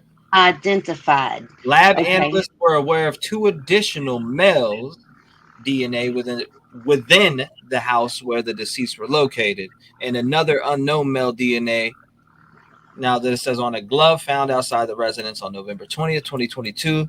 To this date, the defense is unaware of what sort of testing, if any, was conducted on these samples other than the STR DNA profiles. Further, these 3 separate and distinct male DNA profiles were not identified through CODIS, leading to the conclusion that the profiles do not belong to Mr. Kohlberger. Now, it says, while this was ongoing, police were investigating many various possible suspects. It says many of them provided DNA. At least one had his DNA. And I think this is leading. Yeah, see, it's leading back to that white truck, like I was talking about.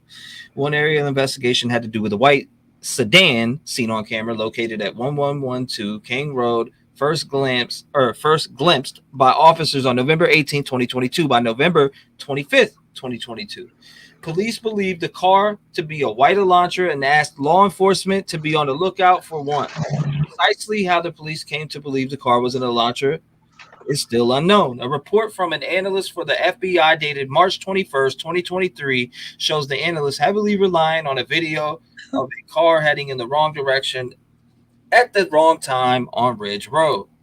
But yeah, no, this is what everybody has highlighted everywhere. And I mean, it's like the talk of town. Still, even right now, it's being talked about on Twitter. Still being I wonder what type of DNA it is. Touch and good point. What kind of DNA? So she indicating there's only two reasons his DNA would be in CODIS. Let's see. What's everybody's thoughts on that though? I mean, because there's an argument out here between a lot of people that are stating there's still 2 unknowns, guaranteed 2 unknown profiles. No, there's only one unknown altogether male DNA profile, and it's right there in this document. None of the 3 hit in CODIS, but it's not saying that there are 3 unknown DNA profiles. It is saying there are 2 obviously known and 1 unknown, and none of the 3 hit in CODIS. It doesn't say whether or not the 2 near the victims was ever identified for a reason. It is to mislead the audience she is catering to. Facts. Because those distinct male DNA profiles, they could have very well been the same people who were questioned as possible suspects and were like, okay, take my DNA, go ahead here. And then one of them probably was like, nah, like they're probably anti-government or whatever. Like they don't want any of their information in the system, and was like, all right. And they retrieved it from a cigarette. Right. Like, come on now. Like, she released a document to try to poke holes to possible jurors, but the selection of a jury is the judge is responsible for which juries get selected, ideally. And no jury is gonna be like, you see what I'm saying? Like, the jury's gonna see through these holes that they're trying to poke. Mm-hmm. It's very intentionally misleading to drop this document like this because if Regina, I don't mean to cut you off, but if we think about it, the prosecution said hold my beer, death penalty Monday. As soon as that next, they let them ponder on that shit. They let everybody ponder on that shit for the whole weekend, and then like I said, the prosecution said hold my beer. We're going for the death penalty. Hold my beer. You're talking this in the documents, but we're going to go for this. Right. And then there's all these people out here saying that, the prosecution's trying to withhold all this stuff from the defense. And Annie Pot, I did it again. And Taylor comes into court. And you might as well get hired. Shit. A lot of people got you out here as you're a lawyer. I'm just playing. I'm only joking with bots. Honestly, that's the least of their problems right now, says Hot Ham Radio. All right, now let's look. What's chat? What do you want to hear the debate about? Because the thing that like I said, I questioned all day when I first went on live earlier. I was like, what is this DNA or not DNA? What is this sealed? What's the shit that's sealed? And I'm like, there's got to be some type of evidence because for the grand jury indictment, they want to see everything that they shown them, and whatever sealed that they are showing them is definitely, I feel like, a witness. Hey, I just really feel like it's a witness, and if anything else, I do feel like it might be additional DNA that we don't know about, and that's me speculating. That's me speculating, so don't run with that. But I do feel like they might have showed them additional DNA that they might have found elsewhere, and that's just all. Like I said, I support that theory. Pure speculation, but I support that speculation. I don't know. I appreciate it, but I'm just saying I don't know why I feel that way. I feel like they found his, and I like I said again, I want to put this out so people don't run with that and say, yeah, well, Rev said they found other DNA. I'm just thinking in my mind, they got this DNA under the snap of the sheath, but they're doubling down on it and saying, nah, death penalty.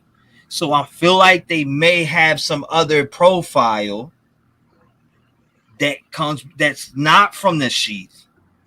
I feel like we might be in for a rude of awakening on that, and it's sealed away. That's what I feel like. I really feel that way. I pondered on it all day, and I really feel like that. Go ahead. I agree with you. I agree with you, T-REV, that they have other DNA. I mean, especially since that we now know Xana and the assailant. I think, and I'm saying that just to cater to all of you that think Brian's innocent, but he's not.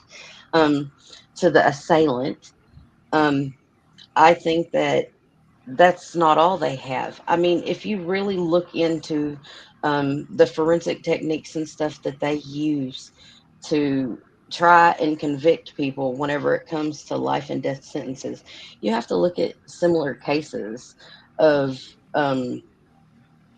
data collected, just like with Brian's car. There's an EDR reader in it, and it's going to tell them everything for 700 hours of drive time that Koberger did in his car, whether he opened the door, where he was. They'll be able to take all that data and they'll be able to make a map out of it, just like a Google map. Okay, only it's going to be more in depth with that data information to where they'll be able to pinpoint where that phone and where that car was down to within a foot. We just seen that happen in the Murdaugh case.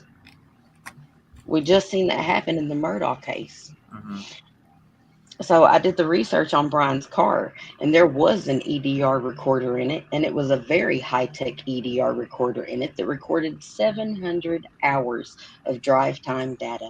And I think that that is going to be circumstantial evidence along with the data pings. And I think on top of that, they have his DNA on a sheath. I mean, you guys, what more evidence are you going to need to take a threat to the public off the streets? Do we know the mileage on the car? I'm sorry? Do we know the mileage on the car? I never seen that. No, but I did look up his VIN number through his license plate. Yeah, but don't they have to do some kind of inspection and you got to release the... All they have to do is hook it up to a special computer that has the software to break down all that data and extract it through the steering column. So this boy gonna be sitting on death row, dog. Yeah. I mean, like, if they have what I'm thinking, because, man, you're talking about a double down after they put out, the defense comes out and swings to put out into everybody. I don't know. They've been calling it fishing expeditions and this, that, and the third. You got them doubling down on, yeah, we're confident we got our guy. We're going for the death penalty. I don't know how many times I can keep making that, like, highlighting that. That speaks volumes to me. Like, I don't think you're going for a death penalty if you feel like you ain't got what you need. Might I also point out something about Bill Thompson's track record? He has 100% conviction rate seeking the death penalty, just so y'all know. 100% conviction rate, because he does not go after people I believe this in my heart, that he himself has not seen enough evidence that convinces him they are guilty. He is not a death-seeking prosecutor. So it has to be pretty horrible, the evidence against Brian Koberger, for Bill Thompson to be going after him for the death penalty. But he's only going off from what he's seeing. And like you said, I mean, this is all circumstantial. And if they did not do the additional research to identify, at least we don't know. Okay, I'm going to say it, not identify based from what we as the public know, these additional sources. Maybe they do know who these people are. Maybe they've used the same sort of process that they used to identify Brian for these 3 other unidentified via CODIS samples. But what we have to assume as the public is, yes, everything they have against Koberger is circumstantial, aside from the DNA collected from the sheath. And outside of that, his DNA wasn't tied to anything else in that home. There was nothing else there. It says that. And it says it in the affidavit that there were no other sources. And that's the time of the PCA. That is the time. That is. Mm-hmm. I've seen some experts saying that, and I'm glad you brought that up. Great point. Thank you for bringing that up. That reminds me of what I seen the experts talking about, saying we don't know after the point of the PCA if they went back or collected anything after that, or even just held anything out from that. So I'm thinking in my head, so they were saying that they've seen things like that, things been talked about in a PCA, but shit withheld from it that the public won't know about. Right. So I was that's why I speculated on the fact that, well, I'm thinking they might have some DNA they're holding out on. That could be. And it could be an issue with the timeline too. I mean, all these issues with we'll just say BF to not use names. With her, she's in a different state. She's going to have this issue being called back in, having to be at the trial to present her whatever to the prosecution. So we have that issue too. Was there perhaps some sort of lapse in this timeline where maybe we had Brian that was there at one point in time, and if there are others, did they happen to maybe act at a different time than he did? Is there something with the timeline in addition to these DNA findings that might not be published for us? I just think there's a lot we don't know, and I hate to pin everything that we think we know on this guy that is literally about to lose his life if the jury says, yeah, you're guilty. Are you now, let's say there is, and this is just a question for you in general, because I know I don't have nothing against nobody who is against the death penalty. Are you against the death penalty at all? Like, no, not necessarily. And I'm not judging. And I'm not. And if you are, I'm not judging you, because people are against what they're against. I mean, no, absolutely no. So I guess I would say I used to be 100% for it, but my view on that changed not too long ago, because I started to think if somebody, did something horrible and here they deserve to be put to death, I would actually rather them go to jail for life and possibly face, the possibility that they might be murdered in jail by another inmate. Or maybe, I want them to bleed and suffer for what they've done, and reliving the moment of why they're there every day, even though it does cost us taxpayers millions of dollars. To me, that's just my personal thought. Like, I want them to relive what they dealt with, why they're there every day. And one more thing before I lose my thought. I also don't like the death penalty because there's so many legalities to it. If we could guarantee that somebody was going to be put to death the moment that they were, found to be guilty and sentenced to death, if it happened within 10 days, I would say, oh, hell yeah, let's go ahead and do it. But what happens is these freaking lawyers get involved. And 20 years later, like, look at Scott Peterson, for goodness sakes. He's still out there, still alive, hasn't been put to death because the lawyers get involved, and it just gets completely, like, there's millions of dollars that go into defending these people, and I just don't think it's really worth it. I don't Right. know. But that's kind of a double-edged sword, isn't it, though? I mean, do you Yeah. want people who have committed heinous crimes against multiple people that are likely to commit these crimes again? Would you rather they sat on death row until they died before their execution to where they weren't a threat to the public? Or would you rather hang them as soon as they're convicted and then not have the right to any of their appeals and stuff that are granted to every one of us by the Constitution? I mean, how can you say one minute he's getting a fair shakedown, True. and then the next second say, well, yeah, but, I don't want to spend all this money. But y'all do want to spend all this money, or else they wouldn't Yeah. sit on death row for 20, 30, 40 years. Exactly. It like you said, it's such a double-edged sword. We want to see justice. I think at the end of the day, every one of us wants to see somebody suffer the consequence of their action. And if they're guilty and we know they did this, we want to see them killed immediately. But we know, like you said, with the legal system, it does not happen that way. So the next alternative is life in prison. They relive the reminder of why they're there, It's not only for that suspect. I feel like the death penalty is targeted towards the families of that individual who is the suspect.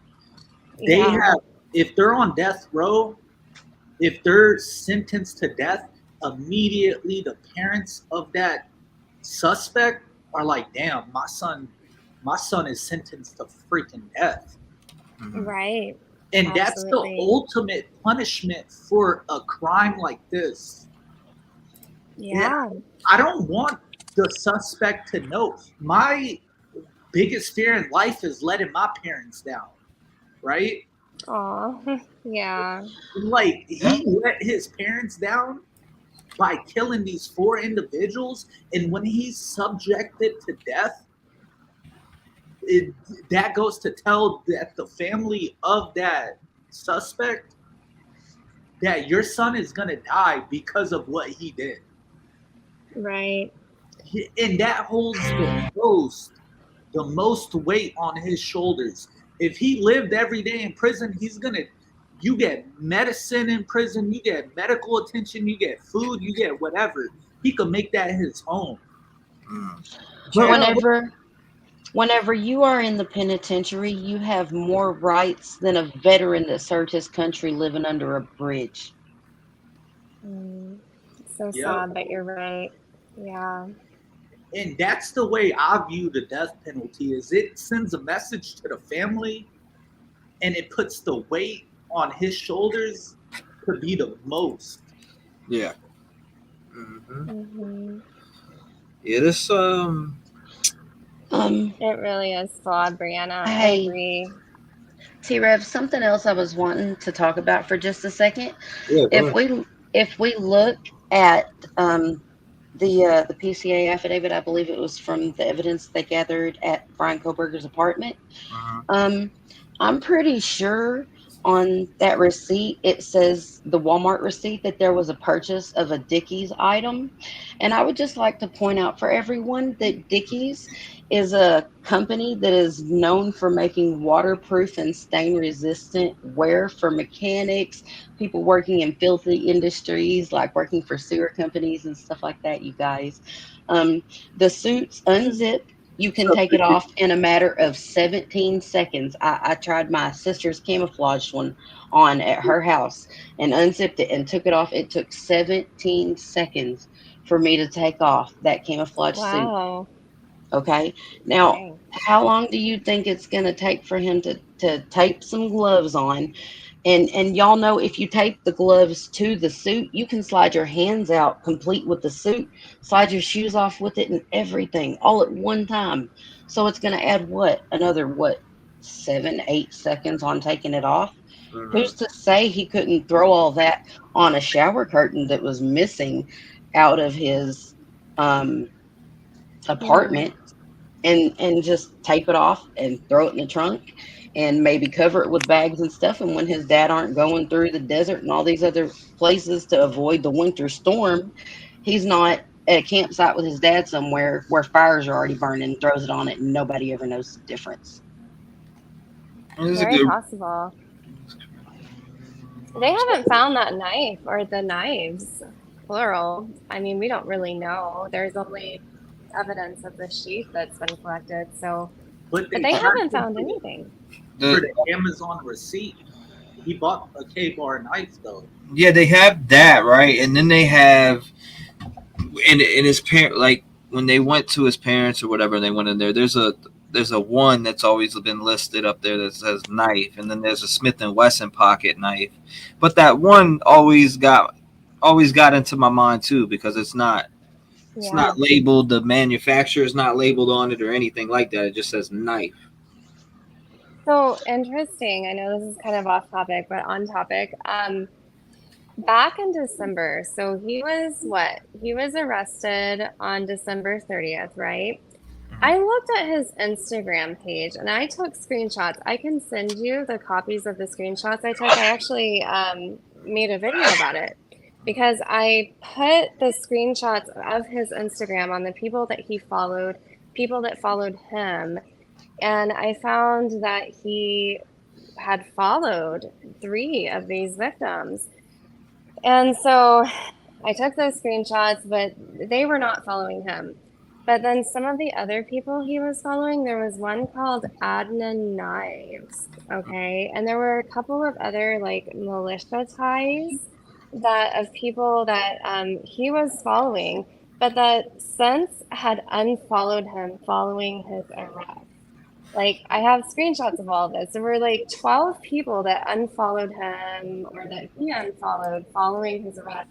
And then as of January 2nd, you guys, his profile was completely shut down. So that was tipped in. And then they came out recently, I guess, saying something about Instagram. I don't know. It was weird. But there were some really sketchy people on his Instagram. So damn, that's wild. The Instagram, I've looked at that a while ago. Now he had like a music video up there and some type. Or not a music video. Oh, that was awful. That was weird, right? I know what you're talking about. Yeah, I seen all of that way early on when they first arrested him. You know, I seen that really super early on, and it was like something where somebody got. I forget exactly what happened in that video, but it had some shit in it. I remember. I can't remember it fully, but we played it on the live. I know that for a fact. Yeah, really weird. He did not follow them on social medias. A lot of people are saying in chat. I don't know whether he did or not. I don't even make that statement. Can I address something someone said in chat? First of all, yes, there was a Walmart receipt that was listed what was on the Walmart receipt in the PCA, and it specifically said that there was a purchase for Dickies on that receipt. It doesn't specify what item of Dickies it was, but Dickies is a company that specializes in waterproof and stain resistant clothing for laborers in disgusting fields. Okay. And second of all, let me go back up to this real quick. Where is it? Let me find it. Y'all go ahead while I'm looking for it. I'm sorry. Colbert. You're good. There was a comment. Let's see if I can find it. Do you think that he wore that and took it off at the scene? Yes, absolutely. I stopped paying attention to that friggin' Instagram though, but just for the fact when I hear that something's fake, I have to stay away from it till it's confirmed. Because I heard that Instagram allegedly was fake, so I stopped even entertaining. Chat's rolling so fast. I'm looking for it. Yeah, But didn't they come out and say something about his Instagram recently through, like, not the documents that were released today, but it was recently within some court document where they mentioned what I had just said, that they had located his Instagram account. And what we have to remember, you know, we have people out there that like to create these fake profiles. And I was running into that. I was seeing a ton of profiles. Like once his name was announced, people were like trying to get views. They were trying to create these profiles stating that they were him. They were all fake. And so the question was, is this really real? And yes, I couldn't really verify that for certain, but I had to look basically at the number of followers and the number of followings to determine what might have looked legit as of that time. Because if you see somebody with over 700 followers or whatever, I mean, that's probably not going to be something that's created within a day or two. I mean, it could be, but I mean, that was how I was looking at it, realistically speaking. So, because I've noticed a lot of fake profiles, but then they came out recently. Yeah, there's a lot of dingbats out there. I found that message. Yeah. I found that message, and I just want to say something real quick. It is true that they did find a tower in Brian Koberger's apartment, but we cannot 100% assume that it was in fact Brian Koberger's tower. You have to think about it. He was a teacher's assistant at a university where he was afforded an apartment and everything because of those privileges. We don't know if that was actually property of the university at this time or if it was actual property of Brian Koberger. I have to take everything into account. No shower curtain. You leave your keys behind. And there's, the pillowcases and stuff are gone. I mean, you ain't going back. They said the pillowcases were gone? In the affidavit, didn't it say that the pillow without a case had blood stain on it? Yeah.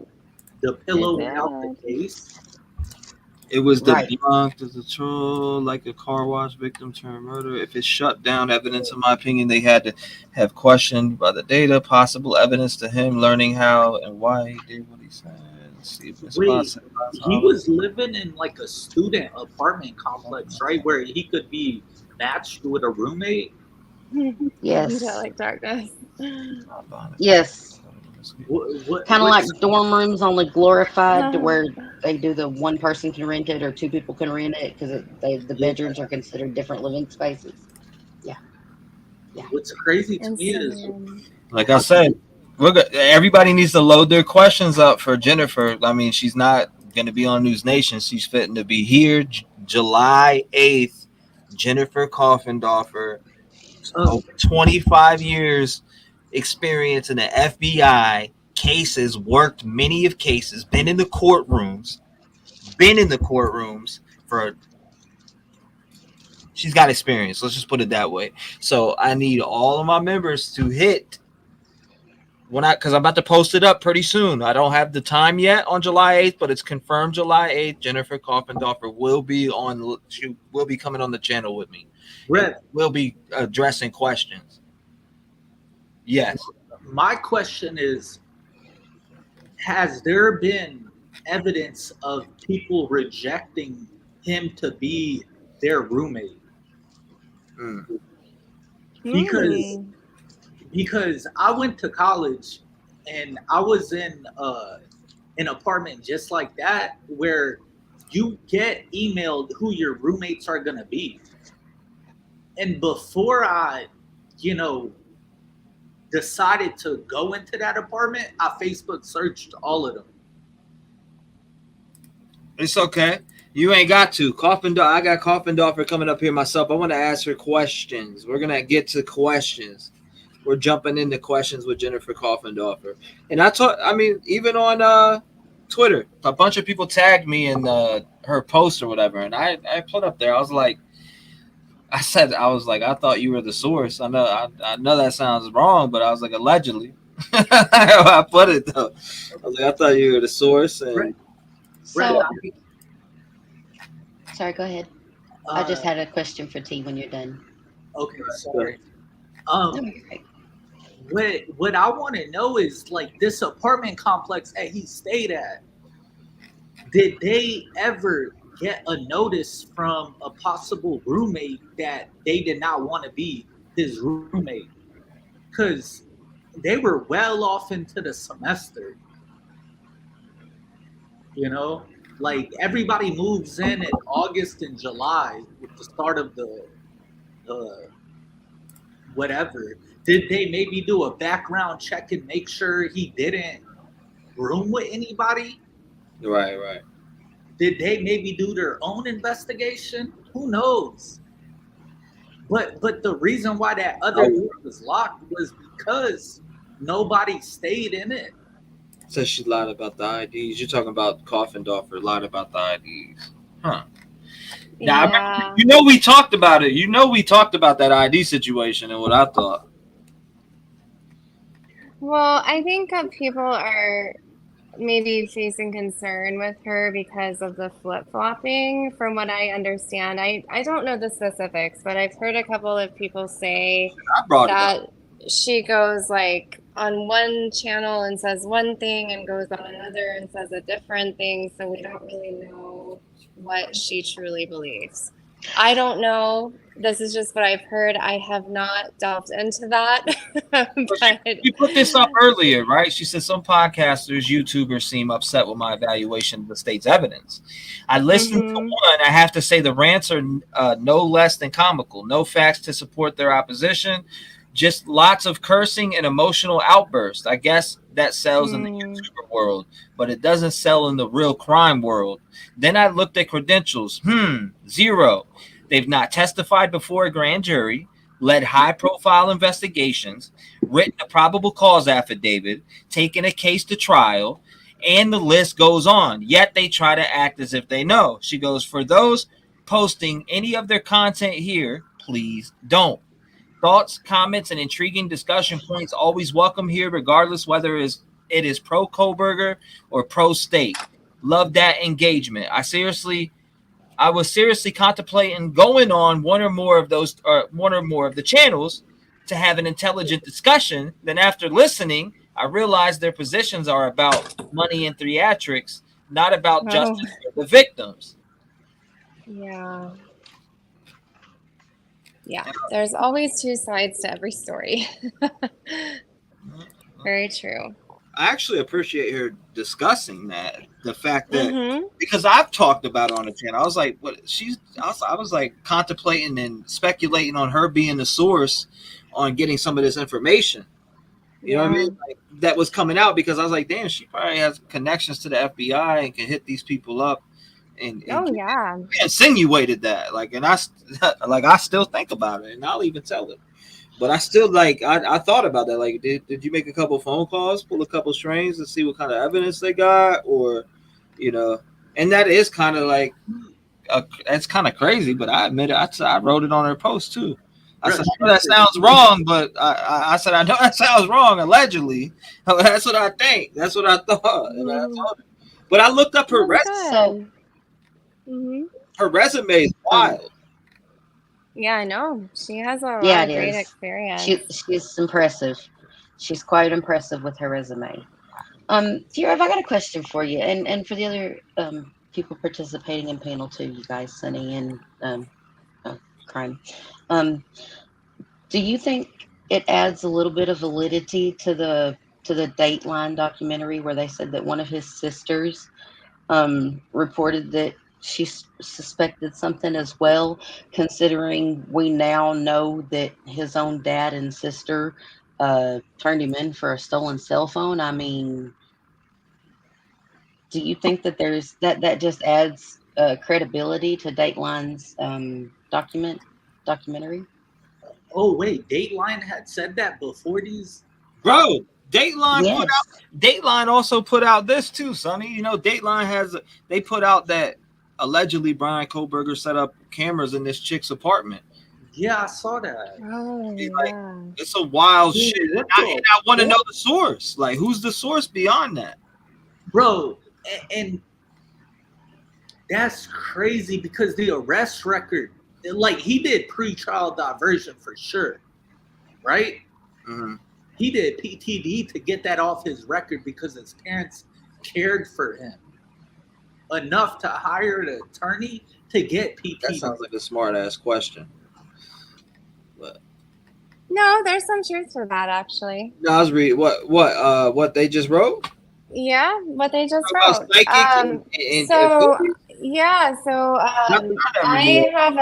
I have a master's degree in finance. I work as a financial consultant. Mm-hmm.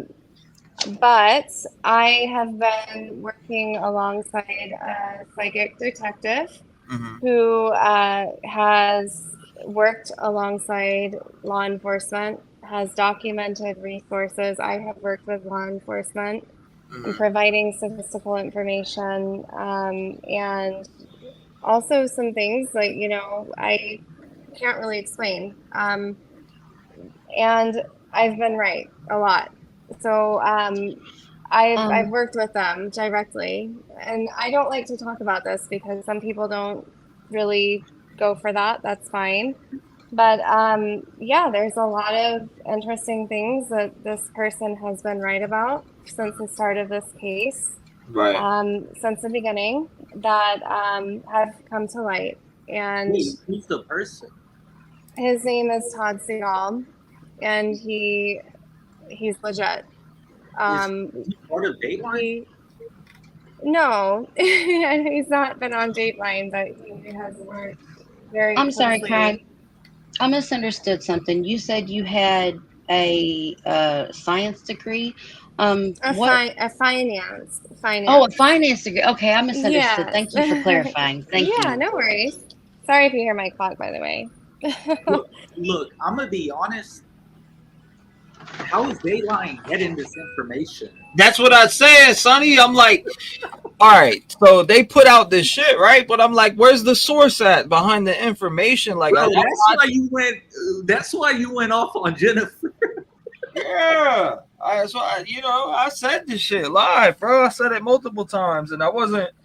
It is what it is. Like, I'm gonna ask it. Like, if the people are up there, they're talking about these IDs and where did it come from? Somebody had to either tell them one, or did you pick up the phone and make phone calls? And that's what I thought of. That's my two thoughts. Somebody either from Idaho or wherever that's near some shit picked up that phone and made a phone call and told some of these news stations, or B, she picked up the phone and made a phone call. I mean, or somebody with that same reach.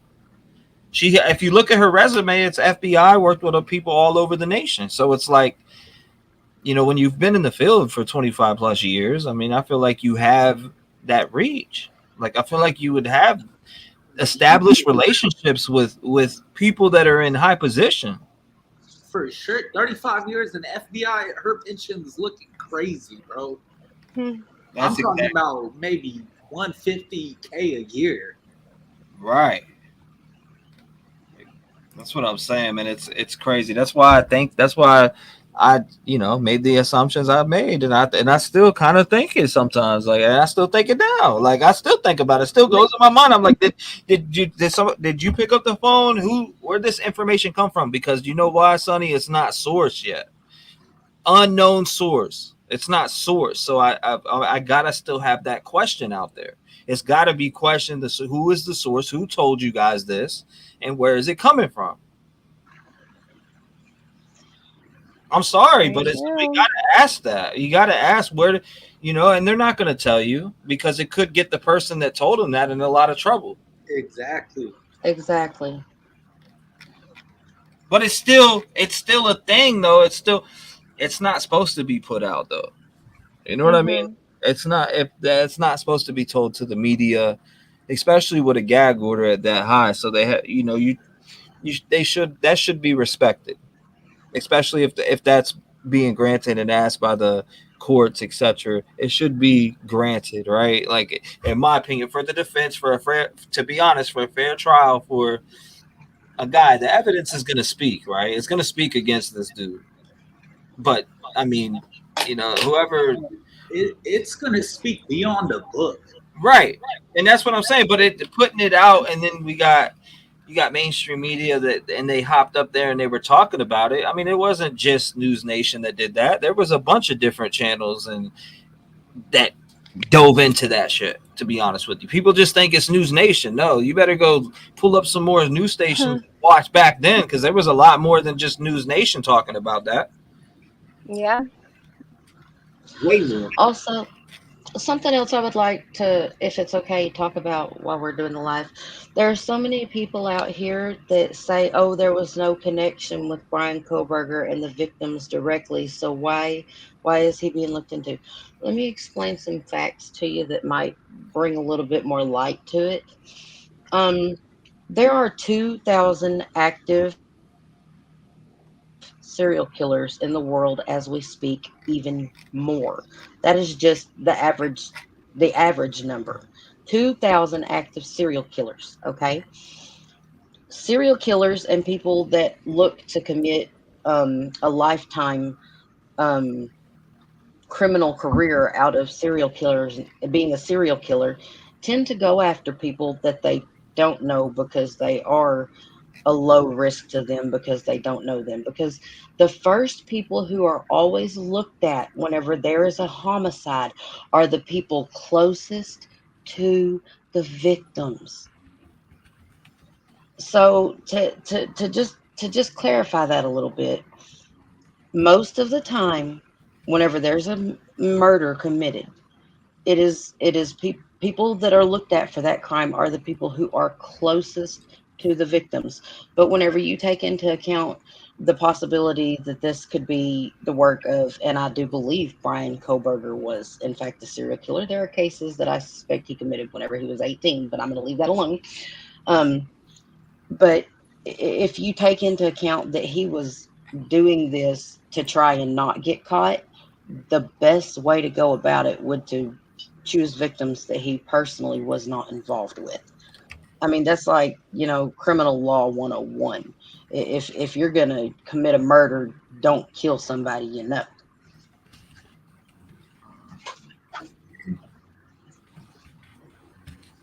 If you don't want to get caught, don't kill people you know. Random people, make random people your targets, because the more random they are to you, the less likely you can be connected to them. What? That's crazy that you said that. Because that could very well be what happened. Mm-hmm. This is, let's see what we got going on right here. We got the petition right here. I'll pull it up live on screen. What are we at right now? 287 signatures. Wait, I got a question, Rev. What's up, brother? For Regina, do you think Brian Koberger is responsible? Like, for real? Absolutely. But before I'm willing to put him to death, I need to see everything, and I need him to have the opportunity to explain his side of things, and he better give me some damn good reasonable doubt at this point. That's good as. Yeah. Regina, why do you think he's guilty? Because his DNA was found under a victim on a knife sheath where the victim had been stabbed to death, and his pings and his data lead him to being there, period. Do you think, though, that there is a possibility that others either may have been involved, or it might be possible, given his work in criminology, that perhaps he could have been framed somehow? I mean, is that a possibility to you?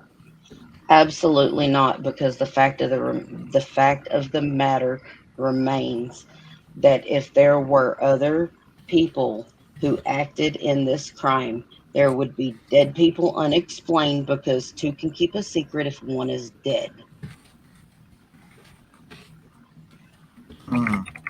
Okay. Brian Koberger committed this crime by himself. He had plenty of time to do it. He had plenty of time to hide the evidence. And I don't see how people can miss this. I don't see how people can sit here and question every other person that's arrested on a drug offense in Moscow, but they can ignore DNA on a sheath under. We're not talking about beside, we're talking under a victim. But do you think it would be possible for someone, when there are two other roommates within a property that are there and unharmed, okay, and you have four people that were initially presumed to have been sleeping, let's say some of them were, but at least one of them wasn't, by what we know now. Do you think it would be easy enough for one person to go in, kill the people that were sleeping, which would be easy, but then the one or two that may have been awake, kill them without the other two that are left alive knowing or hearing something that would indicate a struggle?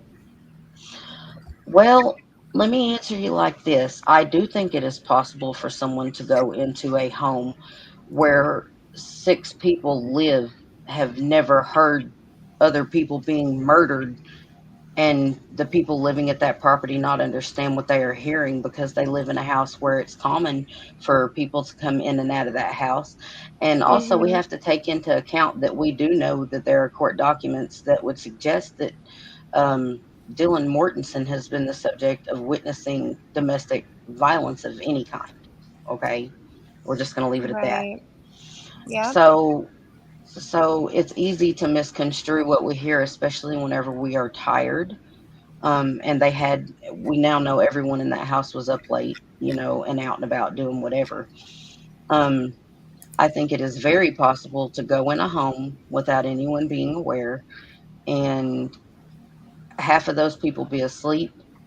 I think that whenever Dylan said she thought she heard Murphy being played with upstairs by Kaylee or Maddie, I think that was him committing the acts upstairs. And I think that Xana had gotten her DoorDash after her and Ethan had spent some time together. I think she heard a little bit of commotion and went to go investigate, as where Dylan would be more reluctant to go investigate being in a home where there has been some domestic issues. So Yeah. I think that Xana was the one that come around that corner, and Brian just so happened to be coming down the stairs at that time. I think the assault started right there. I think Xana fought, ran to the bedroom. I think that is whenever we hear the whole somebody's in the house. I think that was Xana telling Ethan that someone was in the house. I think Ethan was in bed, and before he could even realize what was going on, Brian had kicked in the door, which was the loud thud that was heard. I think that he ended Xana's life, and I think that he got Ethan coming up out of the bed. And I don't think that any of that takes very much time. But I also think that Brian Koberger didn't go in that house to just kill 4 people. I think Brian Koberger went in that house to eliminate everyone in that house, and I think Xana stopped him from doing that. Possibly. I mean, I just think it would be much easier with a gun, to at least, I don't know, corral somebody and say, like, to threaten them, I'm going to shoot if you don't X, Y, Z, whatever. We don't know that a gun was used. I don't think personally a gun would have been used, obviously, but I just think when you're talking about a knife and 4 people, it would be very easy to kill all 4 people if they were all asleep. Very easy. Well, He could simply do that. But when you right. have somebody that was awake, it would be a little more of a struggle. And either one of those people that was awake would be more likely to escape or call for help, or the 2 others that were surviving would have done so because they would have heard the screams and somebody fighting for their life. Right, but also you have to take into account that we're not dealing with just a knife. We are dealing with a 9-inch long blade that was designed strictly to kill. It is not hard to decapacitate True. someone with a knife like that. And Mhm. and from what we're hearing, I mean, as horrible as the details are, you know, what some of the injuries that these victims received, I think that it explains why there wasn't a lot of cry for help. I think that they died rather quickly after the attacks. Yeah. I don't know. You got those. I want to know if that's blood on the foundation on the outside too. Like T-REV, it absolutely is. people say it is, but It absolutely is. I want Looks like it. confirmation. You know, I want that confirmation to know if Mhm. it is or not, because that's just wild. It's wild. Yeah, It so wasn't even sad. addressed. I feel like they would have addressed this. Not blood on the front, but maybe I'm wrong to think they would have addressed it by now. Whenever my grandmother died in a car accident, I seen the vehicle a few weeks after she passed away, and it looked just like what's on that Aw. foundation. I'm just going to tell you that the way it was just like on that foundation. So I honestly believe that's blood. I'm really sorry you dealt with that. That's terrible. It's okay. I have no regrets. I loved my grandma while she was here. So Well, hey guys, I gotta get going. It's so late. It's almost 3 a.m., but I have really appreciated talking to all of you. It's been a great time. Appreciate you coming up. Great Yeah, song. thank you. Thank Enjoyed you, you. Regina. Thank you, It has Sunny. been- T-REV. Enjoyed Chat. you.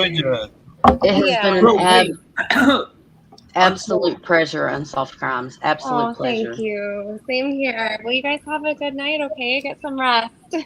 You too. All right, thanks. Bye. Unsolved, I have one question. She said she was like, I'm sleeping. Whoops. She said, I'm sleeping. Why? Bro, I'm trying to understand if she thinks Ryan did it. I mean, she's like 55. Full of on me. You know? Sonny. What were you saying though, Sonny? Get back to it. Bruh, I'm trying to understand if she's like with it. Like, I don't know, bro. Like, that shit crazy to me. Like, what she's saying is coming from like a good like point of view. Like, what she's saying is like, thank you. I feel for that. You know, she's not one sided or the other. Right, yeah, no doubt. I respect it. Yeah, bro. And that shit gets me thinking. She wasn't argumentative. She brought up her points, and that's all I asked for is that, you know, there's people that will argue with you. I'm not trying to argue with nobody. If I hear another thing about the cartel, dog, I'm slapping her. I think that Unsolved brought up some very interesting questions, and I think that she made some good, valid points. I don't share the same opinion on her with some of that stuff, but I think Very it was a great respectful. conversation. Yeah, no doubt. She was definitely very respectful and listened. And I like that. If I hear one more thing about cartel being involved in this, I think this about the cartel. You are fake news. You know, I think that whole entire scenario, like people really think that the cartel is going to leave witnesses behind and people to see. Bro, the cartel, let me get to this point. The cartel is not going to be up north in United States of America. They're going to be near San Antonio, Houston, New Mexico. Like the cartel, bro, those are entry states from Mexico. Mark said, why would the police try and frame somebody that had a master's degree in criminology? T-REV, D. John, do you have any input on this? Do I think that come on, I spoke about that plenty of times.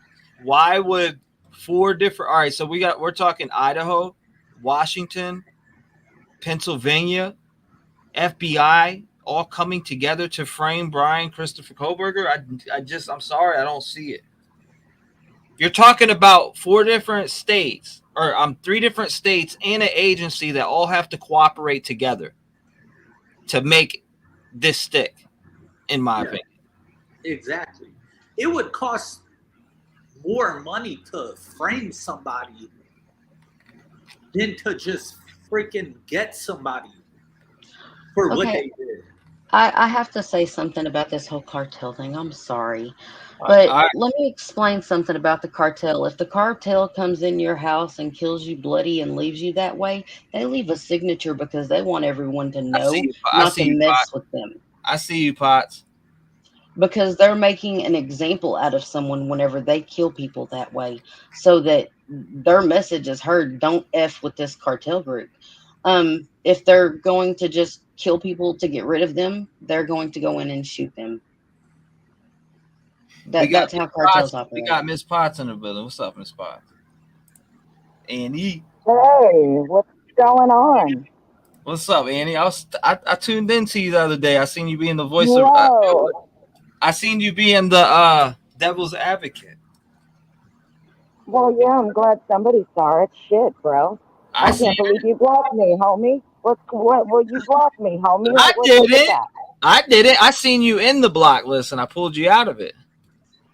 Oh, well, good. Thanks. Because, I shouldn't be blocked. Yeah, you sound a little muffled too, but I can understand what you're saying.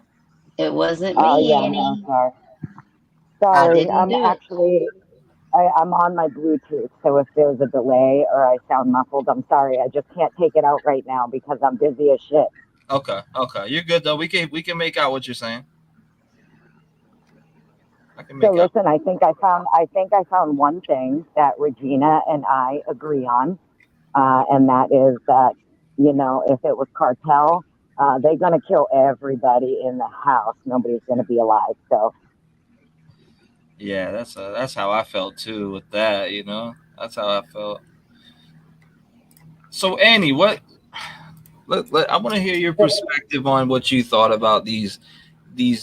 All right. So first of all, going into the documents, the Friday release, right? And you know what I'm talking about. Going into them, then them announcing the death penalty Monday, then the court date on Tuesday. They only talked about one thing. What was your thoughts on all of that? No, well, I have a lot of thoughts. I think that we were able to actually obtain some new information because everything's been so hush hush. Now, I know a lot of people are like, oh, the defense can put whatever they want. That's just not true. They have a duty of candor to the court, so they can't just make stuff up in their documents and submit that to a judge. And I don't believe that that's something they would do in a case like this anyway, right? I just don't believe that. I believe that what she's saying is that the discovery that has been turned over by the prosecution, yes, it's 51 terabytes. Yes, we all know it's a lot. Yes, we don't know everything the prosecution has. But what she is saying is that what has been turned over and what they've been able to go through is very lacking, right? So that's kind of when you hear 51 terabytes, you expect there's going to be so much that really can paint a picture of how he did this, And unfortunately, it seems to be like there's a lack of that in the discovery, So to me, that's a problem. I'm just saying. But I also, there's been twice now where, because I know a lot of people think I'm just biased or whatever. I'm not. I actually can check my bias at the door and I can play both sides, which I've done. I seen you do it the other day. I actually was silently, just relaxed. I seen you go up there and put your listen to me, devil. I see you put your devil advocate hat on, and I was like, damn, she's actually went up there and turned the table on everybody. I did, because I look at it as, all right, so and I know me and you have talked about this many times, I try and look at it in the sense like, yo, if he did do it, right? If he did do it, and he did it alone, how did he do it? Well, that's my thing. How? And you know, when that body cam came out of him being pulled over in Pullman, and I know a lot of people are like, oh, whatever, it's whatever. That car came back as an '05 Sonata. So initially in my brain, I thought, oh, shit. All right, maybe he's got like a beater somewhere, because even that like grainy still shot from the gas station pic, right? To me, that didn't look like an Elantra. To me, it looked like an older Sonata. Even when I first saw it, that's what I thought it was like an older Sonata. So when that body cam came up, I was like, oh, damn, maybe he has a second car or something. And then, of course, when they're saying that there is, you know, just this lack of evidence of DNA connecting him, his vehicle, his apartment, blah, blah, blah, right? Mm-hmm. You know, and everybody was wondering, like, how would he be able to do this and not transfer biological evidence from the crime scene into the car? Well, I mean, if you used a different car, I would expect the Elantra is going to have nothing, right? Sorry, I got to mute for 1 second. Sorry. You're good. Go ahead. You don't have 51 terabytes yet. But you tell me what you think about what I just said, because I have no problem playing both sides. I just thought, you know, maybe what if? Wait, Miss Potts, you think he had a second car? Well, no, I initially did think that, yes. When the car came back as an '05 Sonata, I thought there is potential. So, like, the way I think about it, right? If I, you know, you're like a crazy fucking killer or whatever, and you're planning this crime, right? Okay, well, maybe you're not going to take your car. Maybe you're not gonna, you're gonna, right? I don't know. I mean, but he has the second car. You don't have to register it. 1,000 miles away from his actual house. He has a second car. Annie, can I ask you a question? Do you think it's Yeah, possible? Do you think it's possible that there was a mistake made in the initial footage from the gas station because they hadn't obtained all of the video data from in the actual neighborhood around the vehicle, and that's the reason there's the discrepancy in the types of vehicles that they thought it was, because they had multiple sources instead of just the gas station video to go on after they completed the forensics inside the house and were able to actually get people on the detailing of the neighborhood with canvassing the neighborhood. I mean, we have to take into account that it wasn't just all miraculously all the police work done in one day. We have to take into account that they got one video one day, and then after they did the forensics inside the home and took care of all that, they got more video after they canvassed the neighborhood for video, and that is whenever they affirmed that it was an Elantra instead. I mean, can we, if we're going to look at it like that, can we apply the same rationality that if you see a grainy video outside my house of someone driving by, that don't, you know, you might have a general idea of what color it is and what shape it is, but it was the neighbor's video across the street that got the good video of it that helped you identify it. I mean, that's I mean, Thanks, man. Have a good night. Well, I mean, hey, look, I've tried to look at this from every angle. And believe me, bro, I know that, like, a lot of people are like, oh, fuck her, she's an idiot, whatever. No, I'm not, actually. I think that in the very beginning, not only do they have the car wrong, okay? I think not only did they get the car wrong to begin with, if I tell you the actual truth of what I think happened, you get what I'm saying? You're gonna lose your shit, Regina. Okay, so you probably don't want to hear what I really think. Go ahead and hear it. Annie, I gotta address something because the chat. There's somebody in chat that keeps bringing it up, and I don't know why they want me to ask you this, but they're saying something, and I never heard you say this, so I don't know if it's true or not. But it's something about Bethany. What are they talking about? Why are they they keep asking me to ask you that? Something about Bethany. Okay, so here's what I think, okay? Because so in that filing that came out, Anna stating that there is no connection between Brian and the victims, but it doesn't say anything about survivors. And I've always been open to the fact that Brian may have been called there by Bethany for a ride to get out of there, whether it before it happened or after it happened. And it would explain the route. Wait, it would what? explain it would explain him going back the next morning to drop her off. I think he was called there under false pretenses, personally.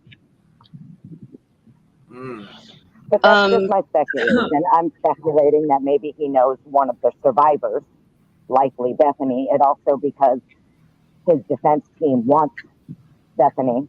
They, attempted to subpoena her. I have no doubt, is going to be used as a witness in this case. 100. She's going to be used as a witness, and there's nothing the prosecution can do to stop the defense from calling her. So there's a reason that his defense believes that she is the exculpatory witness. There's a reason for that. They're not pulling that out of their ass.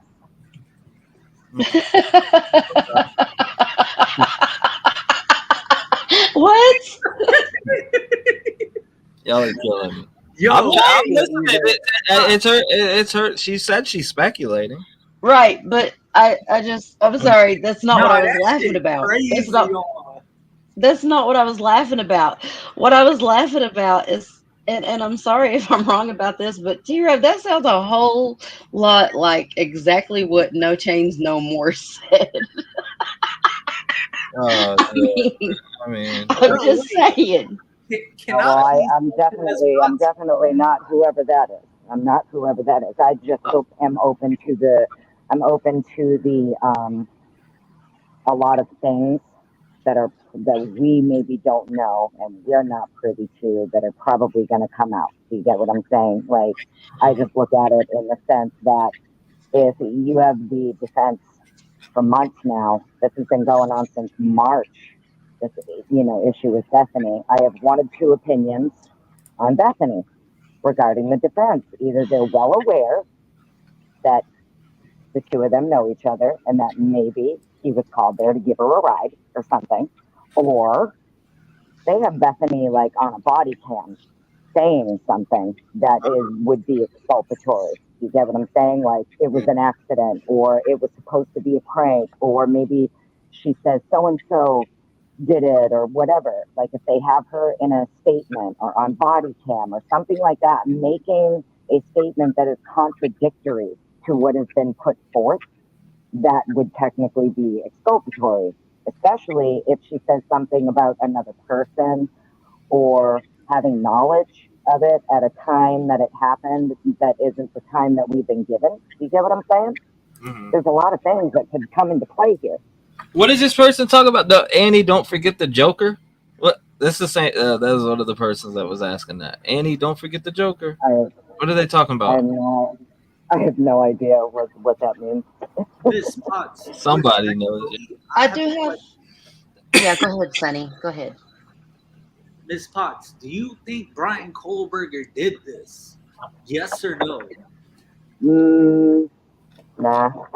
Well, I'm definitely like 90% no and 10% if he did, he likely had help. Do you understand if a witness testifies, they get asked questions just like that from an attorney? Yes or no? Yeah. Oh yeah, I know that. Would you take the oath?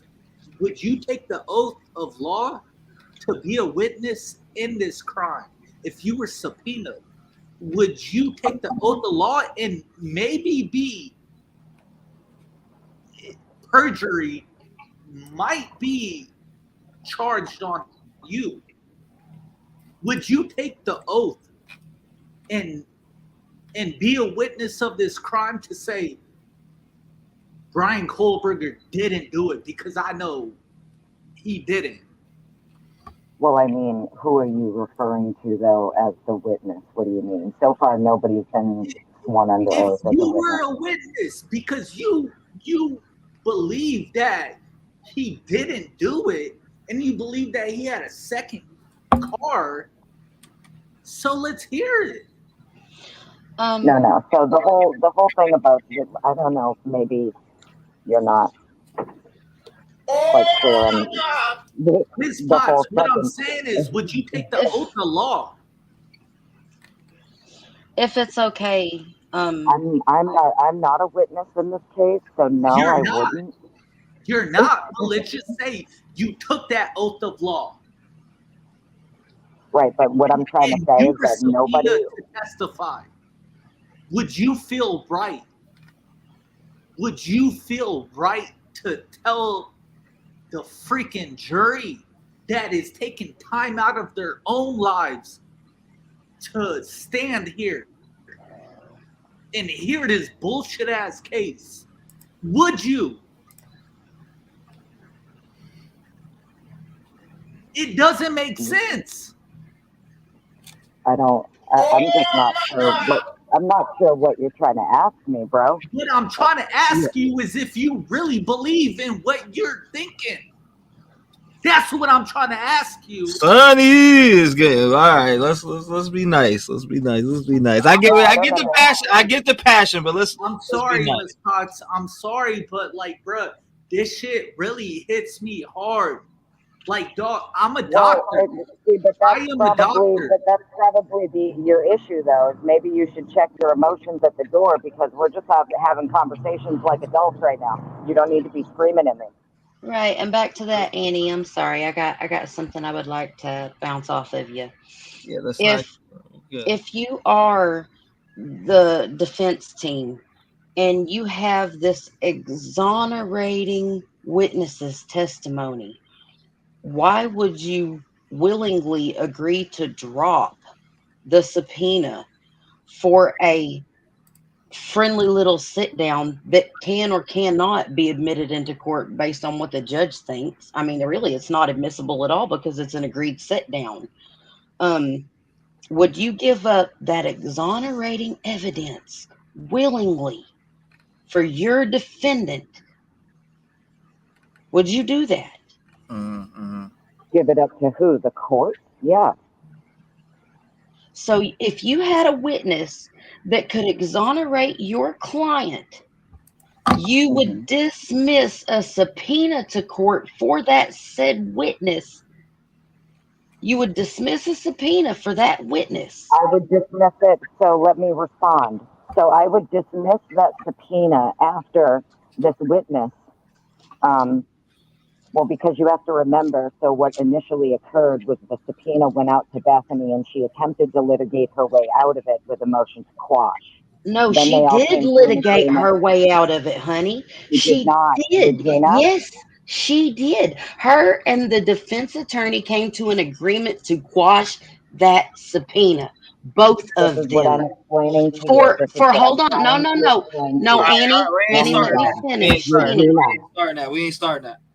Let me finish though, Annie, real quick, please. Annie was talking first, though, Regina. We got to be fair here, right? Oh, I didn't realize. I'm sorry. She was talking. I might have first. smoked a little. She was just trying. It's all right. I know, Regina. I know the passion runs heavy in this. But I'm just saying. I'm being fair. I'm calling it like I'm listening to. She was. Code green. Smoke them if you got them. Listen, Regina, I'm so happy that you said that. I'm sorry, Annie. Yes, Annie, I'm listening. Listen, it's all good. You guys don't have to scream and yell at me, I promise. So listen, this is what I'm trying to say. Initially, she was subpoenaed. Then she attempted the motion to quash. Then the attorneys came to an agreement. Okay, we will dismiss this. You can, as long as we can get your testimony. Yes, that is normal. That would be normal for the defense to say, okay, they gave her a little bit of leeway. And that did not negate her from still being called as a witness at trial. Right. Just because they had their little meeting does not mean she will not be called as a witness. Right, but it does mean that the defense attorney settled for a non-admissible meeting with Bethany Funk and was willing to quash the subpoena, which means technically, the defense has no subpoena for Bethany Funk for court right now. They They gave don't need up. one. They don't need They one right now. do need one. Would If they not. are They using would not her, need one until trial. Miss Potts, They have not. Nobody has put out anything about their witnesses. Neither side, prosecution or defense, has not disclosed any witness list to each other. Nothing.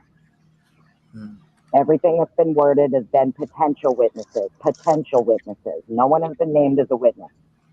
actually, the defense named Bethany Funk specifically as an exculpatory witness. Correct. But they did not say that she was going to be called at trial. That has never been discussed. It's not in any of the documents that we've seen so far. Also a material witness. Correct. So, there is a good chance that she could still be called. Now, I'm not saying that she knows Brian. Jesus Christ. That's not what I'm saying. What I'm saying is that I'm open to the different scenarios that could have occurred that would make his defense team be 100% certain that this person is the exculpatory material witness. Not Dylan, not anybody else. Her. There's a reason for that. Okay, but again, this comes back to if Bethany is an exculpatory witness for Brian Koberger, I mean, you'd think Brian Koberger at this point would be willing to give an alibi saying, you know what, it wasn't me, I was with Bethany. Where is that? Well, even He if ain't he even did got an present alibi. well, we don't know that. Even if one's been presented, it's likely gagged and it's under seal anyway. No. What we do know is that the prosecution has stated in documents that Brian Koberger has not given an alibi. They requested an alibi from him. He had 10 days to respond, and his attorneys filed a motion to lengthen the time for response. Why do you need more time for an alibi if you're not guilty and trying to create one? Well, because if you have an exculpatory witness who is potentially being combative, and you still need to secure that alibi, you understand what I'm saying? But you have someone who isn't willing. Right, but under that same argument, how can we consider her a combatant witness if she sat down willingly with the prosecution and the defense and had that conversation with them that squashed the subpoena? Well, she has her own attorney. So unfortunately, because we don't know what was discussed between her lawyer and his lawyer, it's kind of, you can't really even say. For all we know, the statement that she gave was, this is what I know, but I don't want to be involved or whatever. And unfortunately, she's not negated. I'm sorry. I understand that a lot of people are like, oh, okay, but you have to. I understand that, but at the same time, too, please let me finish my thought. Even though that these two girls are the survivors, and yes, I understand that, whatever happened in that house would be traumatic for anybody in it. They are material witnesses to what happened. And that, unfortunately, in the eyes of the law, they're going to be treated as such. Actually, it's the position of law, innocent until proven guilty. But at the same time, Annie, what I'm trying to get through to you is they dismissed Bethany from being subpoenaed to the preliminary trial, and this was before indictment, might I add you. So indictment wasn't even on the table at this point. Both the prosecution and the defense dismissed Bethany Funk having to testify as an exculpatory witness. As an exculpatory witness in the preliminary trial, both of them quashed the subpoena. Okay, because they did a set down that is not admissible in court. It was a fishing expedition. It doesn't does matter need to be. It does need. Regina. It does need I to promise be. you, it doesn't matter if the meeting that they had is admissible or not, because if they call her as a witness at trial, she's gonna be questioned on the stand. Ms. Pop, let's say you witnessed the crime, right? Let's say you're 20 years old, 19. You witnessed a murder in your own home of your best friends. and you gave a description of someone that resembled Brian Kohlberger, right? If I witnessed a murder in my home and saw the perpetrator, I'm calling 911. I'm not waiting Okay, 8 but hours. wait, can I finish that statement? The defense is wanting to have Bethany say, yeah, I saw this individual at this time of night, but I'm not too sure. It was dark. The lights were off in my room. The lights were off in the house. That's what you call exculpatory. No, that's not how they worded it, though. Before beyond the reasonable doubt is addressed, they want her to testify that, oh, it was too dark. Maybe I didn't see those bushy eyebrows. Maybe I didn't see an athletic frame. Maybe I didn't see what I saw. And they shut it down. She saw this dude, bro. She saw him.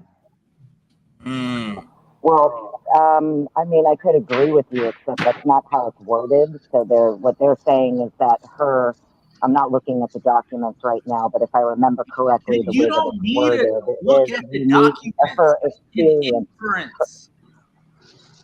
What is it? What? We don't need that. Inference. Crimes get prosecuted on inference.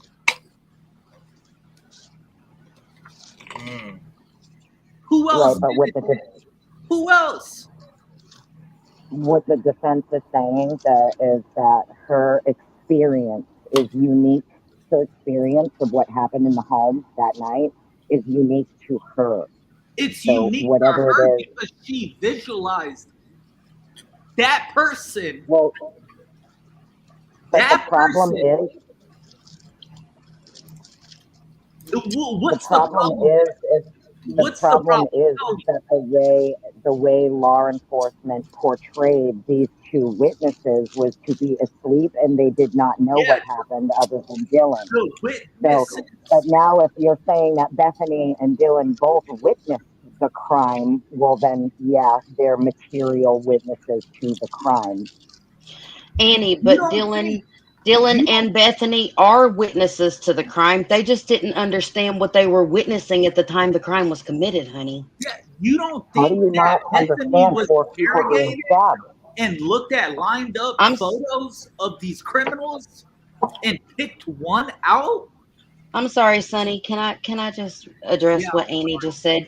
How can you not know what it sounds like for 4 individuals to being stabbed to death? Annie, do you know what it sounds like for 4 individuals to be stabbed to death? Because I sure don't.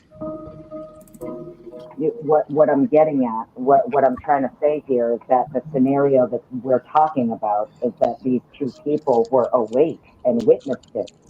So if you're witnessing a crime occurring and you're witnessing someone being stabbed, you probably know what's happening. Annie, but you don't have to visually witness something to still be a witness on what you heard and what you smelled and what you felt. You don't have to witness something with your eyes to be a witness to something. That's what I'm saying. You're a witness to something even though you don't realize you're a witness to something. I mean, it's exactly how cops do. They take someone in there and they ask them questions that the person wouldn't think of would matter during the investigation. And that leads to some of the best detective work that actually catches criminals that do these things. Well, unfortunately, for me, in my opinion, I'm sorry, but, if they were awake, and I don't care if, we got so many different versions of who heard what, who saw what, you know what I mean? Not in the PCA, not in the actual state's identification of the. David barely even mentions Bethany. That's the problem here. That's why the whole Bethany revelation, was kind of like a big deal, because Bethany's barely mentioned. Everything was kind of, in my opinion, they threw Dylan under the bus with the probable cause affidavit. Right, but you don't think that's because Right, but you don't think that that's because they investigated Bethany, the cops, and the defense, and found that there's nothing for Bethany to offer to the case? I mean, her own Well, defense no, attorney because quashed the subpoena too, honey, because she has the nothing point, to contribute. Dylan is the one that has the most to contribute to this case. well, the point that I was getting at is that when you have this, and unfortunately, even with the probable cause affidavit, and then with what the defense is asserting, right, in their documents, okay, it's everything is contradictory. Is the Right. point that I'm getting at. So, Hey, T-REV, can I Go break ahead. something down? Can I Dude. break something down in chat real quick? Hearsay, aka hearsay, is not the same thing as someone hearing something and their testimony and say they heard water running or things like that. Hearsay only applies to hearing the words of someone else and repeating them, not your firsthand experience of events where you're not repeating another person's words. Hearsay doesn't apply to your experience in the moment that is not repeating of someone else's words. That's all I wanted to say. Mm-hmm. well, hearsay also applies to law enforcement officers who can testify for witnesses at trial. So, Peace out, Mark. Thank you for coming by, brother. you know, technically an officer on the case, like they have to have a certain length of training. I believe it's 5 years, and after, then you can testify to hearsay, so that if there's a witness, right? So in cases where, say, a child, they don't want to put a child on the stand as a witness and things like that. It's usually the officer who's going to go up and basically give the child's testimony on behalf of the child as a hearsay witness, and that's allowed. Normally, hearsay would not be allowed unless it's coming from someone who's a trained, like, law enforcement personnel. Then it is allowed in court. Hearsay can be sustained or overruled just like any other piece of evidence in a court trial. Oh, I agree. I'm just saying that there are cases where hearsay is admissible in court, and it's usually on the part of law enforcement where it is It's admissible. actually the discretion of the judge of whether or not it is admissible. I understand that, Regina, but the judges usually will allow officers to testify for witnesses in court all the time. It happens every day, all the time. No, there's a difference in taking a sworn testimony of an officer of the court, which would be a law enforcement officer, and taking the hearsay of an average Joe. They're under completely different legal aspects of the spectrum. Yeah, I know. That's what I just said. I just said, like, average hearsay isn't going to be allowed in court, but law enforcement personnel are allowed to testify to hearsay. I agree with you. Ma'am, the judge is elected into that position, right? Yes. Mm-hmm. Why would he do something that would unelected? Like what? Think about it. I'm not understanding what you're saying, Sonny. Yeah, I'm not following. What do you mean? I'm not following. What do you mean? What I'm saying is the hearsay argument, like the judge ultimately elects what gets admitted to evidence. Mm-hmm. Right? The judge ultimately elects to that. Right, but the judge is also going to take into account other case law pertaining to the issue at hand before he makes a decision.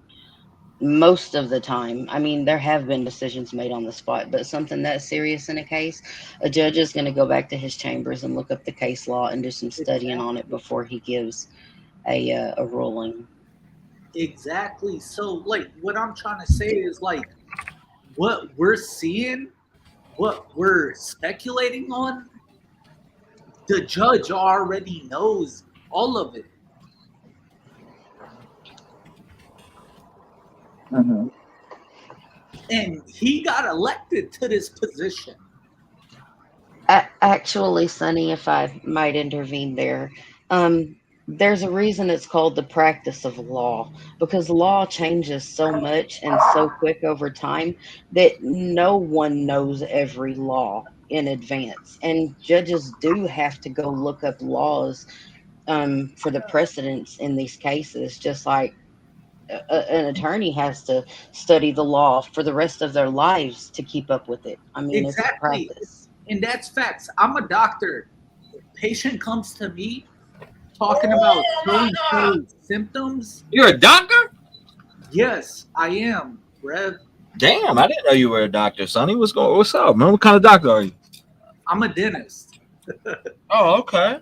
But so and so patient comes up to me talking about, oh, I have bleeding coming from the right part of my mouth, but I look inside the mouth and there's evidence of maybe candidiasis or squamous cell carcinoma. Like, I have to go input all of this patient's chief complaints into the system. Okay. And that's where I'm coming at. The judge is inputting all it. What Regina said was facts. That's facts because that's how I operate as a healthcare provider. I input these situations into a system and get a diagnosis, and it goes based off my professional opinion at the end of the day. Can I just ask you, so is what you're saying is that ultimately the judge is going to decide what is brought in and what isn't? Wait, what? I'm just I can't follow where you're going with this. Are you? Where I'm going with this is the judge would have known to throw out the indictment if it was fucking bullshit.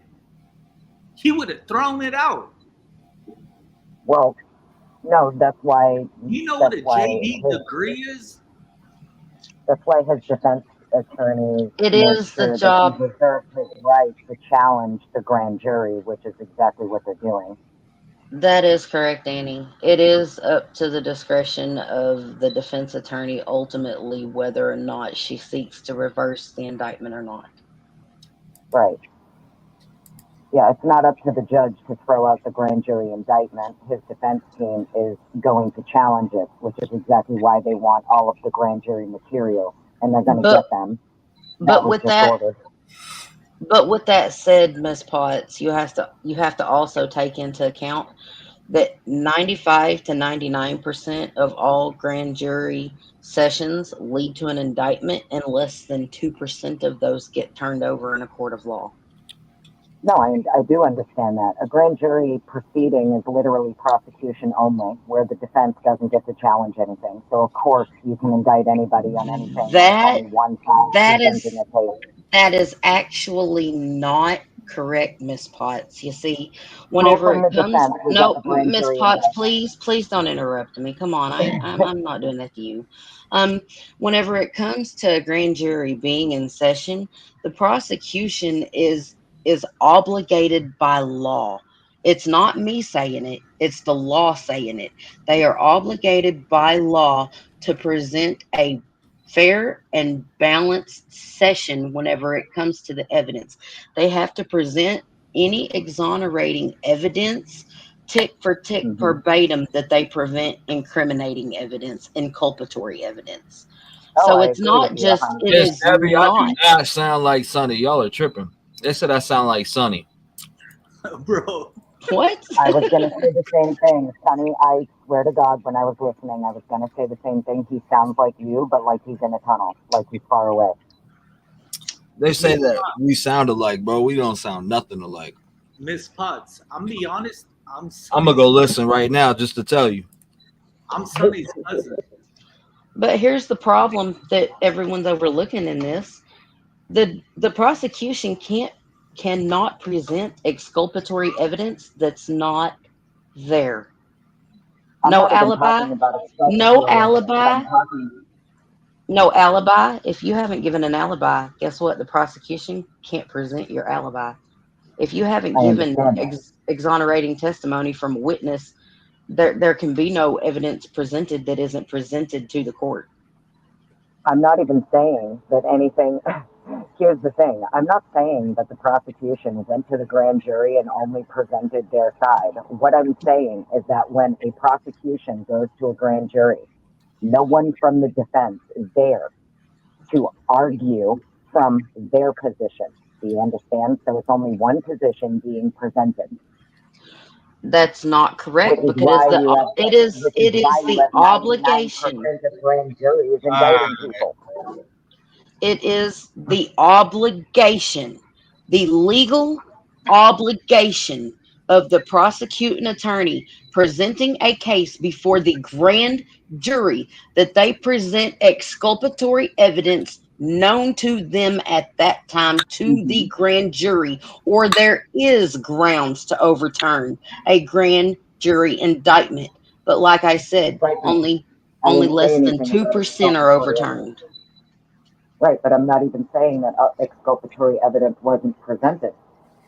I'm not even saying that. I'm just saying it's just a fact. When you're looking at a grand jury indictment, there is no one from the defense there. Period. It's just prosecution. But what you're not hearing preserves the right to challenge the grand jury indictment. You're correct. You're correct. So, but you know, like, but Annie, with I'm just saying, Regina. Annie, you're also wrong though. But you're also wrong. I'm not wrong. Yes, it's a fact. Annie, There's no one from the defense present at a grand jury. There is no one from the defense present. That's a fact. Annie, listen to what I'm telling you. It is the obligation of the prosecuting attorney to present exculpatory evidence along with inculpatory evidence during the concession of a grand jury. It is the obligation of the defense, of the prosecutor, and the burden of the prosecutor to present that exculpatory evidence. So yes, there is someone there presenting defense exculpatory evidence. Presenting it, no, because they're presenting it from their angle. Shit, Annie, this I'm sorry. louder up in this bitch. I'm sorry, Annie, but you're wrong. Okay, I'm sorry, but you're wrong. We can agree to disagree. We can agree to disagree, Regina, but you don't have to get loud with me. Miss Potts, I do if I'm gonna talk. Quit. We've been good all night. We ain't been good all night to get to this. Miss I'm Potts, not trying to. Quit trying to say, oh, Regina's getting mad at you. Oh, I'm trying to get the fuck out of here with that shit. Like, bruh. Let's be respectful. Let's keep it cool, you guys. No reason to get hot heads. We've all got a theory and opinion of this. I haven't raised my voice at anybody. Yeah, I know, and I'm talking to you, Sonny. I haven't raised my voice at you once, so don't raise your voice at me. And I won't. I know we're passionate. Let's show some respect to each other. But Miss Potts, respectfully, coming from the deepest part of my, self, do you really believe that Brian Kohlberger wasn't responsible for this? Like, I'm asking you as an individual.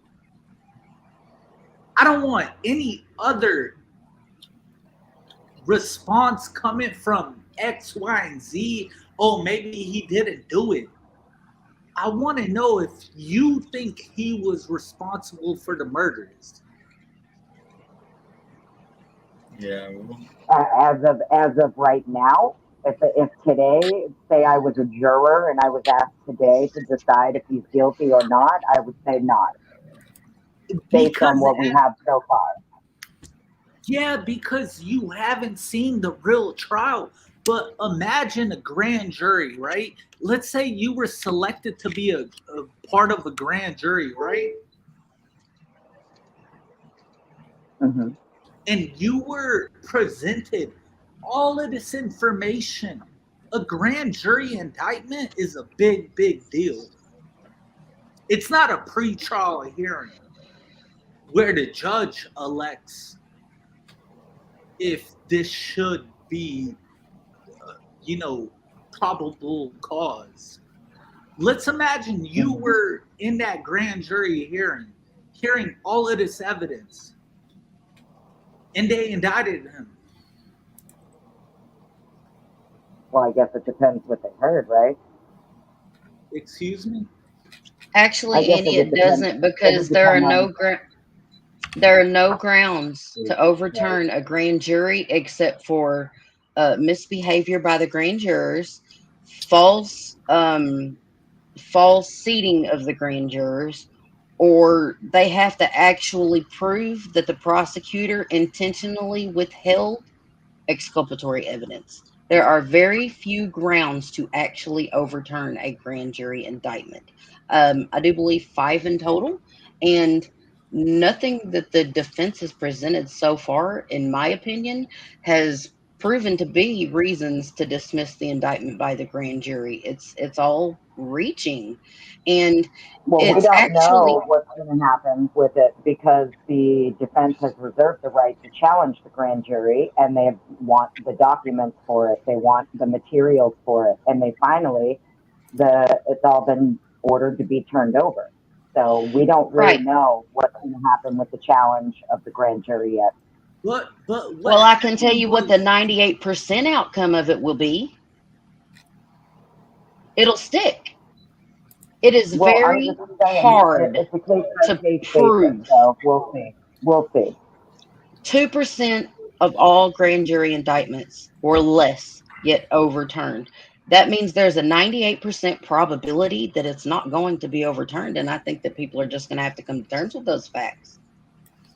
I mean, you're right. It probably won't be overturned. Also, it could be. We don't know. We have no idea what was presented to the grand jury. We have no idea how they were convened.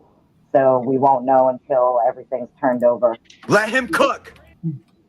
What do you mean how they were convened?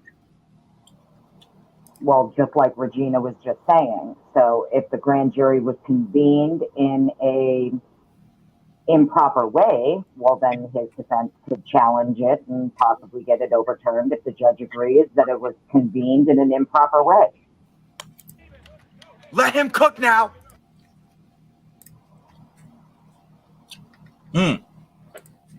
So, unfortunately, that's just how these legal proceedings work. My thing is, though, if Bethany and him had any type of relation, like a lot of, I see the speculation out there, people talk, if they had any contact with each other and were riding around or chilling or anything like that, I feel like that would already hit the stage. Mm-hmm. You know what I mean? Yeah, well, I agree. That's why I said I don't know what she knows, but they know she knows something. He knows she knows something. Oh, so hold on. Okay, I get it. So you're taking from the when they were first filing for it and they wanted to meet with her and sit down and meet with her. You're speculating off of when they were saying she held exculpatory evidence, and then they were supposed to sit down and have this talk. And I don't even know. I think they put a stop to that. Correct? Well, what they did is obviously they subpoenaed her. Richard Batanti, who is the criminal forensic investigator that was hired, okay, whatever he went through, whatever he found, he believed to be that it, ties back to Bethany, and she is the exculpatory witness, and she has whatever happened that night is unique to her. She is the only one who can say it. They don't, so I'm just going based on what they're saying. According to them, okay, whatever it is that Mr. Batanti found is what they believe to be. And they're not saying she may have exculpatory evidence. They're saying she does. If you read his wording, he uses the word does. She does have exculpatory evidence. So I don't know what it is. Nobody knows what it is, only they do. He believed she does. Richard has an amazing background. And this dude is not just pulling shit out of his ass. Mm-hmm. He had the chance to look at the evidence. He had the chance to look at the crime scene photos, the 3D scans. He's had the chance to look at body cams, statements, okay, witness statements. There's something in there that would lead them to believe that she does have exculpatory evidence. I don't know what that is, but they know. Brian knows. You think he doesn't know what's in his case? Okay, but I have something else to kaboom drop on you here for just a second too. Well, what was it Sonny really just trying to does say? not Because matter. he's really No. Okay, can I please just for a Sonny second? was just trying to talk, but he's really Oh, muffled, I didn't hear so I him. couldn't make out what he was saying. I didn't hear Sonny. What I'm trying to say is like that evidence that they're wanting to show the court is that okay, it was late at night, the lights were off. We have evidence of that. We don't know if But you don't know that that's what the defense actually is saying. saw this dude with bushy eyebrows with an athletic frame. Here's what you really have to take into account with the grand jury indictment also.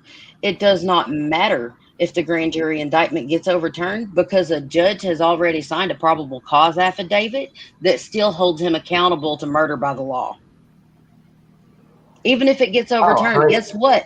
Brian Kohberger is still on the slate for murder. It doesn't matter if the indictment gets overturned because a judge has already deemed that there was enough evidence against Brian Kohberger to put him in jail and to charge him with those murders. And I think it speaks volumes whenever another group of people comes in, a grand jury, and says, you know what? We agree with the judge. There's enough evidence here to put Brian Kohberger on trial for murder.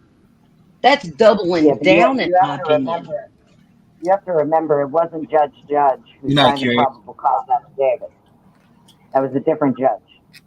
This judge is not the person who signed the probable cause affidavit that's holding him on murder charges. That was a different judge. So that was a magistrate court. So that doesn't invalidate his ruling at all, just because he was a different judge. It was Megan Marshall. It was a she. She's the one who signed the probable cause affidavit for Brian's arrest warrant. Okay.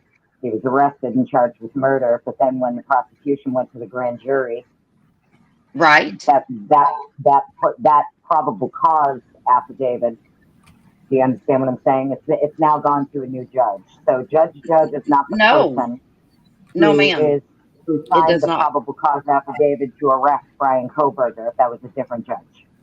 It doesn't work that way. It does not get dismissed just because a grand jury indicts. It does not excuse the original probable cause affidavit that was signed by a. I'm not saying it would. Well, then what's the argument? I'm not arguing with you. I know you guys, that's all you guys do is argue. I'm actually not arguing with you. What I'm saying is that the probable cause affidavit that got him arrested was not signed by the judge that he is currently in front of. That's all I'm saying. It was a different judge. Right, but it was a judge that was benched by the state. They're on that bench by the state, just as credible as Judge. So in the eyes of the law, both the grand jury indictment and the probable cause arrest were both justified. So even if this grand jury indictment gets overturned, the original probable cause affidavit where he was arrested still stands. Mm-hmm. Oh, I agree. Well, that's what I'm saying. That's why I kind of checked my bias at the door a long time ago. I'm willing to see both sides of it. I've read through all the prosecution documentation. I've read through all the defense documentation. And I think it's going to be a really good case. I think that there's going to be a lot more information that comes out. I think that there's a lot that we don't know. And it's probably going to be a lot that blows people's minds when we finally do learn about it. You know, I don't think it's as cut and dry as everybody thinks. That's my opinion. My opinion is it is exactly as cut as dry as everybody thinks. And I think that it's time to give up all the conspiracy theories of all these people being out here and coulda, shoulda, woulda, whenever that's not what we're getting from what look, these are the people we hired. These are the people we pay to do their job. Okay, Well, I we're did find paying it them very to do this interesting. job. Well, I did find it very interesting that for the defense side, there are 3 specific officer information that they're requesting training records for, and did a little digging onto those 3 officers, and there's one officer in particular. He's actually framed another person, like it's documented. It's in black and white. The case is insane that this person is involved in. So it's What are kind the of interesting to see. that individual? I'm sorry. What are the crimes of the individual that you're telling me that a cop has been found to be framed? No. So there's a case out of Bonners Ferry, Idaho, with ISP Detective Officer Paulson, and so Dr. Moore was a chiropractor. And another chiropractor, he allegedly shot and killed another person, okay? And then it was found that he didn't. And it was found that the officers on his case, Tollison specifically, literally colluded with other people and conspired with other people to frame this person, this Okay, doctor. can you send a news article or receipts of that info? I mean, I'm sure Rev could find the court docket right now. I found it with no problem. You can look him up. He's got a court case on it. I want to see what you're talking about. What I miss? I'm back. I had to go to the bathroom. Wait, so she's talking about. You can if you missed it, T-REV, I'll kind of give you the gist. So I was saying that I found it interesting that there's 3 officers specifically that the defense is requesting the training records for. She lists the 3 names of the officers. One of them specifically is someone who technically, allegedly, framed someone for murder. And not only did he just frame this person, but like colluded and conspired with other officers to frame this person, as well as coerced witness statements out of someone to frame this person. It was out of Bonners Ferry, Idaho. There's a court case going on for it right now. There's a lot that's being alleged against this particular officer. It is what it is. I mean, it's just a fact. It's not conspiracy. Right, but whenever you apply that. Listen, bro, where do you want me to send the documents? I'm sitting on my phone right now in my house. I'm not in front of a computer. T-REV he knows how to use Google. He's very capable. You can find the docket and read through the court case yourself. Email T-REV with the documents. Rev, if you want, I'm not emailing shit right now. You can pull it up on screen if you want. The guy's last name is Tollison, Tollleson, and it's a case with Dr. Moore out of Bonners Ferry, Idaho, a chiropractor. He was literally framed for murder. And it has what to do with this case? Because the officer involved in the framing of this doctor is one of the officers that Ann Taylor is requesting the information on, claiming that this officer worked on this case in the Idaho 4 case. He had. I don't know if he's the one she's claiming was at the autopsy, if he's the one who collected evidence. I'm not sure. Bro, send it then. I mean, I could go look at those files all day long, but I need to see files that he actually worked the case. Exactly. Before I dive into that, I need to see files that he worked on the Idaho 4 case, and then I'll be more than welcome to pull up everything he ever did wrong. Austin, it's in Ann Taylor's filing. She lists all 3 of the officers' names that she is requesting the training records for. Tollison is the first one. Hold up. I just seen what you're talking about, too. Hold up. Because I had that damn document pulled up, the one you're mentioning right now. I mean, I think you know, bro. I'm not going to come up on here and just make some wild ass claim. No. I've read the docket. I've read the court case. I know exactly what it says. I'm not saying wrong. I'm gonna go to that document that I downloaded, because it just came out. Where is that? I gotta find it. It's one of these. So I was just merely trying to point out that I think it's interesting. What's his name again? Say it again. Thompson. Tollefson. Tolleson. Poll. T as in Thomas. Thompson. No. T as in Tom. Ollleson. Tollefson. Idaho State Police. Bonners Ferry. Dr. Moore, chiropractor. And this is in the Idaho 4 documents. His name. Correct. And on which ones that dropped? She has it listed in which document is it for? The one where she's requesting all of the training records for the officers. She lists the 3 officers. I'm not in front of my computer at all, so. Local patient, agent, clause, revised, dictionary, expert witnesses, law enforcement. What is this? Law enforcement investigators are acting as representatives of their attorneys. Attorneys have authority. Judge signed this. Is this the documentation that came out on the 29th?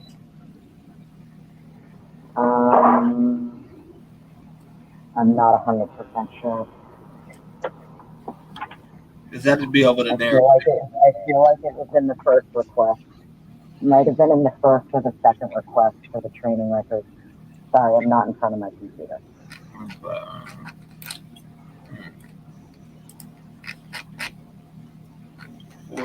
But yeah, no, I mean, I thought it was pretty interesting because if you look up the 3 different officers, and one of the, so she says it's 2 from ISP that she's requesting the training records for, and 1 from Moscow. And she spells the name Gunnarsson, Gunnerson. There is no Gunnarsson at Moscow PD, and I'm wondering if it was a typo and she meant Gunderson. Mm-hmm. Because I know you covered Gunderson for the Brady Giglio stuff. Yeah. I found that interesting too.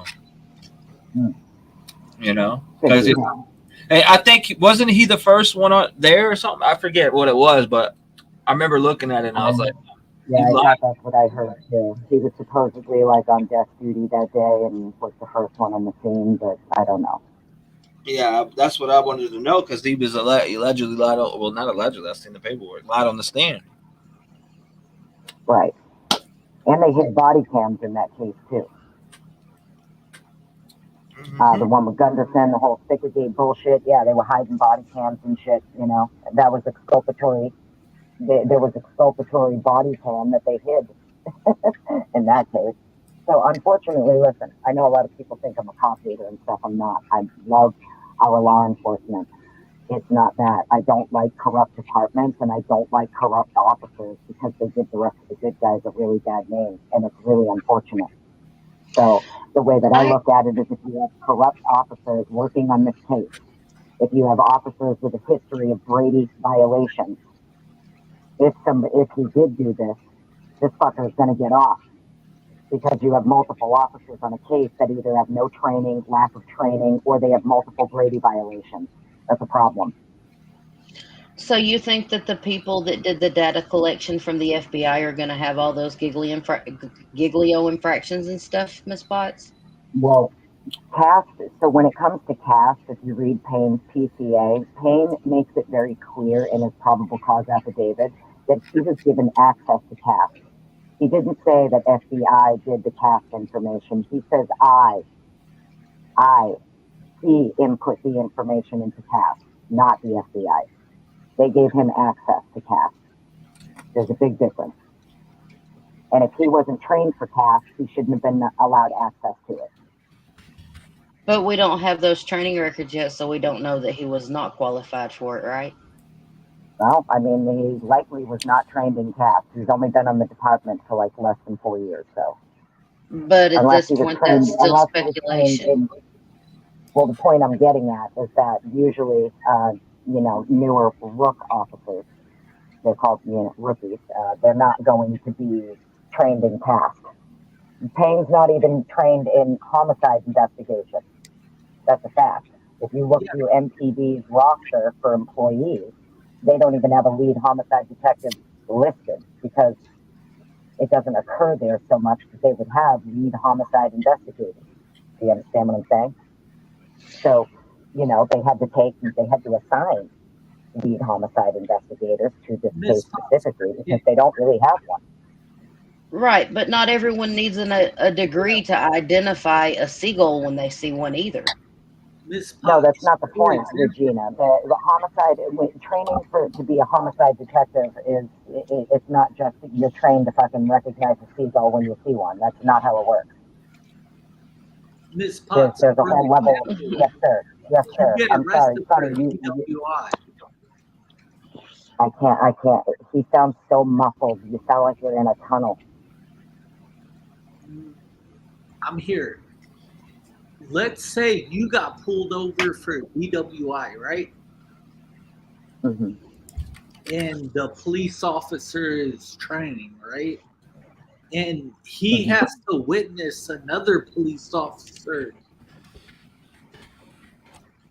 given the DWI instructions for, the DWI arrest. Right. There's police officers in training all across the world. Not all of them are, like qualified to commit what you're saying. Well, I guess what I'm saying is, officer in training isn't going to be assigned as a lead detective on a quadruple homicide. So. Excuse me. What did you just say? You gotta use it. I'm getting this motherfucker. What?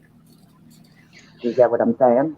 So the way that I don't, because any officer that is working on the roadway can arrest anyone for a DWI at any time. They don't have to be trained in how to use the machine back at the station to provide the evidence that they are drunk. Okay, arresting someone for a DUI. A roadside examination where they ask to focus your eyes on the pen, going left and right, and then you got to do 9 steps, step on 1 foot. Bro, there's actual training footage of these cops teaching other cops how to handle that situation. I understand, but in this specific and that's case, just we're the talking. defense trying to create a reason that, they didn't have the training to be there, but they did. So Bonnie said keyword is alleged. More filed a lawsuit after his CA was dismissed. People are going by what's alleged in the complaint without knowing all the facts. That's why I did say allegedly. That is what this officer did. Mm-hmm. That is what is alleged in the complaint against the officer. Mm-hmm. Right. So the point that I'm getting at is if this is what's being alleged against this specific officer, so that would be one officer who has a case against him. Was training, bro.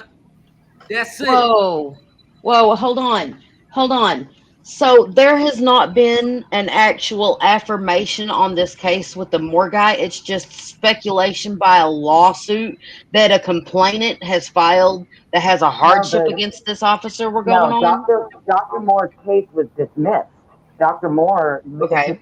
Right. So that's what I'm saying.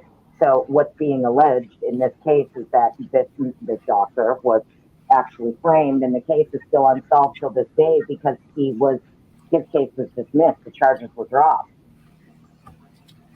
I love you. So the way that I look at it is, so what I'm trying to say here is that like the Dr. Moore case, right? If you have like I know a lot of people think you're going to need 50 different agencies in cooperation in order to frame somebody or, get the wrong guy or whatever. That's not necessarily the case.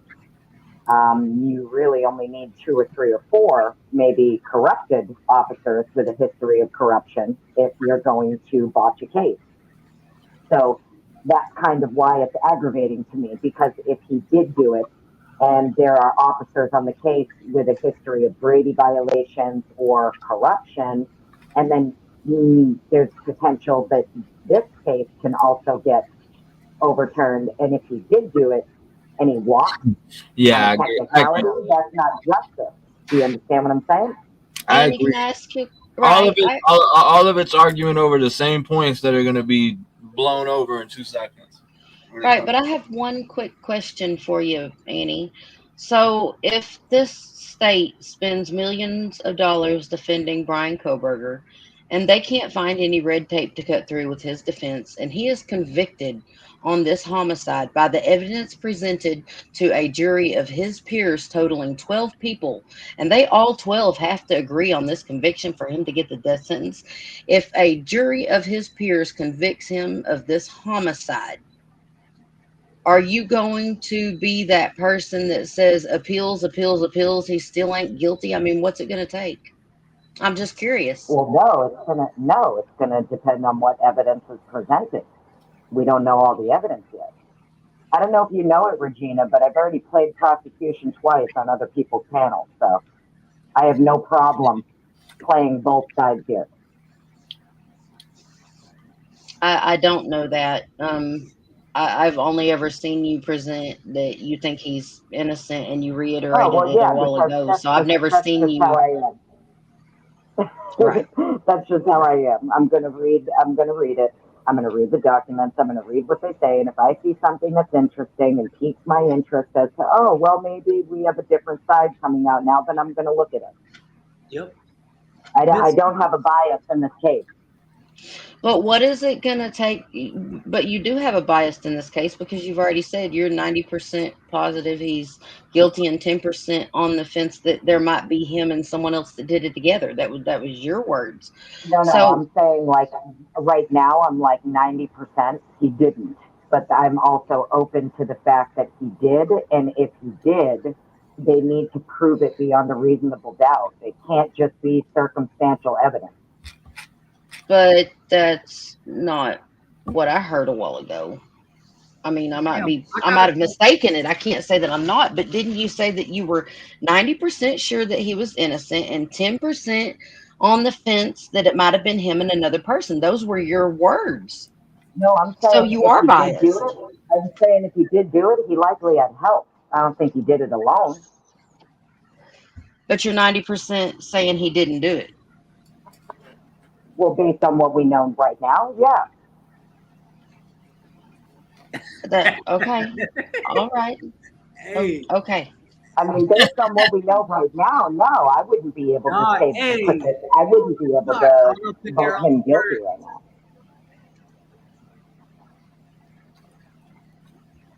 You know, sorry. I mean, it's okay if we can agree to disagree. I mean, it's totally fine. I'm just saying, based on what we know now and what I've read from both sides. What we know now is this: not much. Beautiful people got killed. Matt Lowe says that's not being biased. That's just what she thinks. With what we know, that's not what a bias is, Regina. So a bias is if you think Brian did it, but if you think Brian's innocent, you're not biased. I'm being honest. Well, I guess let me flip it. That is the definition of bias. That's the definition of bias. Let me flip it on Regina. What's up, girlfriend, Pittsburgh? Regina, let me ask you a question. Miss Potts, there's other people in here. Can we give them a moment? We've been talking a lot. Stop. So let's step back. Okay, so I can't figure out how to take my face off. It's okay, Pittsburgh. All you gotta do is hit the camera. Hit the camera. You good. Oh, then I gotta adjust my sound. Miss Pittsburgh. Okay. Hey! We love Pittsburgh. Welcome to the panel, darling. Bam. Good. That's where Wiz Khalifa was born. Hey, on God. Hey, what's going on? On God. What's up, Pittsburgh? Bro, Listen, Are you listening on the I just was hey, what's going on? I was just listening, and I'm listening in about these cases. Oh wait, Matt Losa. okay, I don't know why I can't get the volume up on you guys though. Turn it up on your phone. Whatever you're on, turn it up on there, and then turn it off on the other one. Wait.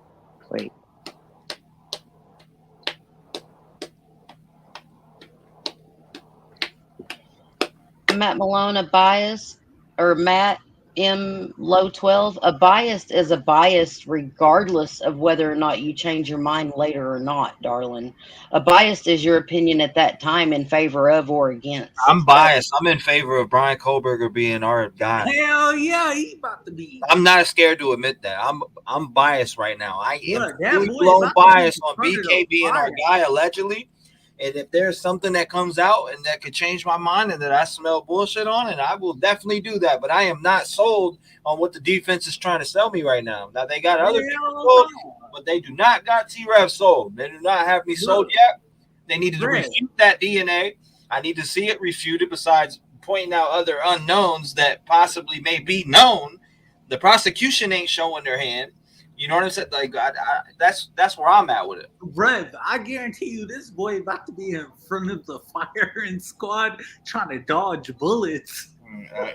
Yeah, I don't know if it's going to be, but I just know that I know what my opinion is. I don't know if he's going to be in front of the firing squad, but damn. Nah, Yeah, hey, but that see, boy now- gonna be now, trying to dodge bullets. Austin, at least I know with you, right? So I know that even though right now you're saying you're saying like you have a bias, you think he's guilty. I also know that you, once this trial starts to play out, if evidence is presented beyond a reasonable doubt that he didn't do it, I also know that you would be open-minded enough to accept the evidence. Oh fuck yeah! I'd be his number one advocate. Are you kidding me? If it came out that way and pointed at him not being the guy, I'd speak for anybody that's on that wrong side of okay, if shit looks a certain way to me, I'm gonna follow that. And if my heart, if I'm looking at documents and I'm buying onto what is being presented to me, and then I see bullshit, I will definitely change that. I will definitely be. We don't want no innocent person sitting behind bars. I know what it feels like. I know what it feels like to sit behind bars. I've sat behind those bars before. So I know what it feels like being away from your family. I know what it feels like being, you know what I'm saying? Like that. There's nothing sitting behind bars. Where did Pittsburgh go? I was really looking forward to some new conversation. She's back. She's right here. Oh, there she is. Hey guys, Oh, good. Hey, Pittsburgh, I got a question. I'm still having a problem hearing you. I don't understand why though. Pittsburgh. She's who the hell is Austin? I'm Austin. Austin 316 in this script. Oh yeah, sorry, chat. I call him by his real name, by his legal name. Austin.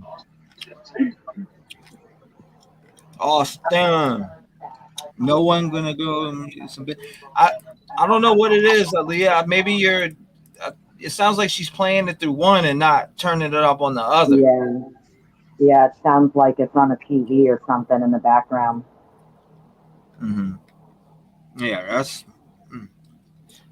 Bob. So Weird. yeah, no, but I guess the point that I was going at with that is that technically you don't have a bias because at least if you're willing to be shown that maybe there's something that leans the other way, then you would change your opinion on what it is, right? There are some people who are very biased and they are not going to change their opinion even if evidence is presented. He may not have done it. They won't change their opinion on it. They'll just be like, no, it's bullshit. He got off on a technicality, whatever. Do you get what I'm saying? It won't matter. There are some people out there, it ain't going to matter what's presented. He's guilty no matter what. Kill him now. I call them the get the rope crowd because that's what they want to do. They want to get the rope and hang him before a court of law has even found him guilty. Actually, being biased is not even applicable in the future because it's talking about in the present tense. Whether or not you change your mind in the future doesn't mean whether you're biased or not now. You can be biased for or against something right now and change your opinion later. That doesn't mean you're not biased right now because you are. Well, that's what I just said. He may be biased right now, but at least he's open to the fact that in the future, if something else is presented, he may change his opinion.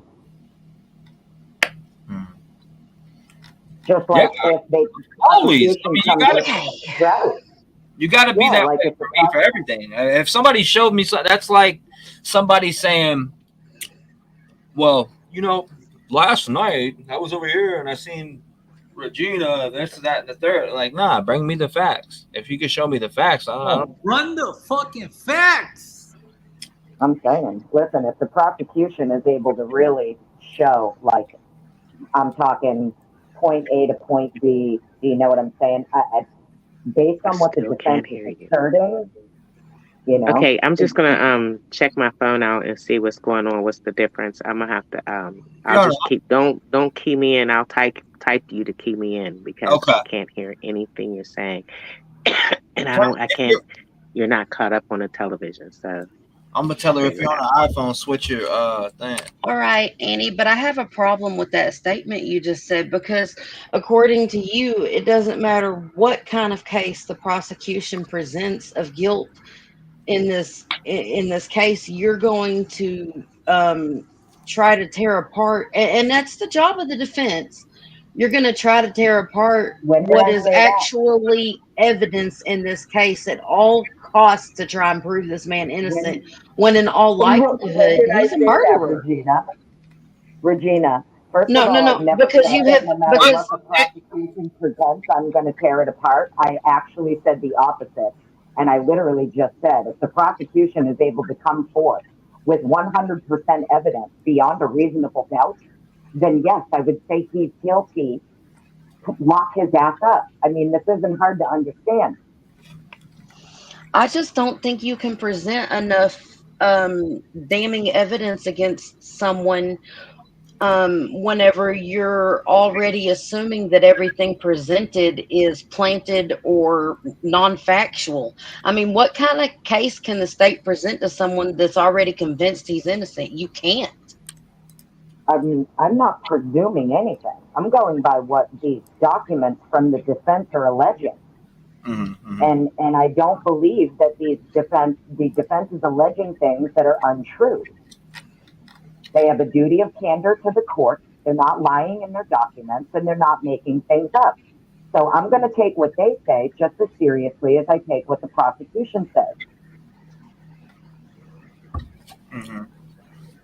I'm not only going to say that one side they're the ones. No, you have to look at both. I mean, I'm sorry, but this is a huge case. You got to look at both sides for what it really is and what they're saying. I do look at both sides. I'm actually studying constitutional and criminal law this time. Sweet. Yeah, that's a fun subject. It's going to get boring. It'll get boring for you for a little bit there, but it's fun. No, I think it's fascinating. Ma'am. Me too. It's actually I've been studying constitutional law now for a very long time. It's one of my favorite things. But with that being said, Miss Potts, here's something you got to think about those documents Ann Taylor filed. Ann Taylor knew that the identities of the grand jury members was protected both federally and by state law, but she still took the time to put it in her documentation Friday to try to present it to you, the people, that Brian Koberger was getting a fair shake. But in my honest opinion, Ann Taylor did a whole bunch of backpedaling and a whole bunch of backtracking, and it was a stark stark difference between her attitude that she signed off on in those document drops on Friday and what she said in court.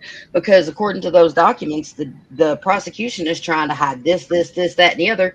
But whenever it comes to court, no, Your Honor, we are in no way saying that we think the prosecution is trying to withhold this evidence from us. Make it make sense.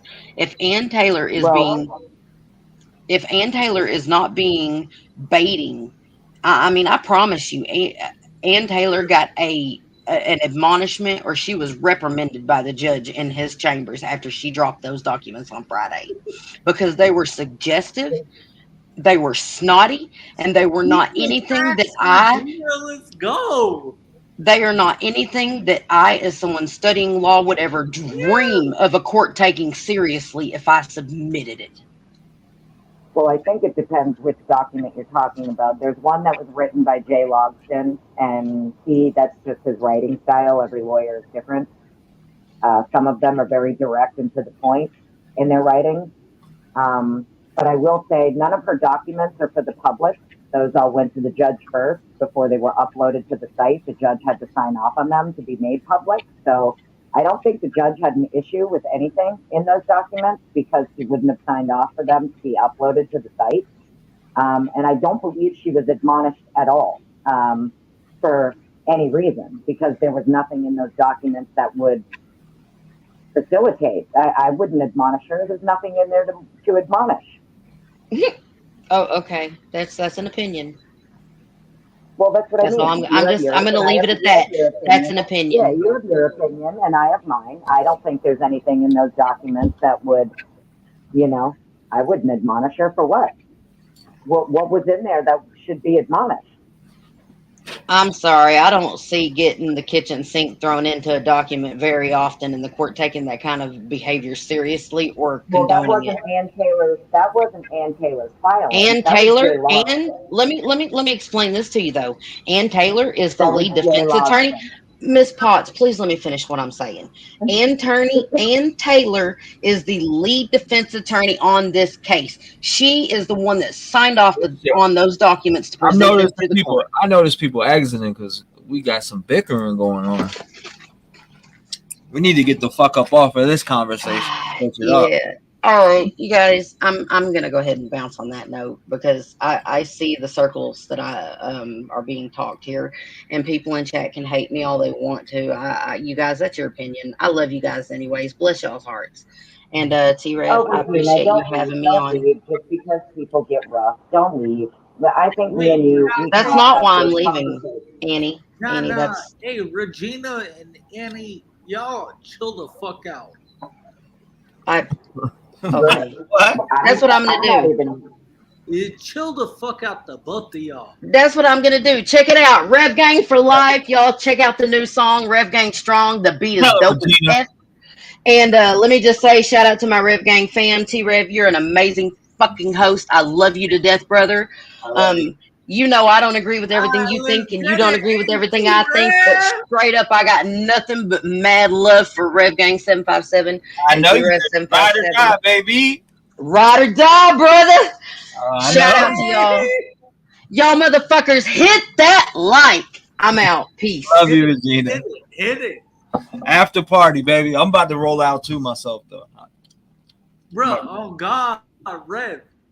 I love y'all, man. I'm about to roll out. I'll holler. Sonny, join up. Come to the after party, I'll holler at y'all. I gotta go, I love y'all. I gotta roll out of here. I appreciate y'all coming by. Shout out to everybody in chat. It's been a wonderful time. Tell me if you can hear this though, right? Let me remove this shit, right? Let me see. Can y'all hear this?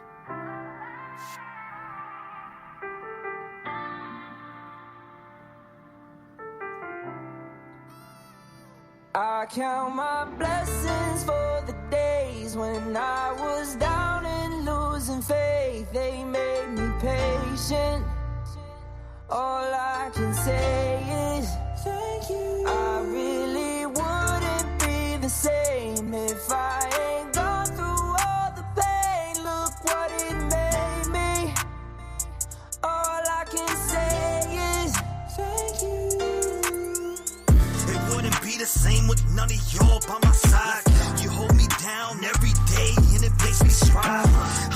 up and look forward to doing these lives. A lot of y'all really came and opened up my eyes, and I hope I gave it back because it comes with yours. No matter what they say, I know I opened up them doors. I brought a family together even though shit was rough.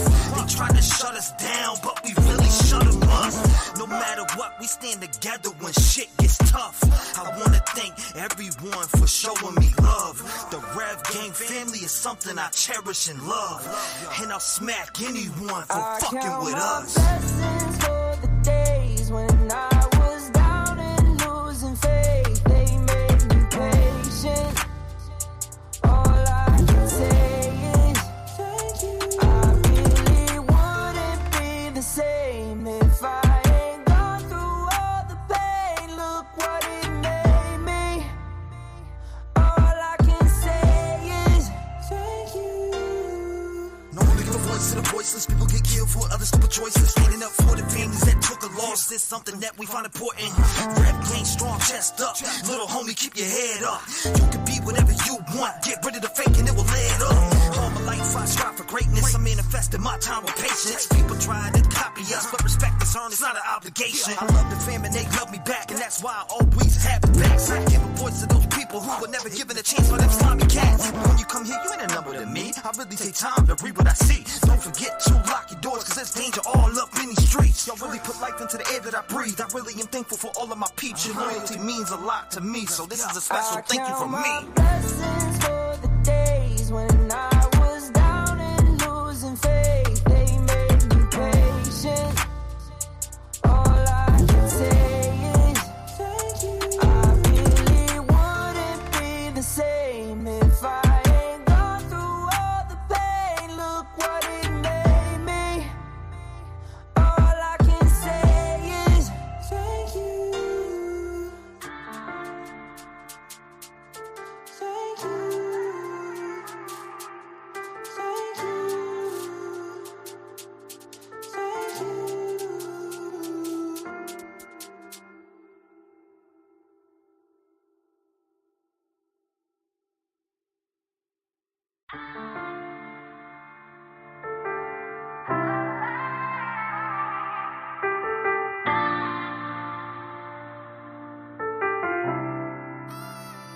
I count my blessings for the days when I was down and losing faith. They made me patient.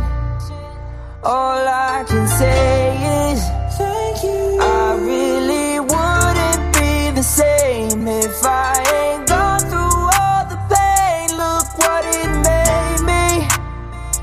All I can say is thank you. It wouldn't be the same with none of y'all by my side.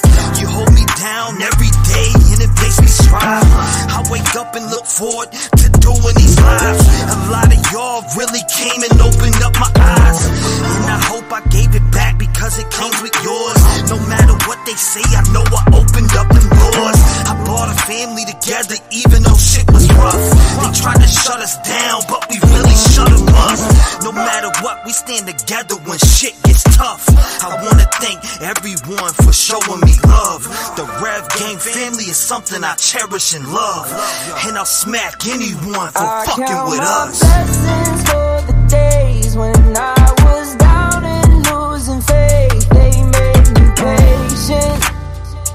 All I can say is thank you. I really wouldn't be the same if I ain't gone through all the pain. Look what it made me.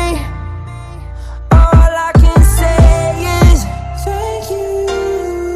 No one give a voice to the voiceless. People get killed for other stupid choices. Standing up for the families that took a loss is something that we find important. Rap gang strong, chest up. Little homie, keep your head up. You can be whatever you want. Get rid of the fake and it will lead up.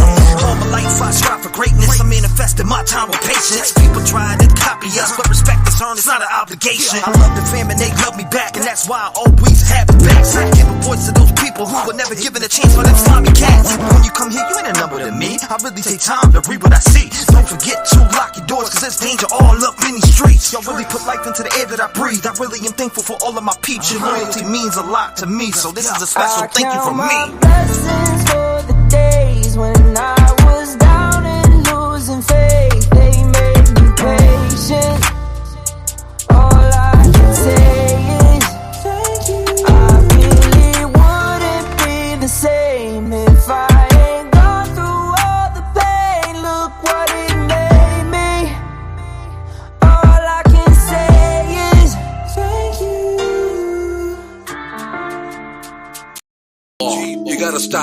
Look,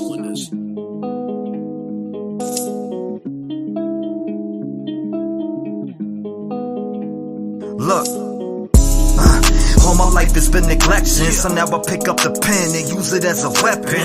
Yeah, you can see that I'm affected. People getting killed for nothing but obsessions.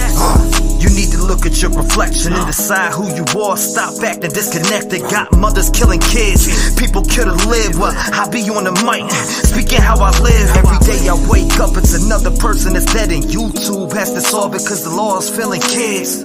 I'm disgusted at the evil in the end, and if you connect the dots, you'll see the vision in your head. Why do people die as victim to the streets? They wonder why I'm up all night and can't sleep.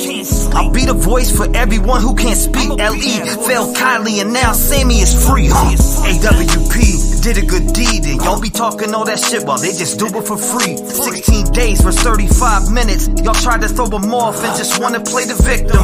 Reaching out to YouTube channels for clout. I wouldn't check it. TV if I went in your house. And SF investigate, stay sending out the hate. Why you mad at Doug and Nick for finding Kylie in a lake? Make it make sense. You're a fake bitch. You were there for money and now you're mad over fake shit. And that's something I can't relate with. Zero emotion from the mom on the statements. All I seen was the devil in her eyes. Tony died, you're a fake. I can see it through your lies. Got Sammy on your stream like the FBI. You've been grooming little kids. I can see your whole disguise. It get mail calling Ronnie up on the line. Why you lie to the people and say you gon' do it live? Santa May out here looking extra sus. Got an arrow on the ground pointing towards Kylie's truck. Then you wanna come and up church. I think your butt hurt. You tried to blame the man for your dog but couldn't find the dirt. I guess that's what they mean by the trucky way. If you step foot in the town you might die from foul play. And I don't know what to say, but I can feel it through my soul. She didn't drive in LA. So y'all can try to go convince somebody else, cause I'm not falling for that shit. The autopsy really smells. See, let me explain what I'm talking about, man. And you know what I'm talking about. No water in the lungs. Y'all test for the weirdest shit.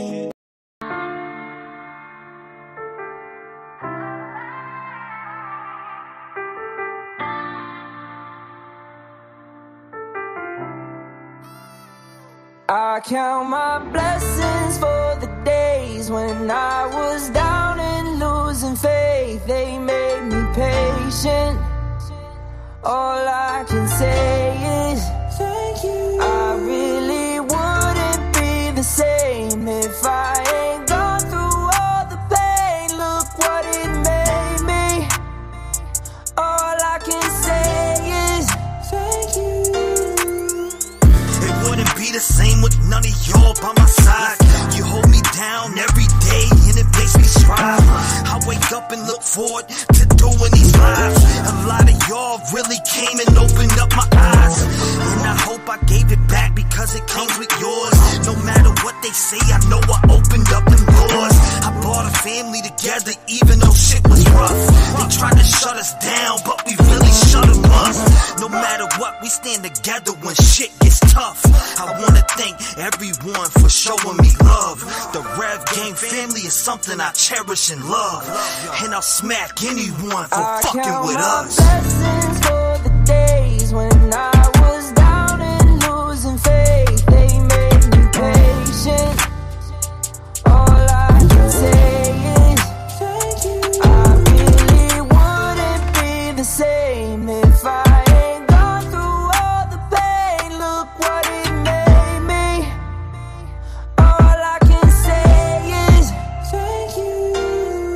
No one making a voice to the voiceless. People get killed for other stupid choices. Standing up for the families that took a loss is something that we find important.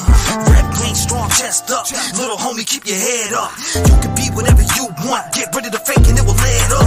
All my life I strive for greatness. I manifested my time with patience. People try to copy us, but respect is earned. It's not an obligation. I love the fam and they love me back, and that's why I always have the backs. I give a voice to those people who were never given a chance for them slimy cats. When you come here, you ain't a number to me. I really take time to read what I see. Don't forget to lock your doors, cause there's danger all up in these streets. Y'all really put life into the air that I breathe. I really am thankful for all of my peeps. Your loyalty means a lot to me, so this is a special thank you from me. Blessings for the days when I was down and losing faith. They made me patient.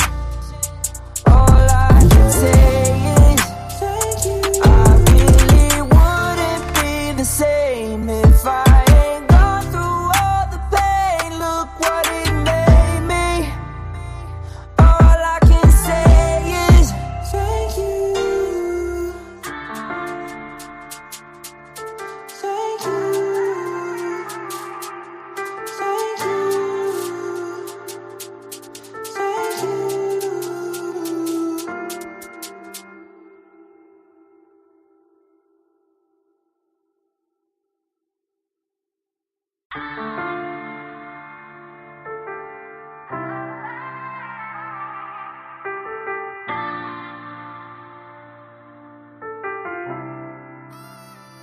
I count my blessings for the days when I was down and losing faith. They made me patient. All I can say is thank you. I really wouldn't be the same if I ain't gone through all the pain. Look what it made me. All I can say is thank you. It wouldn't be the same with none of y'all by my side. You hold me down every day and it makes me strive. I wake up and look forward to doing these lives. A lot of y'all really came and opened up my eyes, and I hope I gave it back because it came with yours. No matter what they say, I know I opened up them doors. I brought a family together even though shit was rough. They tried to shut us down, but we really shut them up. No matter what, we stand together when shit gets tough. I wanna thank everyone for showing me love. The Rev Gang family is something I cherish and love, and I'll smack anyone for fucking with us. Blessings for the days when I was down and losing faith. They made me patient. All I can say is thank you. I really wouldn't be the same if I ain't gone through all the pain. Look what it made me. All I can say is thank you. No one big of a voice to the voiceless. People get killed for other stupid choices. Standing up for the families that took a loss is something that we find important. Rap game strong, chest up. Little homie, keep your head up. You can be whatever you want. Get rid of the fake and it will add up. All my life I strive for greatness. I manifested my time with patience. People try to copy us, but respect is earned. It's not an obligation. I love the fam and they love me back, and that's why I always have the backs. I give a voice to those people who were never given a chance for them slimy cats. When you come here, you ain't a number to me. I really take time to read what I see. Don't forget to lock your doors, cause there's danger all up in these streets. Y'all really put life into the air that I breathe. I really am thankful for all of my peeps. Your loyalty means a lot to me, so this is a special thank you from me. Blessings for the days when I was down and losing faith. They made me patient. All I can say is thank you. I really wouldn't be the same if I ain't gone through all the pain. Look what it made me. All I can say is thank you. Thank you. Thank you. Thank you.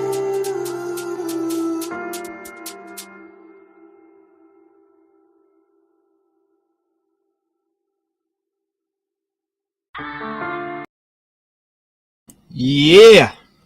Shout out to everybody here for the stream. I appreciate you guys. Make sure you hit the like button. Make sure you subscribe. You guys know what's up. And I will probably be back either tomorrow or the day after. More than likely tomorrow, though. More than likely on my second channel also. Who knows?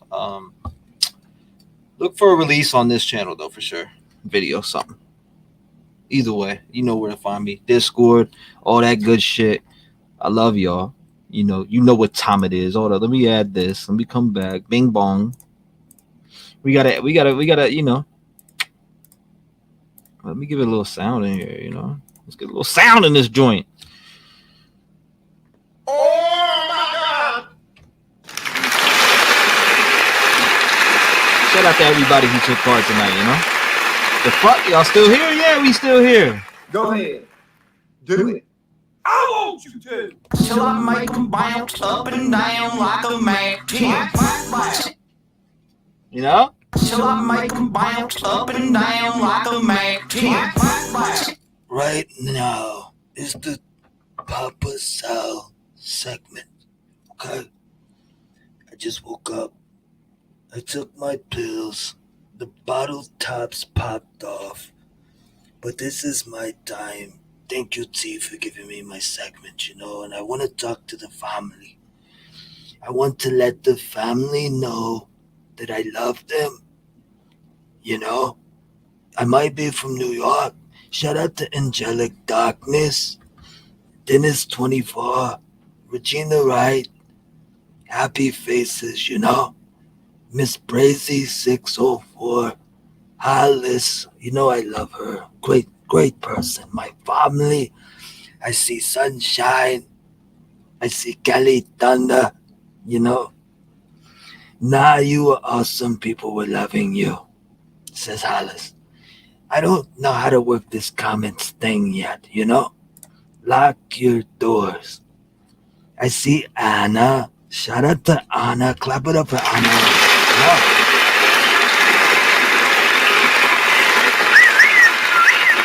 Clap it up for Anna.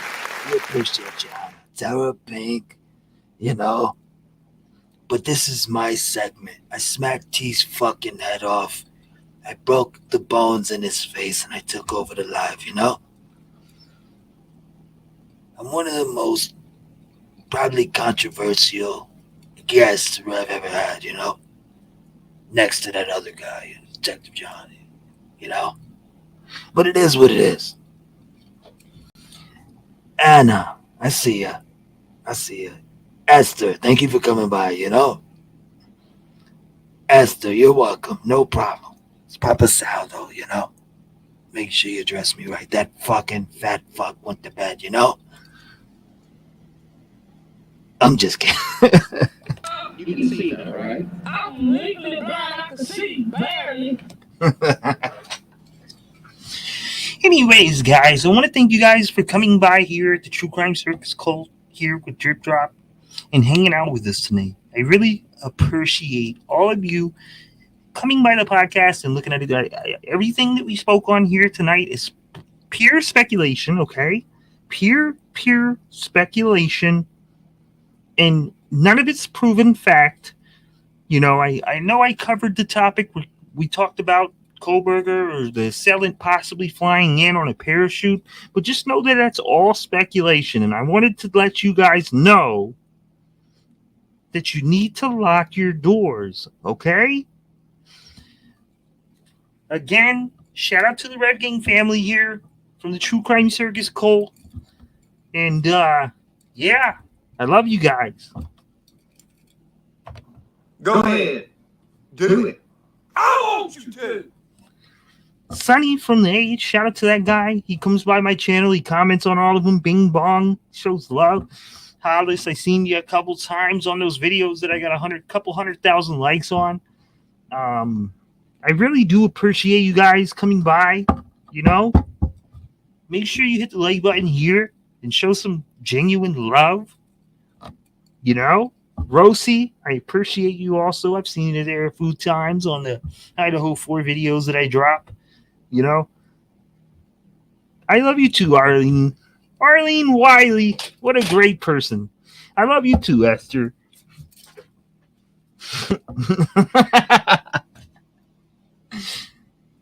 Sonny said, please let me call. Let me call into the True Crime Circus Cult. I want to speak with you guys live and direct right now. You've been live for 6 hours and 46 minutes, and this is the 15-minute comedy section here, where we discuss everything, including from true crime to comedy down to whatever you want to talk about.